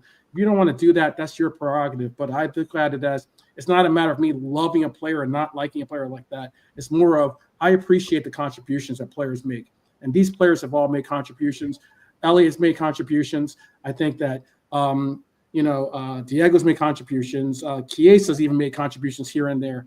Like I respect that and I appreciate that. And if you don't have, and being a part of, I've been a part of teams, I've been a part of groups, and you understand that's where you get your respect and your appreciation. Yeah, is whether your teammate actually putting in the work, putting in the effort, and never giving up. And if you have a team like that, you can have a team that can go on and win great things.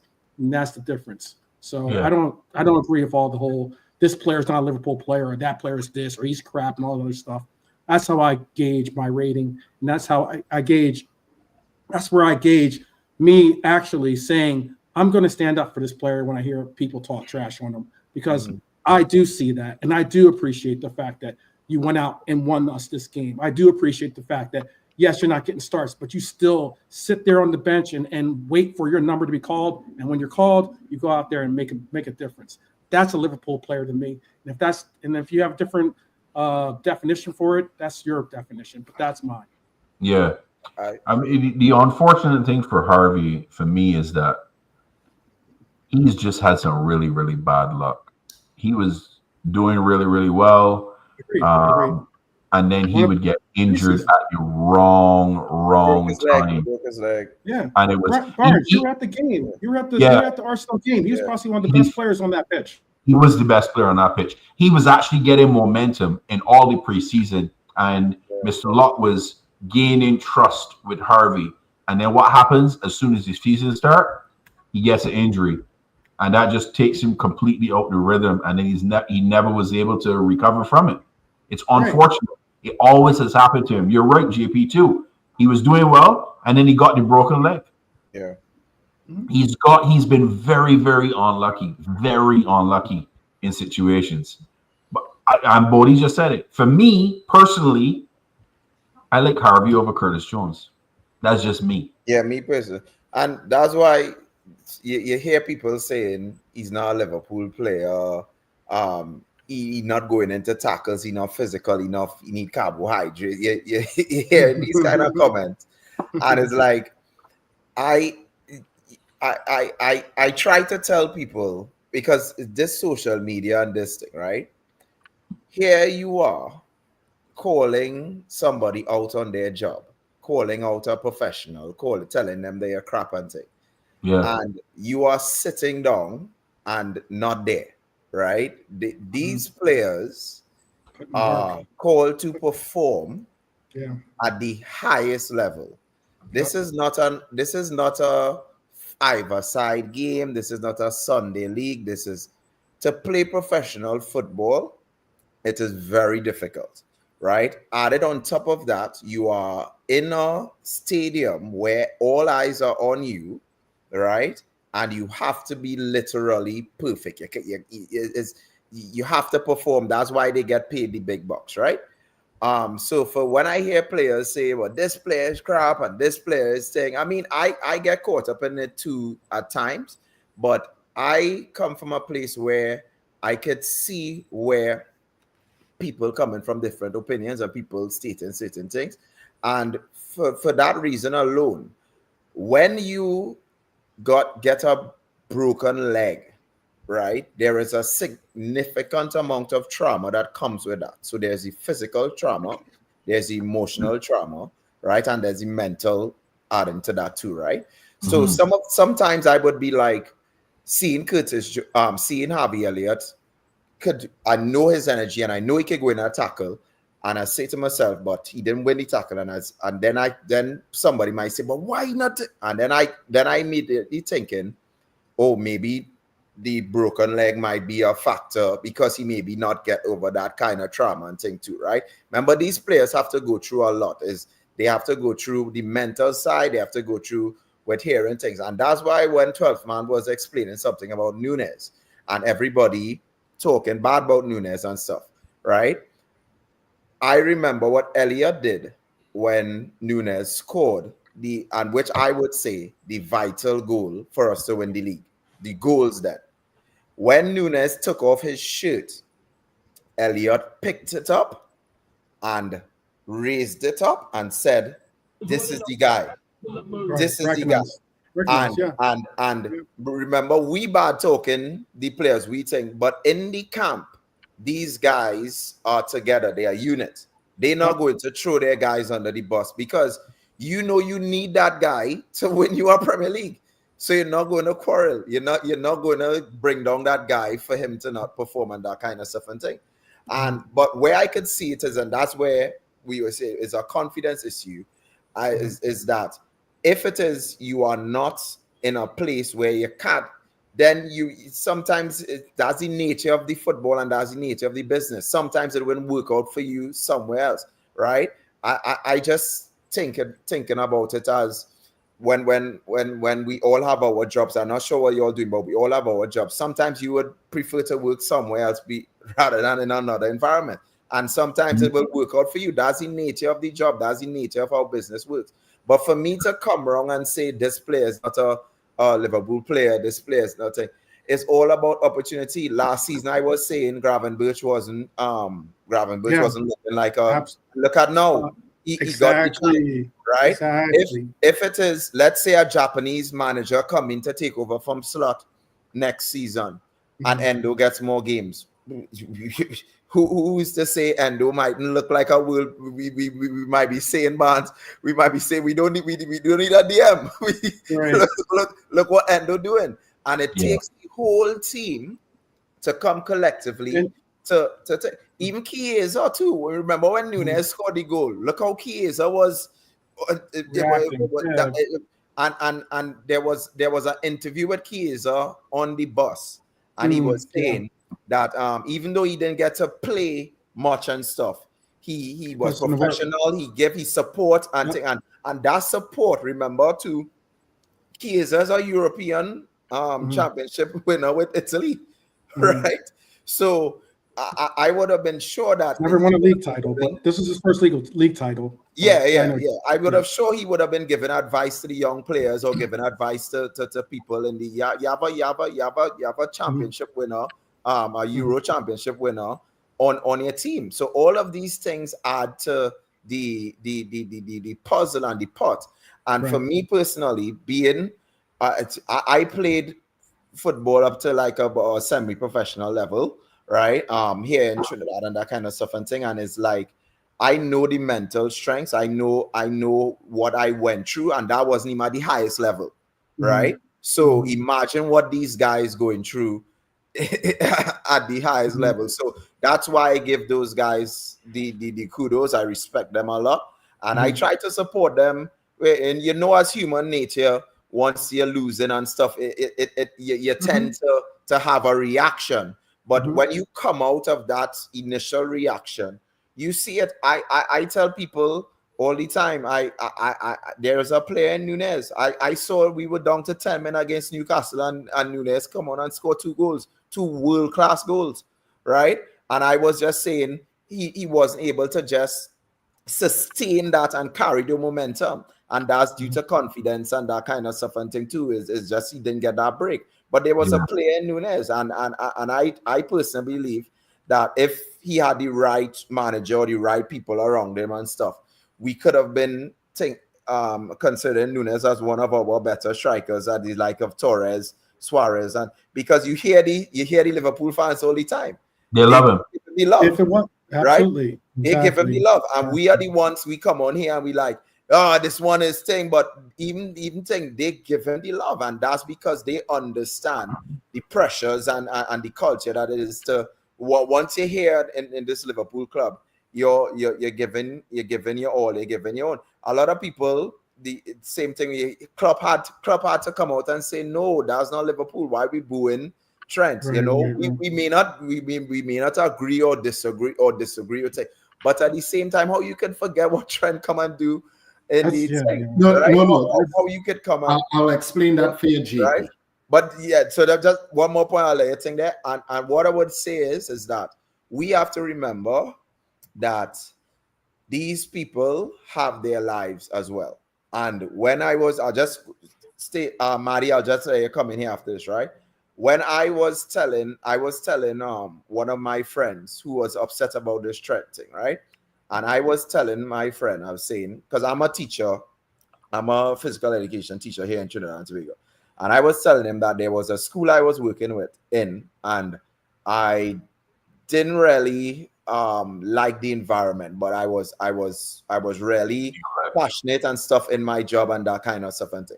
And then one of the top schools in Trinidad and Tobago came and called for me to go and to teach in the school. And as much as I love the school I was working out, they gave me my break, they gave me the job to be a teacher and stuff and thing. I said, well, I have some decisions to make for my family. I have something. So thanks for the opportunity. And now I'm going, right? And it's the same thing with Trent. We gave Trent his break. He did a lot of work for us. Me personally, I found he could have done it a little better with him, but for whatever reasons, that's here or there. But if someone wants to go on and play for another club, why not let him get the experience, right? I am an England fan as well, along with Trinidad and Tobago, and I believe Trent going to Real Madrid could help England probably get a trophy to come home, right? So, right, but in terms of the player himself, right? He had a decision to make. He made the decision. Why we getting vexed with the player for tech, and we getting another quality right back? That's the nature of the business. Are we going forward? So at the end of the day, I personally enjoy the football, see it for what it is. We will have our ups and downs, support the players no matter what. When they leave, we say thank you, they can come back. When they're not doing good, we support them. When they're doing good, we support them, and that's it. Can come back. Right? But me personally, that's it. But me personally, that's just my take on it. And okay, we demand loyalty from our players. We demand loyalty from players, but yet we don't always show loyalty. No, it's not even loyalty. You see, the problem that people are not getting with Trent and Liverpool, right? It's called culture. Mm-hmm. People don't, when you don't understand what culture is, you will get lost in transition. Okay? I'm not speaking on Trent. The way how he did it is what turned the that was the problem. Yeah. Okay? It wasn't the matter of him leaving. It was how he did it. And I tell people, they don't understand. When you come from a cultural community or a cultural heritage, there's certain ways you do it, and if you don't, you get what you deserve. Because let me tell you something. Let's change that position with Trent. If he was from Northern Ireland, right? And he was switching to the Catholic side of Ireland, he might have been killed. It's a cultural thing. People do not understand that. Right? And I can tell people that because as I tell people, I did time in the army, I've seen places, gone to places, deployed to places. What usually gets lost in transition, it's cultural. It's just like if he's a damn gypsy and you decide that, you know what, I don't want to be a gypsy no more, I'm going, but it's how you leave that community is what lets it be acceptable or not. Yeah. Right? That was my problem too. People can't judge the Scousers for acting how they act because Agreed. at the end of the day, it's a cultural thing. Right? So because at the end of the day, as I said, nobody could go and say American talk like this and American say, well, hey, I'm gonna support America. Nobody's going to slag them off for that. Right? Yeah. Cultural thing. And if you don't respect a cultural thing, you will end up in a very bad place. He got booed, guess what? He deserved the boo at that time because they still clapped and they gave him a good send-off. But they was voicing their displeasure at that time that guess what? You fucked up. We're going to do the same right back to you. Yeah. No matter if you going to any place else, it's how you do it. And this is what I tell people from since last year. What was I saying? Trent is gone. Yeah, you said it. And why was it? Because I looked at Trent's attitude. Yeah. Right? It's his attitude. Right? Yeah, So this is what I tell people. Don't. Where you think Trent playing in Madrid? Huh? What position you think Trent playing? I don't care. That's what Trent do. I celebrate goals and I did this. Who am I do that to? Get out of here, man. Yeah, exactly. Right. See, that's where my problem was as well. I could have cared less that he was going to Madrid. It was the timing. No. Listen, Barnes, you don't fall asleep to Vinicius on the back post and make him score a goal and we lose a Champions League final and then just go to the opposition like that. I don't know what you guys see, but no. I watch the games. Lex, I'm with you. How do you go to the ups that beat you in the Champions League final a couple of times? If you don't like beat them, join them. Like one. I hear you. And my man say, oh, he move go to a new job. Your old job did like that you move, brother. They give you congratulations and a send off. You get a kiss on the cheek. But no, you didn't. But let's check this out. When are you, as a Liverpool player, signing a Madrid shirt? Madrid, while you're with us, man. Yeah, that was man. That was wrong. Yeah, if you that was the first one. Well, he's right. That was the first one. In the summer last year, you signed in a Real Madrid shirt. That was the first one. And people while out with other Real Madrid players too, by the way. Yeah. I would have asked the kid for his address, his phone number. I would have signed a Liverpool shirt and send it to him. Yeah, and then signed a Madrid shirt. Yeah, okay. Yeah, and then the second one infraction for me is we literally just won the league. Yeah. Well, Anna, it's like a girl, I break up with you and I tell you she love you. Brother, we don't care. So what, you love me, you're leaving. She do the breakup. She initiate the breakup. I think Trent didn't think we was winning the league this year. Hey, listen. Oh, we had already won the league, bro. Yeah. It don't matter what Trent thinks. What matters is the reality. Yeah, he's gone. For him to kind of, yeah. You see how fast Now that he's gone, I can spend the rest of my time not defending him. Because I used to defend this. I used to go tooth and nail for this, brother. Listen, I only defend Liverpool right backs now. And last I checked, you're not a Liverpool right back. You ain't one. Agreed. Yeah. I listen. I was very annoyed on how he did it right after we win the league. That was just bad. That was the wrong time. to do it. Do it after you parade. Yeah. Fine, we know it. Okay, man. It's like he wanted to get booed or something. Like I Well, was saying, like, exactly. You yeah, asked for it, you asked but him then to you get booed. sulking when people. Oh my That's because God, I you- love that's the because club you so could've- much. Yeah, Bye bye. yeah. I think that there were people in my chat that said what they were going to do because there's a lot of people actually that do listen to my chat that go to the games. And one of the things I said that if I was there, if I had the privilege of being there, and that is that I wouldn't have clapped, but I wouldn't have booed either. I would have just kept quiet. I think the treatment is best. Silence can be again, a way you can't tell the of people, making spouses, how to feel. I just told you how I just No, told you no, how no, I no, felt. I'm I didn't say He didn't mean you talk. He talking about whole Klopp telling his spouses how to Oh, feel. okay. I think that was wrong too. Klopp should have yes, just stayed in his lane. Klopp should have just kept it. He should have stayed in his lane. No, I think if anything, you know what, Virgil van Dijk gave the best answer to that, and that is like, you know, you can't tell fans how to react, what to do. Exactly. You know, he said like if for those that booed, that's what they want to express, and they're in every right to do so. But like, I just personally think that if it was myself, I wouldn't have booed, I wouldn't have clapped either, but I would have kept quiet. because I just kept quiet. My silence would have been louder, I think, than my boos. But look at how it is. He gone in Madrid, right? The pen ink ain't even wet yet. He loved Liverpool so much he unfollowed Liverpool Football Club. Unfollow them on social media. That is crazy. That's crazy. If you love Liverpool that much, why you unfollowing the club? Oh, He's part of the ops. He's part of the ops. We need to stop worry about Trent, yeah? I ain't worried about it. I ain't care about it because you know you get roasted. Yeah, look, my witness there. The champ is here. Ask him.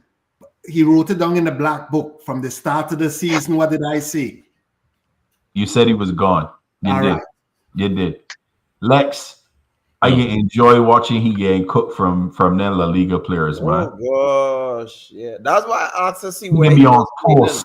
And I want to see him how can do him like a threat. Him can do him like a threat. Yeah, man. Yeah, if he playing right back, remember Real Madrid don't cover like all Liverpool does cover him. Right?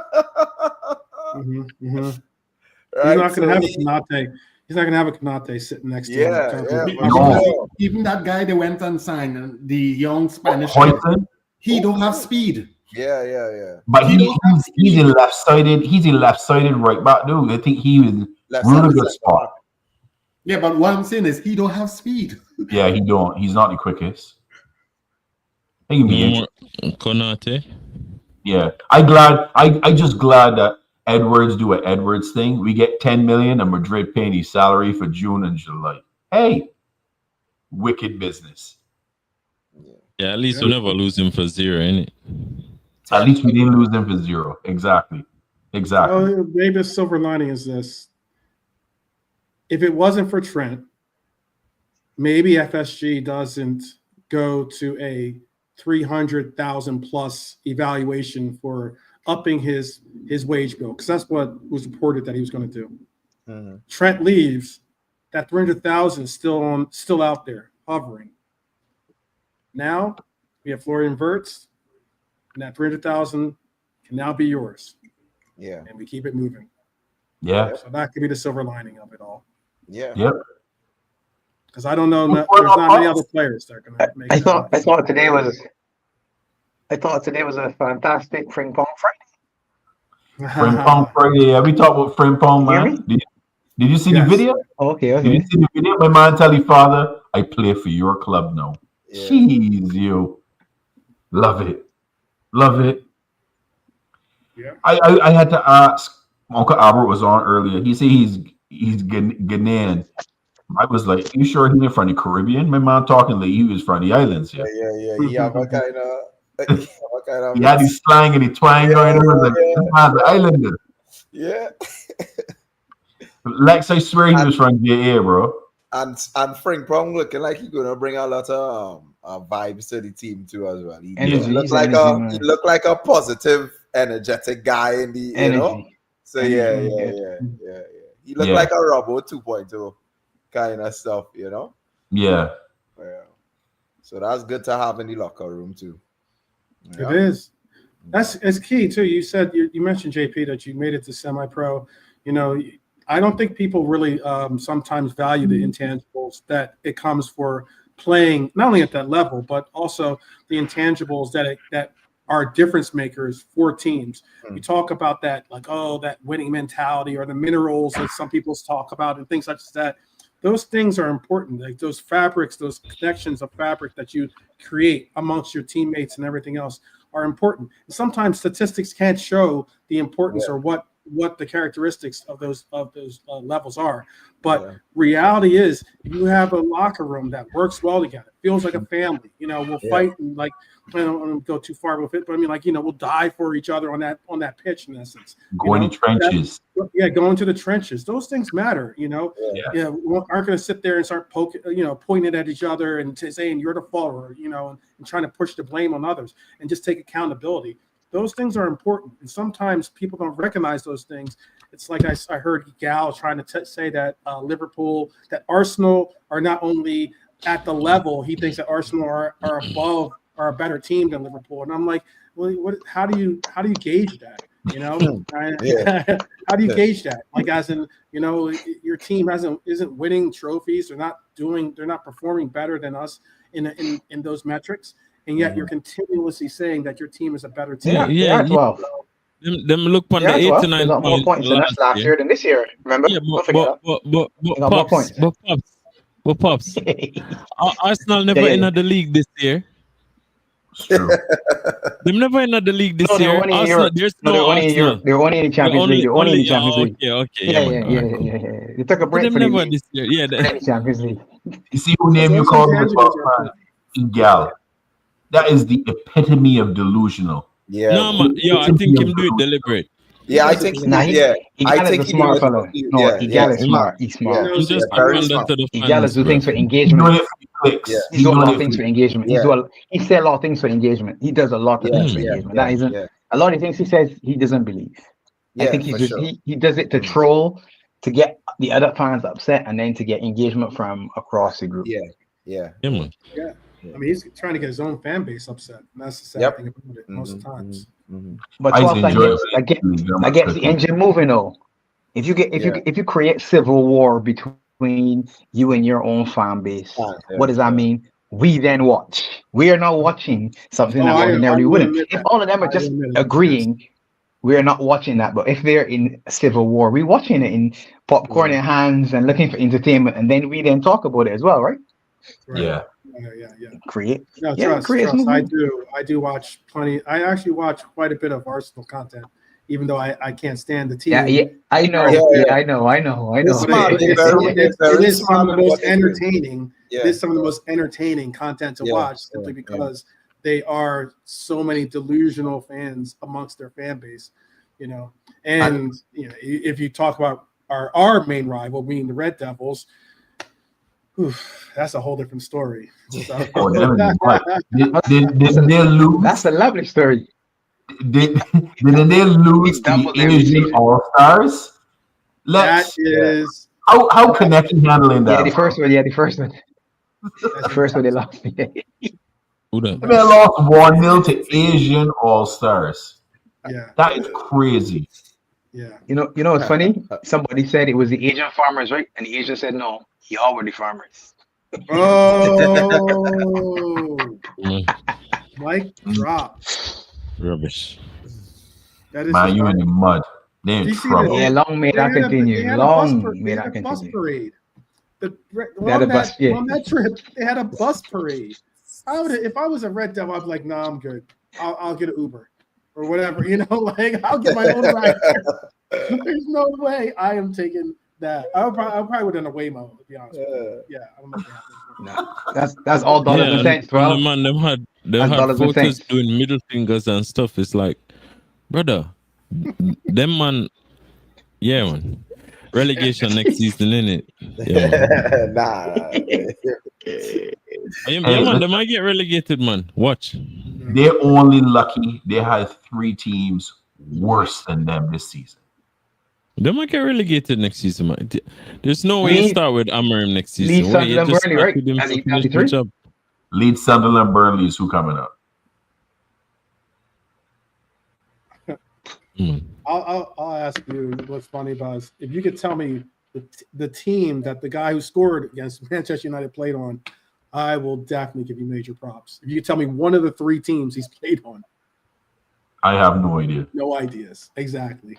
You probably don't even know most You people probably game. don't even know the team. That's what exactly. I said. I don't even know who the player is. Right, exactly. Still no. Exactly. Maybe we might see him in Man U next season. Yeah. Right? Lampon Warriors. He went on 2 frees too. The Lampon Warriors, the Yangon United, or the Wadi United FC. Wow. But that guy's putting up goals against Manchester United. Addressing a real obvious question going into next season, because it doesn't affect them as much as it would affect a bigger club, and there is no disrespect to them being not a bigger club because they still play in the Premier League. But what are they going to do about referees next season? Nothing. Because what that referee did with Aston Villa, he cost them millions. Yeah, that was criminal. That was criminal. And I'm sorry, I was an owner, it would be problems. Because you're talking about all this PSR and all that sort of stuff. You just affected me in that bracket. Nobody did that with us. Matty Mad trying to be. Yeah. Matty Mad being like the. But there's nothing you can do though. Really? No, once you blow the whistle. No, but once you blow the whistle, no. He should have never blown the whistle though. No. What I'm saying is, I'm not. But he did though, 12. That's the issue. He did it. What he could have done. Right. Oh, I get that. But he should have never. He should have to. I'm sorry. Go ahead. Finish what you're saying. Because again, people likes to live in this world where they think everything is all happy and angels and choir song, right? All it takes is that one time that somebody can look at a referee and that referee could be in some serious physical damage. So if they're not thinking about trying to fix that solution, they're going to be dealing with another situation that they're going to have to try to prevent in the future. Because as I say, that costs a team millions, and not only cost them millions, but you have seen Man City usually will get away with it. How many times have we got affected by it? Not saying that other teams didn't get it wrong by the referee, but as I'm saying, they need to somehow fix that, because as I said, it's going to have a fall off where something bad is going to happen. Because literally, you take money and food out from my table and my pocket. Look, this is what you gotta do. I've said that before. Independent body controlling VAR, take it out of the officials' hands. Let them analytic guys control the VAR room. No referees in the VAR room. Analytics, always. Rules out. Look at the player. Tell the referee, hey, because it won't be a boys' club. And you can call the referee in the earpiece on the pitch. Hey, you need to go to the monitor. You just missed this. Yeah, but again, there's what I'm saying, right?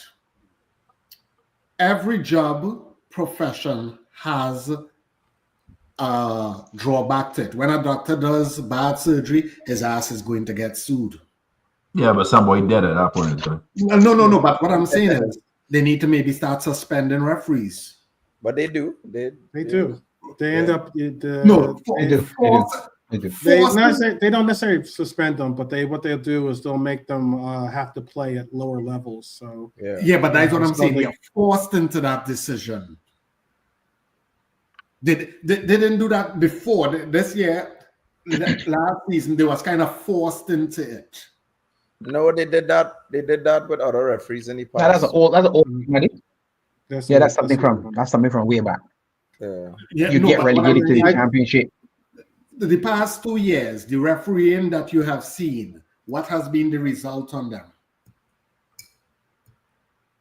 Unless it made the headlines, if it slipped under it was like water under the bridge. And as I'm saying, like, I am not going to say I want to see it happen, but it may have a player or coach or a fan in the stand might say, you know what, to hell with this shit. Well, let's not. We're not. I know you're not advocating for that. No, but that's what I just said. I'm not condoning, but yeah.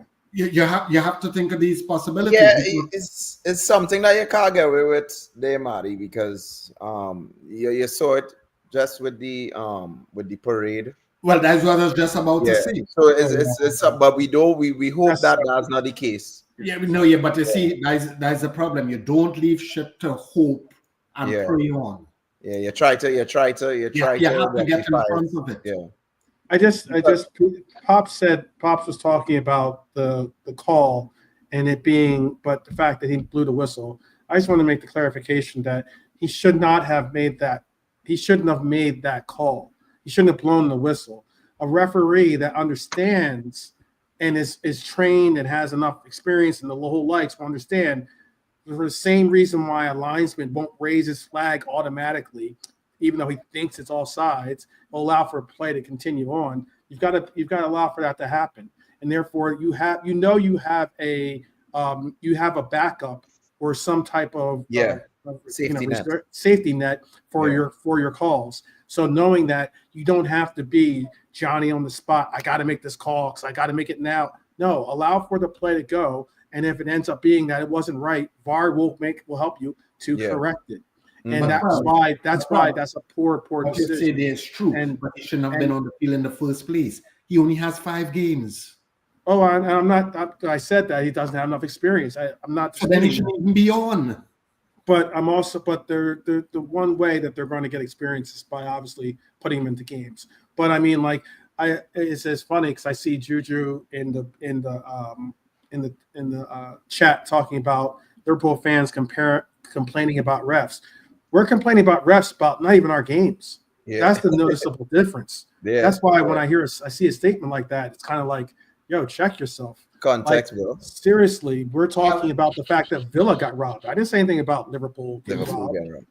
12. So, 12. You have to understand. Some people listen and some people hear. There you go. Facts. Okay, I'll give you that. I'll give you that. I'm hoping that we have some type of resolution with the refereeing in the Premier League, considering it's supposed to be the best league in the world. Refereeing is poor. Refereeing around the world is poor. It's not an easy it's not an easy profession. It's possibly one of the hardest professions to take on because there's no real sliver of giving you any benefit of the doubt. You have to always be on point, and a lot of the cases are you're human, so you're going to make mistakes, and it's difficult. But if that said, you know what? Hey, it's why you're making the 6 figures or whatever you're making, as in if you don't want to do that job or you can't do that job, there's others I'm sure that will step up to try to do it for you. But the other thing is the teams themselves voted not to have the semi-automatic offsides at the beginning of the season. And you think to yourself, why the hell would you watch that and say, nah, let's leave it, let the linesmen do this shit and all that? Yeah, exactly. Crooked line.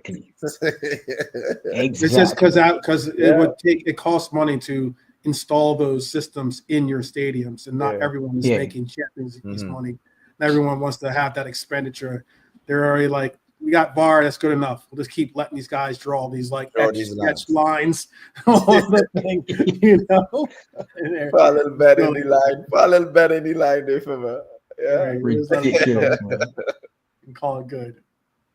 It is what it is. But I hope that we have a change. Yeah. Especially with all these crap players that we have.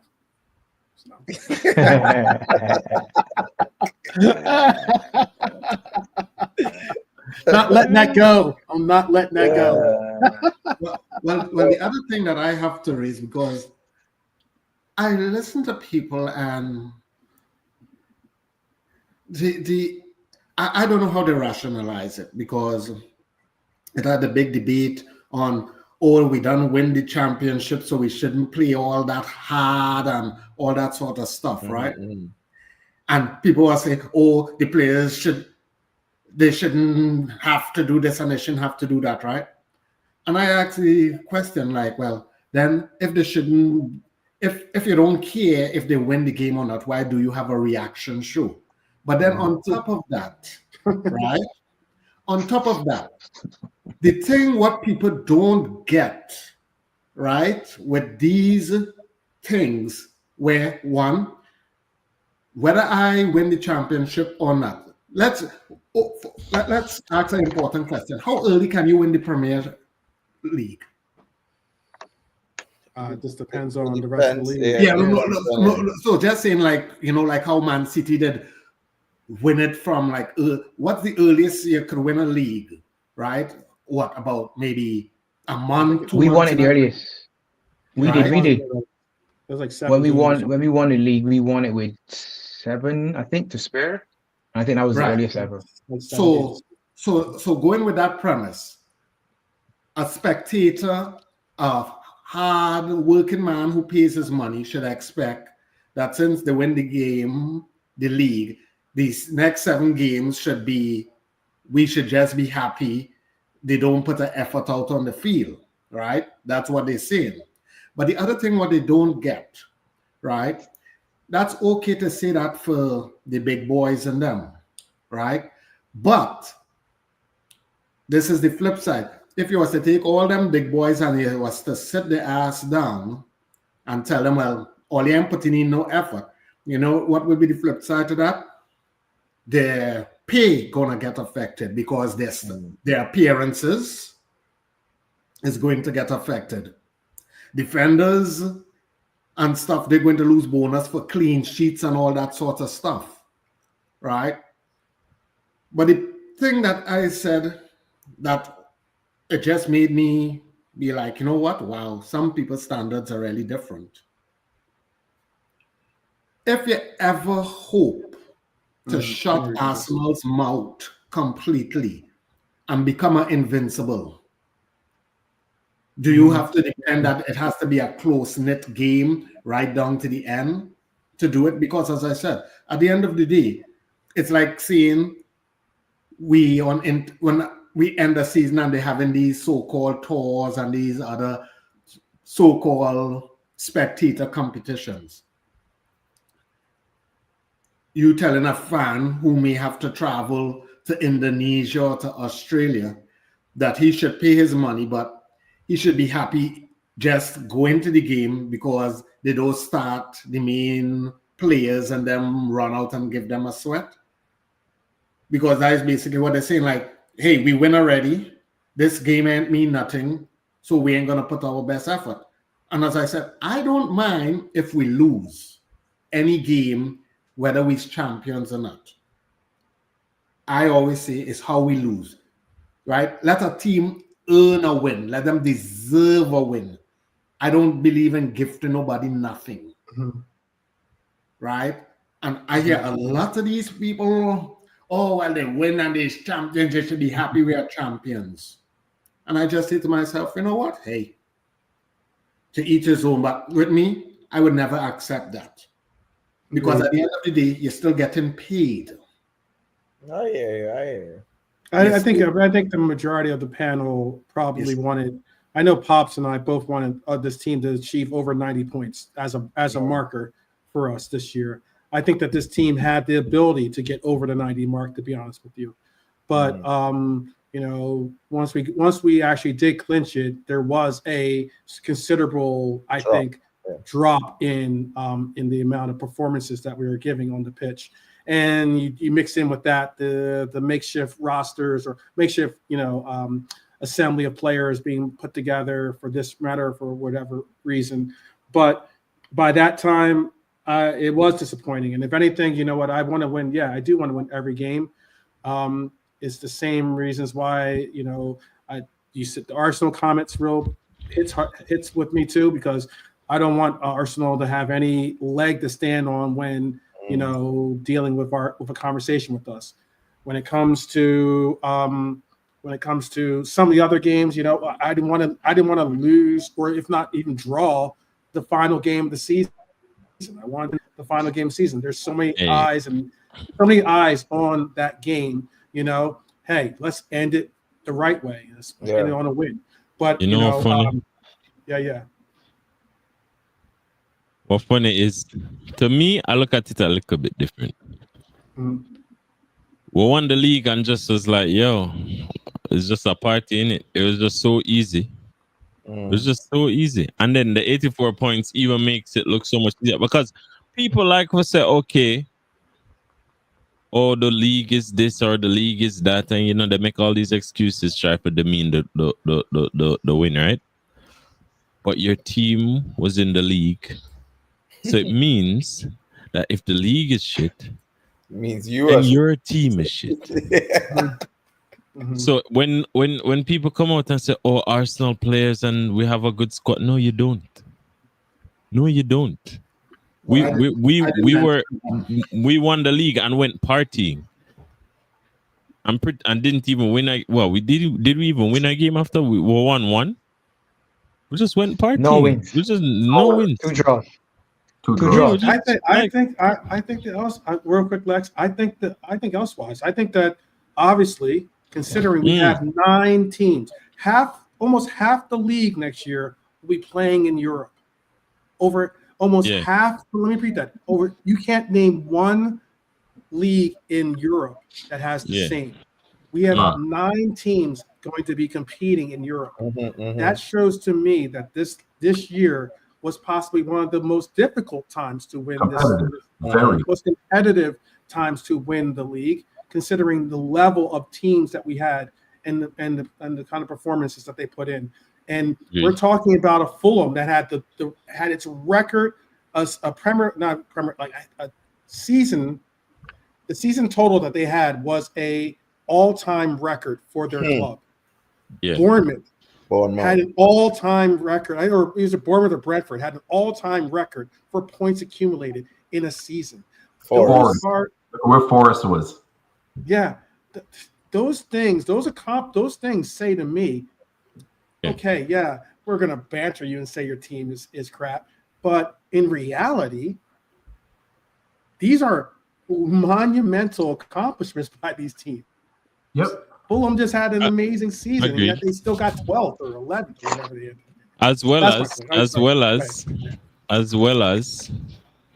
what it says to me is how we've approached the transfer window, because it would be a whole different ball game if we entered the transfer window even before. As a matter of fact, it's not even the transfer window yet, by the way. It would say a lot much more to me if we did things of the past, yeah? So if we were entering the transfer window having to wait till the final week to actually get a signing over the line, and then we get just a dead signing, and then people making excuses, say, oh, but we just won the league, the team is good enough, just like the Arsenal fans in it, who don't even win anything, but that's beside the point. Then I'd worry. The fact that we've already went to the point of securing replacements for the weaknesses that we have in our squad, and then at left back and right back, and then going on and improving in the attacking fourth, is saying to me that, okay, while I think it's just an investment right now so that we don't have to invest later, I'm all good when the investments look the way they do, because it's not like we're capping it off with these 3 signings. We're still looking for more players, and I'm like, bro, we've had this money for so long. Man, them just was keeping it in the pocket. No, when you look at some of these other teams out here and some of these other players, that like maybe some of these guys are looking at it and like, yo, man, I should have possibly you know, like the Caicedos of the world, the Lavias of the world. Maybe they should have came across on the boat, innit? But the boat gone now. Or maybe what, and then them sign death row contracts, so them can't even run down them contracts to come to Liverpool. Because at the end of the day, like when you think about it, yeah, a lot of us look up to Real Madrid, but it's Real Madrid and then Liverpool. Realistically. Like on a world stage, yeah, we can talk about the AC Milans of the world. We can talk about the you know, the more historic teams of the world. But when it comes on to just right now and prestige from both an international perspective and just a league perspective, it's that's the threshold. So me seeing investment like this and seeing the mindset of the club, it's like, bro, we're trying to go ahead and create a dynasty. Go ahead and do things that when you really look at it, it's like City. What you've done, we're just trying to dupe that, innit? You get me? Because before, like, bro, we've never done anything remotely close to this. Like, all right, when you look at we got Van Dijk when we needed to, we got Alisson when we needed to. Those were good signings. But when you look in our team, we'll have the Gravenberch 35 mil. McAllister 35. These are quality players that right now it's an 80 mil thing. Like if a man come to us, it's an 80 to 100, innit? Yeah. Just FSG just don't do the trend thing where the rundown contract thing and then the Madrid thing. Just don't do that. The next player goes to Madrid, 150. Please. It has to be a Coutinho thing. It just has to be. Yeah. You get me? But at this point in time, I feel good. So with the 84 points, I think a lot of, especially what is happening now, has just overshadowed that, because it's like, to me, I'm the kind of guy where, bro, it doesn't matter what you do as long as you get your stuff done. I don't care. As long you win the league, party immediately. You don't even have to win no more games. I don't care. As long as next season, when it's time to win it again, like we're there. You get me? Because it kind of shows me that they're not bothered by keeping any sort of momentum, because we can just go back and get it like that. Innit? Yeah, Just, but Lex, on the flip side of that, as I said, that is all well and good for certain players because they're still going to be there, or they're making hundreds and thousands a week. Yeah. When you're looking at the other guy who might be on way less than that, right? He might not say anything outwardly, but he's still going to feel away because his pocket gets affected. Right? So right there, that's how I approach stuff, as in like, guess what? I don't care if we didn't win another game. Yeah. But that team must earn that win. They must deserve that win. They mustn't win that game or draw that game because, you know what? We take it easy. We head was elsewhere. I don't want to hear that story. Right? And the only reason why I'm saying I don't want to hear that story, right, is, again, I tell people I come from a military environment, right? Even when we win a battle or a skirmish, you stay on your P's and Q's. Because just like in football, when you score a goal, your most vulnerable moment is like what, 5 minutes after that person, your team went and scored, because you have seen it this season. The other team could come back and score a goal and either win or draw the game, that sort of stuff. So that's how I look at it, as in like, I don't care if you want to party, but whilst you're on the field, you're getting paid. You could be making $300,000. I might be only making $2,000 or $6,000 a week.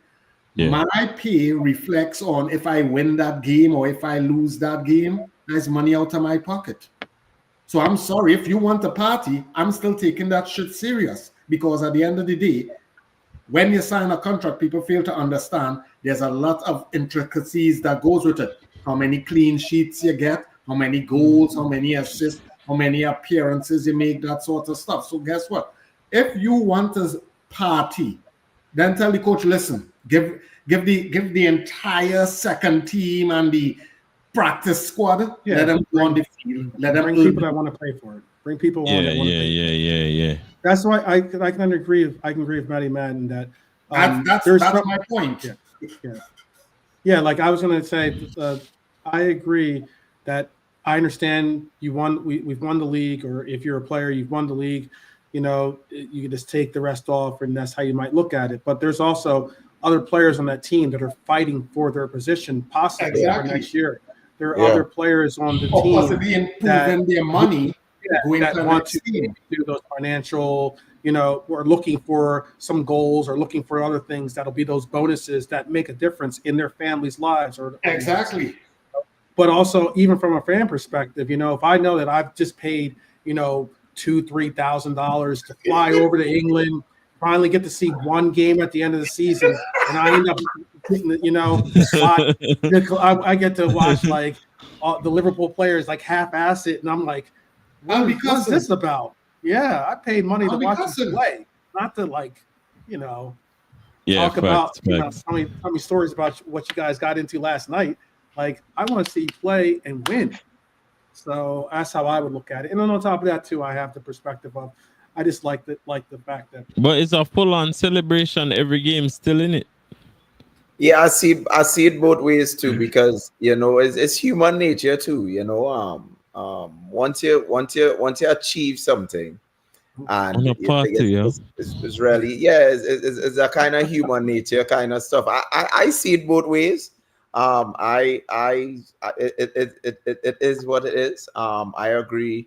In terms of I'm a person that I don't like to lose, so I'm very competitive, and kind of. But at the same time, I understand it, and the thing about it is that we won the league. We won it with a significant amount of space between the second place. So it to me, it was just human nature after all the hard work that those fellas put in. It's just they take their foot off the pedal a little bit, but I could understand it because especially with our manager as well. He's somebody that because you were here and talk with Keys in terms of when he played badly in the Plymouth game. And I think it was a couple of them that played badly in the Plymouth game. To me personally, that wasn't a fair shot for them because half the team wasn't there, right? And if you know anything about football, you need to have momentum. You need to have a good amount of players on the field to be able to produce your best. And the reason why Keys, Diaz, and Elliott, and they didn't perform their best in that game is because Plymouth was fighting. Everybody on Plymouth was 100% fighting. And we had players that we chopping and changing and we shifting around there. But to me, it goes both ways. I could see both sides. It's just I not really blame any player because it's human nature, and you can't really get vexed for people who susceptible to making mistakes as humans. We all do it. Even you, Matty, you in the military. I know you're not this first perfect person, but I mean, at the end of the day, no, trust me, Jay. Yeah, that was it. So at the end of the day, we can't be critical when other guys do. No, JP. Too, but I understand it. In the military, and I also took it into another job that I did, right? And this job that I went into, it's completely opposite to the military. And people swore that my military way wasn't going to work in that environment. Prove them wrong, huge. Because at the end of the day, the military way. Well, not even the discipline. What I tell people, I always think of the weakest link in my chain. And if I pay attention to my weakest link, then the standard for those who are above that is now doubled. Yeah. So at the end of the day, as I said, I don't care if you want to party. But guess what? You will not get the starter. Your check will be affected because you will not start the game or anything. I would put on another set of players who want to either prove themselves. They're looking to say, well, you know what? This is my last season with the team. So these last few games, I can bring up my stats. I could catch the eye of some manager that I could move on, get a bigger payday somewhere, that sort of stuff. That's how I approach it. Because as I said, at the end of the day, I come from that environment that, guess what? One weak link could cause the whole chain to fall down. And that's how I look at it. Like, you messing with somebody else's money. Period. Right? They may not be able to say anything because they're low down on the totem pole, but as I always tell people, when you remove the bottom of the pole, guess what? It's the next one that drops down to the bottom. So that's all I'm saying. I have no problem. You want a party. Tell the manager, guess what? You know what, boss? We ain't really going to be putting out much effort. Put in the second team. End of conversation. That's all I am asking for. Don't come and tell me, well, okay, because I'm the starter, and like, well, yeah, I'm on $400K a week. The next man, as I say, he on $3,000 a week, right? Those last few games could be a difference for him and his family.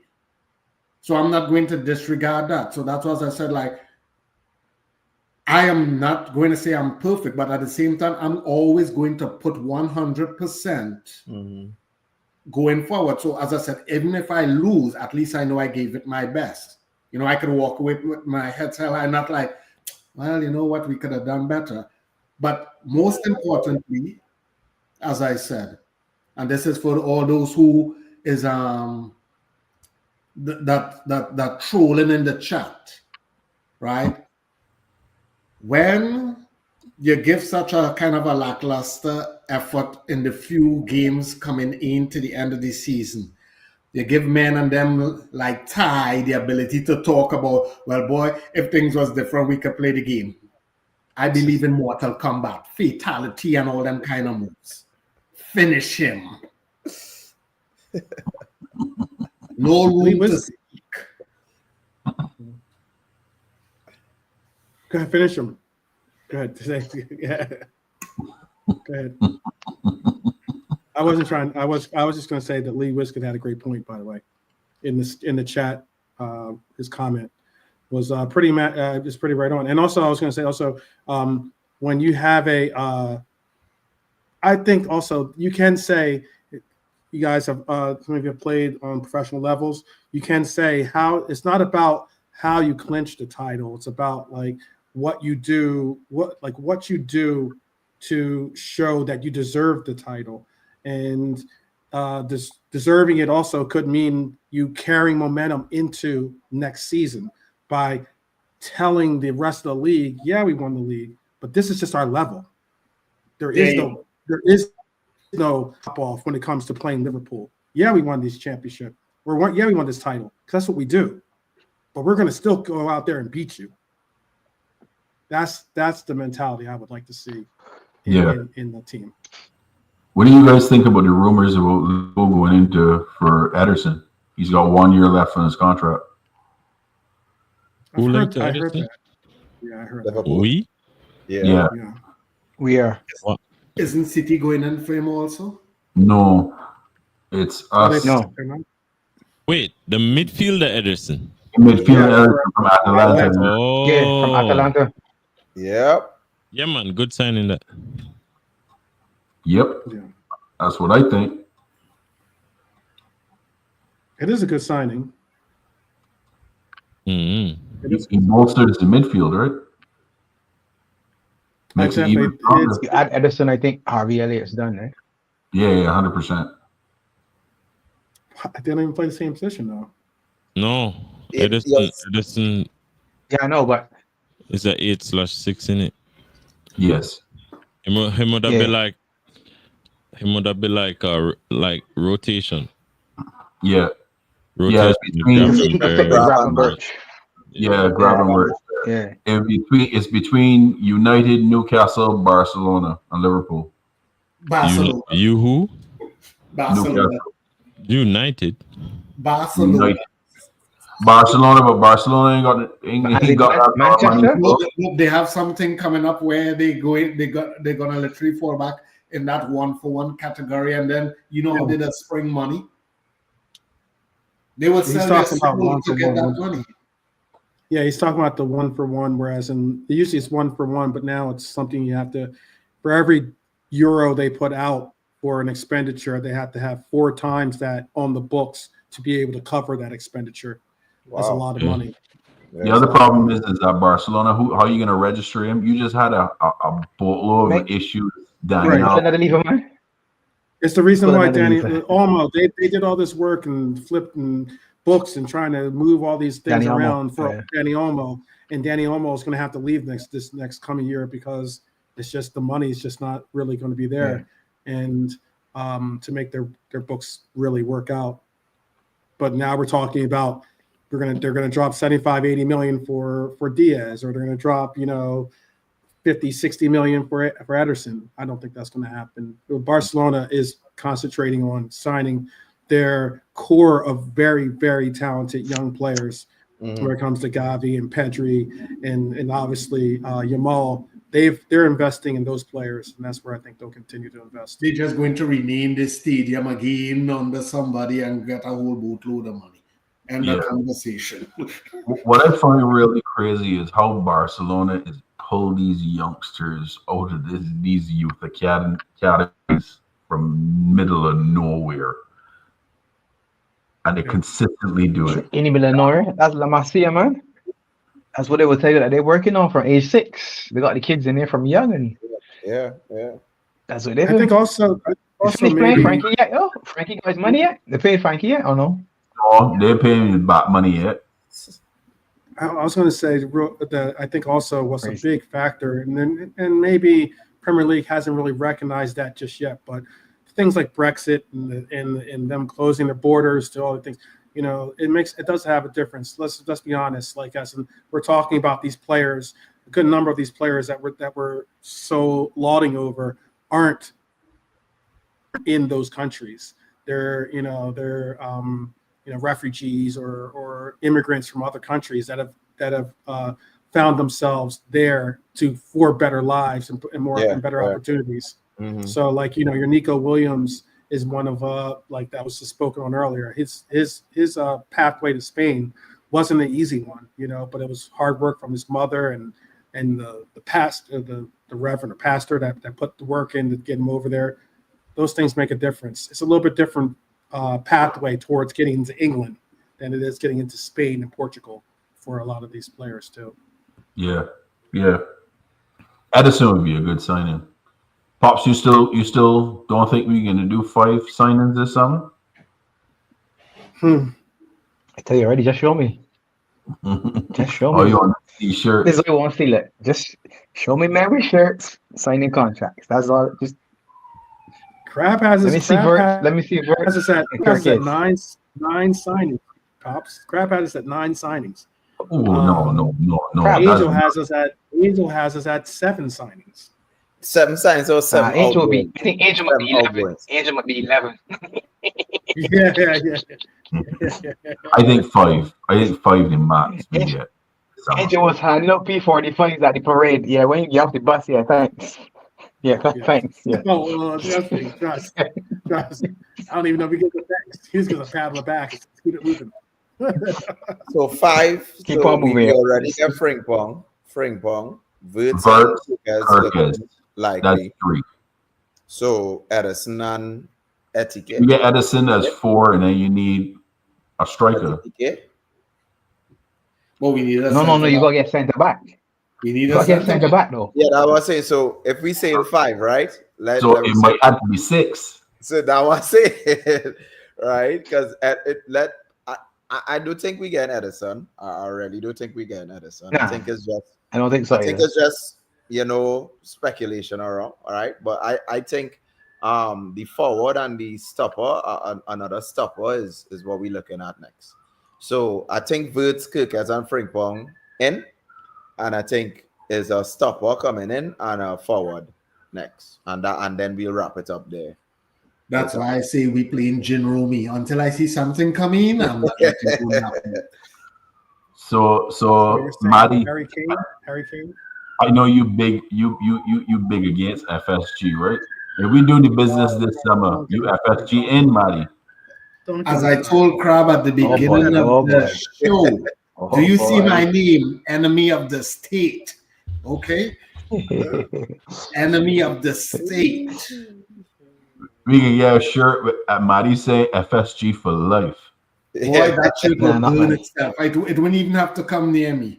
Your writing wouldn't even come out properly. The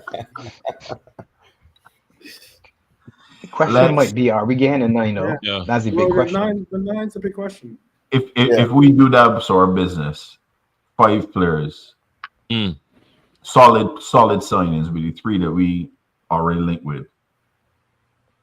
UFSG in? What do you mean?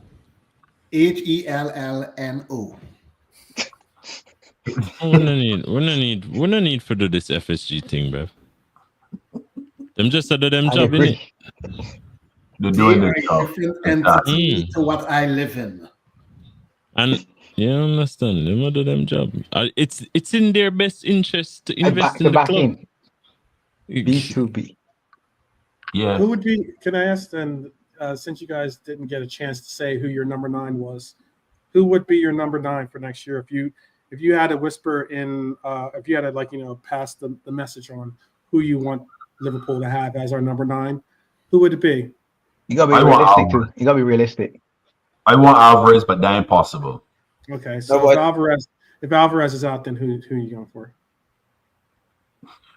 Well, Sesko going to Arsenal, they can have him. Hey, yeah. I mean, it's really Gokares and Ekateke, right? Is really your two to look at. I ain't sold on Ekateke. I think I'd have to. Right, go but say you're going to spend 100 million on Ekateke? No. I said I'm not sold on him. So, and that's way too much money with the amount of other money we got to spend. So, and I already said my piece about Gokares. It's amazing how many people want to go all in for another player playing well in Portugal at striker position. I think Gokares would have to be the one because he's a poacher, right? You need a poacher that could finish the ball. I could finish in the back of net. Hopefully. Why is he still out there though? Why is he still out there? If he's supposed to be why is he still out there? That's the questions you had to ask. If these players the window not open yet, brother. The window open on the 1st, no? But June. We're so how we sign for him for now? Don't worry yourself, man.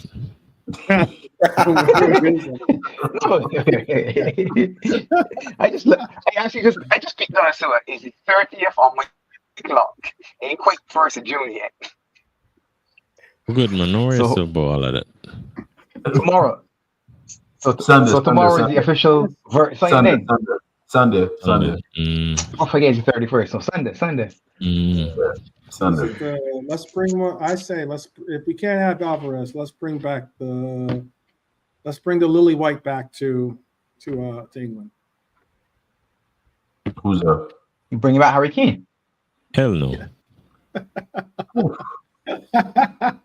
Harry Kane. There you go. Wow. You get 2 years out of Harry. You get 2 years out of Harry. 2 years out of Harry Kane. And then that's 50 goes in 2 seasons. 2 years out of Harry Kane, 2 years out of Mo Salah. You get 2 years out of BVD, and then you bring in the new spine, and maybe even 2 years out of Ali, and you bring in the new spine of the team. Yeah. By then you'll have your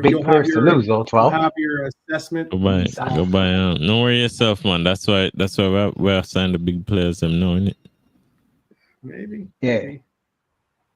To me, you need to get players in so that you phase out. Not in 2 years you're looking. You want 2 years benefit of working with Verge, working with Mo, and working with Ali. Which Mama that really makes sense to be the man coming in now. Basically to say, you know what, as much as you talk about being number 1, here's the guy that's number one. Go and take the gloves from him. Go and take his gloves. Go on. If you can't, shut up, and then you'll wait until he's ready to give you the gloves. If you can, then take them. Yeah. I just know that Harry Kane is a player that would come back with fire in his belly to score a lot of goals. He was still killed, 12. No, he was still killed. Yeah, and he checks off a lot of the boxes that people are asking him to do, which is being able to track back, being able to play defense, being able to assist, being able. Obviously, he's one of the best goal scorers in Premier League history. So, like, it wouldn't be like he'd be like, oh, he can't play, but he'd have purpose, and also, heck, it'd be nice to say that Harry Kane broke the 30 now? Yeah, he's like 31. I want to say he might be 31. 31. He's something like that. Okay. I wouldn't even think that you would really need him to track back, to be honest with you. Someone's got to do it. I mean, if you're not going to make Salah do it, then you got to have someone do it. And you're going to tell Lucho to just keep running back and cover everyone's positions now? That's what you got Sabazza there for, Mr. Forlan. There you go. Yeah, but we talking about Harry Kane, right? I'm going to say, don't lose the ball up there. Just don't lose the ball up there. Just keep it at that. Just keep it at there. Score, come back. Score, come back. You do think Slot going and push Salah a little more inside next central? Season? Yeah. No, not too much central, but like more because we have the two wing backs more rolling up and down now. You think Salah ain't gonna be playing could on go the touchline anymore? Yeah, and that way he needs to. That and it's the same thing with Gakpo. Give Frimpong room to maneuver. Frimpong gets room to maneuver. So Kukes will get more chance to maneuver there, and then Gakpo could because Gakpo could finish as well, right? Yeah. A lot of people looking for that. Yeah, so I mean, that could always be his plan too as well. So that's why Etatike might make sense because it's just the money though. Up and coming in it's the next money year. though, JP. They want 90 million for that. Yeah, no. I just saying, like in terms of a potential, you could see why they're not going for the Canes and they're going for the potential because the plan is to have Gakpo, Diaz, and Salah play a little more central. Not much more running because Salah, you heard what Salah said in his interview. He scored a lot more goals this season because the manager allowed him not to run back as much, right? So he and you could see in his face he was kind of like delighted that he didn't have to run back, right? But if it is the manager saying, "Well, I'll get a man to run that line for you, bro," try and get my little more goals now, right? Try and think coming more, yeah. So. Who knows? We might need that Kane and stuff and thing. And this is where I don't really. This is where I have the trust in the manager. So, like, if the manager and the team, Liverpool team, bring in Etatike, who am I to say? Well, think you all are the guys who think I have to put that faith in Slot because he did it with bare bones this season. So why not? When he get the money, not going to share. And that's why I'm so happy to be a Liverpool fan right now because I have a manager who had one signing. He didn't really have his players. And look at the work that he's done for the club. And now you're telling me again now, one of the best center attacking midfielders in the world, one of the fastest wing backs, right-sided specialists in the world. You're getting a proven Premier League left back, right?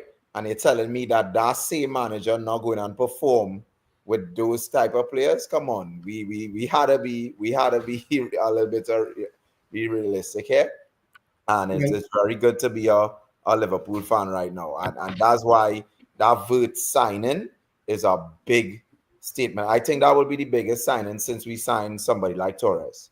I mean, Van Dijk and Alisson were, but like in terms of like caliber player, I think that Wirtz is on par with the Torres signing we had a few years back because I think Torres was the wonder kid in that time, and he was the Spain golden boy, and Wirtz is.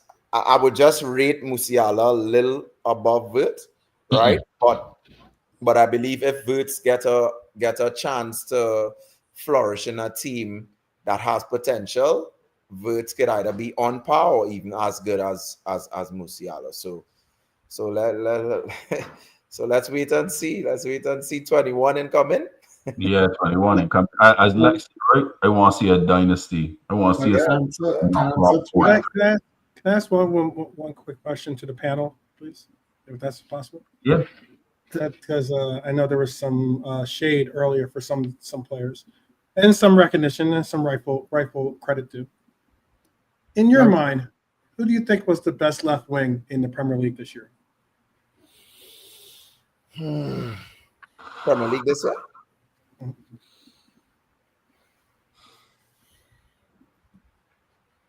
We're trying to. I'll taking Lucho by default. Yeah, I'm gonna have to take Lucho too. Okay. Man play false night for most of the year still. Yeah, I was gonna say Gakpo. For me, because Gakpo played there more in this season, right? Because as I like say, Diaz was more central. He played central, but he would when Gakpo. Cody was hurt for a good bit of the year, and also even when he wasn't hurt, if Cody was subbed out, normally what will happen is he would move over to the left wing. Right. He bring in Diego if he hadn't started, or he bring in Nunez. So for context. Yeah, but I just was more impressed with the level that Gakpo brought this season, right? So because it was a significant shift from the last season Gakpo had, so maybe that's the bias there. Because remember, Gakpo didn't really perform when when Klopp had him all over the place last season, right? So I think that is what kind of made probably Gakpo stand out even more, because we was like, whoa, where is this guy? Where was this guy all the time, boy? What's going on here? You know? But I would just say Gakpo, but that's the context I'm using it in. That I didn't see that side of Gakpo. That was the kind of Gakpo you would see playing for Netherlands, right? And when he was in Holland. So that's why I would kind of like. So if we say most improved left winger, Gakpo for sure. But I people will say this best. Yeah. That's what I get how they say over in England. You're on a little bit of a waffle here. Say, no, I'm waffling, but I try because I'm not sure if the other members might say it's okay to say Lucho. I would say Gakpo. I would say Ezike. Okay. Who would you say? Ezike. Eze. Eze. Oh, Eze. Okay. How about for you, Lex? I can't make up my mind. Because I don't think our left-sided players were particularly great. But the problem is, I've been. You know what's funny? Even though he 23 goals from 23 goals from our left side, 13 from Lucho, 13 from Lucho and Gakpo for 10. About 10. Yeah. Basically, you're saying what I was speaking on earlier was that I have to get to Marmouche, innit? Marmouche? He's got jokes.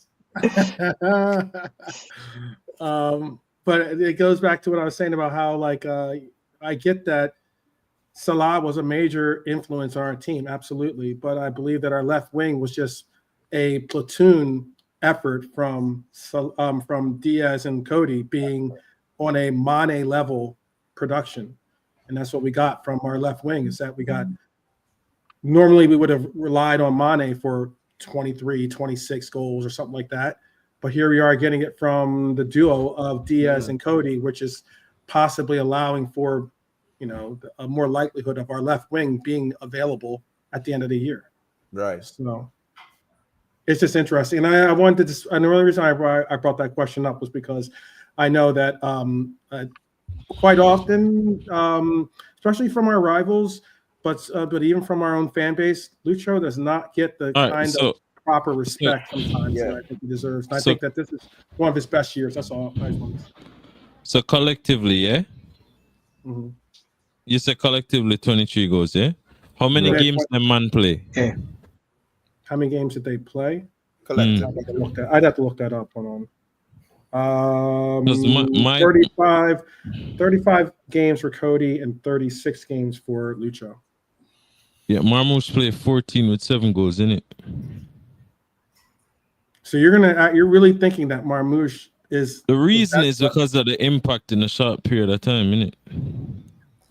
Of those 7 goals, 1 was a hat trick, but yes, okay. So, but that's the argument though. It's goals, innit? I meaning like you just said that 7 goals, but 3 of those goals were in 1 game. The thing is, I think Marmouche on our left side would eclipse the contribution of both of them, innit? For the entirety of the season with the 30 plus games, innit? Okay, I thought you were joking with Marmouche, but you're serious. No, I wanted him. I'm still pissed off that he's at City, innit? Mm-hmm.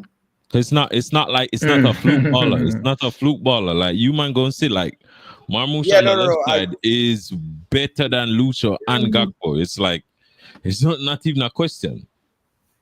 But I'm just asking. So exactly what I said. Thank you, Leroy Scouser. If you are a Scouser, big up. But exactly what I mean by the shade that some of our players, if not Lucho in particular, gets, and even Cody.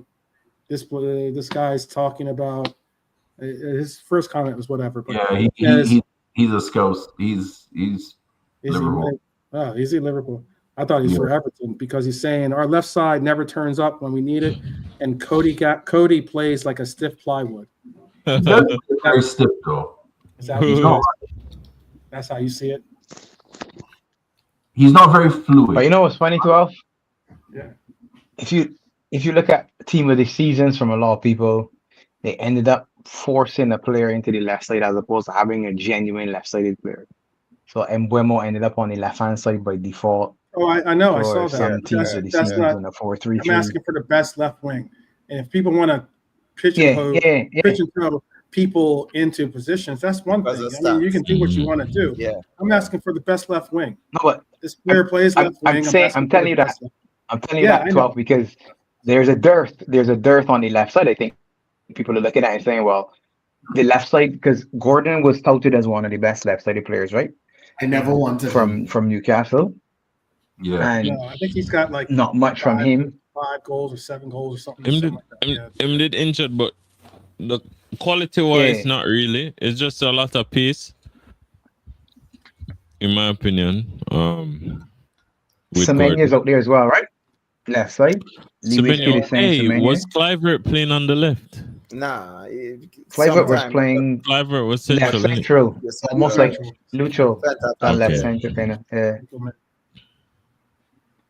Yeah, Semenya was on the left. I'm just outside of Gordon, Semenya. Who else you thinking of? I'm just looking at if we put any of these players mentioned, if we put them on the left side in our team, would they be better than Diaz and Gakpo? And for me, that's been Marmouche even before he went to City. Yeah, I think it's only Marmouche would have. And the thing is, you can't even give a full argument for him because he only came in January. Yeah. So he only had a piece of the season. Yeah. Yeah. So I think it's a dramatically different system, though. That goal was crazy. Marmouche plays in a different system, though. That's a major thing. If you were to put him into the system, but it's not. But he's not a system player. Well, I'm not saying that he's whether his system or not. I'm saying he plays in a different system, as in Manchester City have a different construct as to how they go about trying to score their goals. I will admit they tend to prioritize their striker, and I think he got that hat trick actually playing striker for them when Haaland was injured. So I get what you're saying, but it's not that he's scoring from the left wing position. He scored some of those goals. But we can say the same thing about Diaz, innit? Yeah, you could possibly. I don't know how many of the goals he scored from left wing or from But striker. the thing, all right, look, as well as right. I'm just talking about the quality of the player because in terms of the whole system thing, I think Slot caters or style of play to the players that he has. That is why we see each player flourish in their own position, barring a few, but it's not as strict. You get me? So, for instance, if Marmoush were to be on our team, I'm pretty sure it wouldn't be an issue for him to thrive because Slot would allow him to thrive, and especially because of the quality that he has. You get me? I think it would be. You get me? I don't agree, but I get what you're saying. But considering we have players like that could do that kind of flourishing as you're speaking on, hey, brother. And Slot still doesn't allow for them to go so on the you pitch know, and flourish. Like who that? I think Chiesa has the ability to flourish. Not Marmoush flourishing it. I think the Chiesa thing was more of a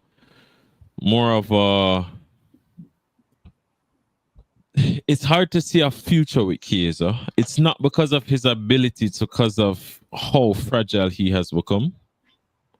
And I think his fragility not only has to do with just the fact that he gets injured, it's the injuries that he has and the state of his feet, so to speak.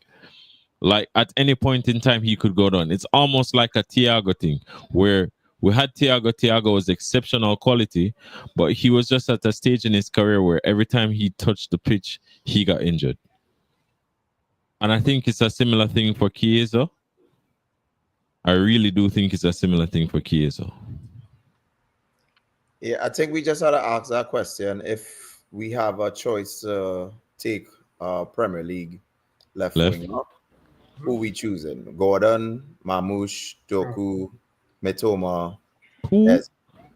No, I just saying that. So what I'm trying to say is I'm agreeing with you. Like, in terms of don't do this Doku. No, I'm saying don't say Doku. I'm just saying out of all the left wingers, how to answer the question quickly.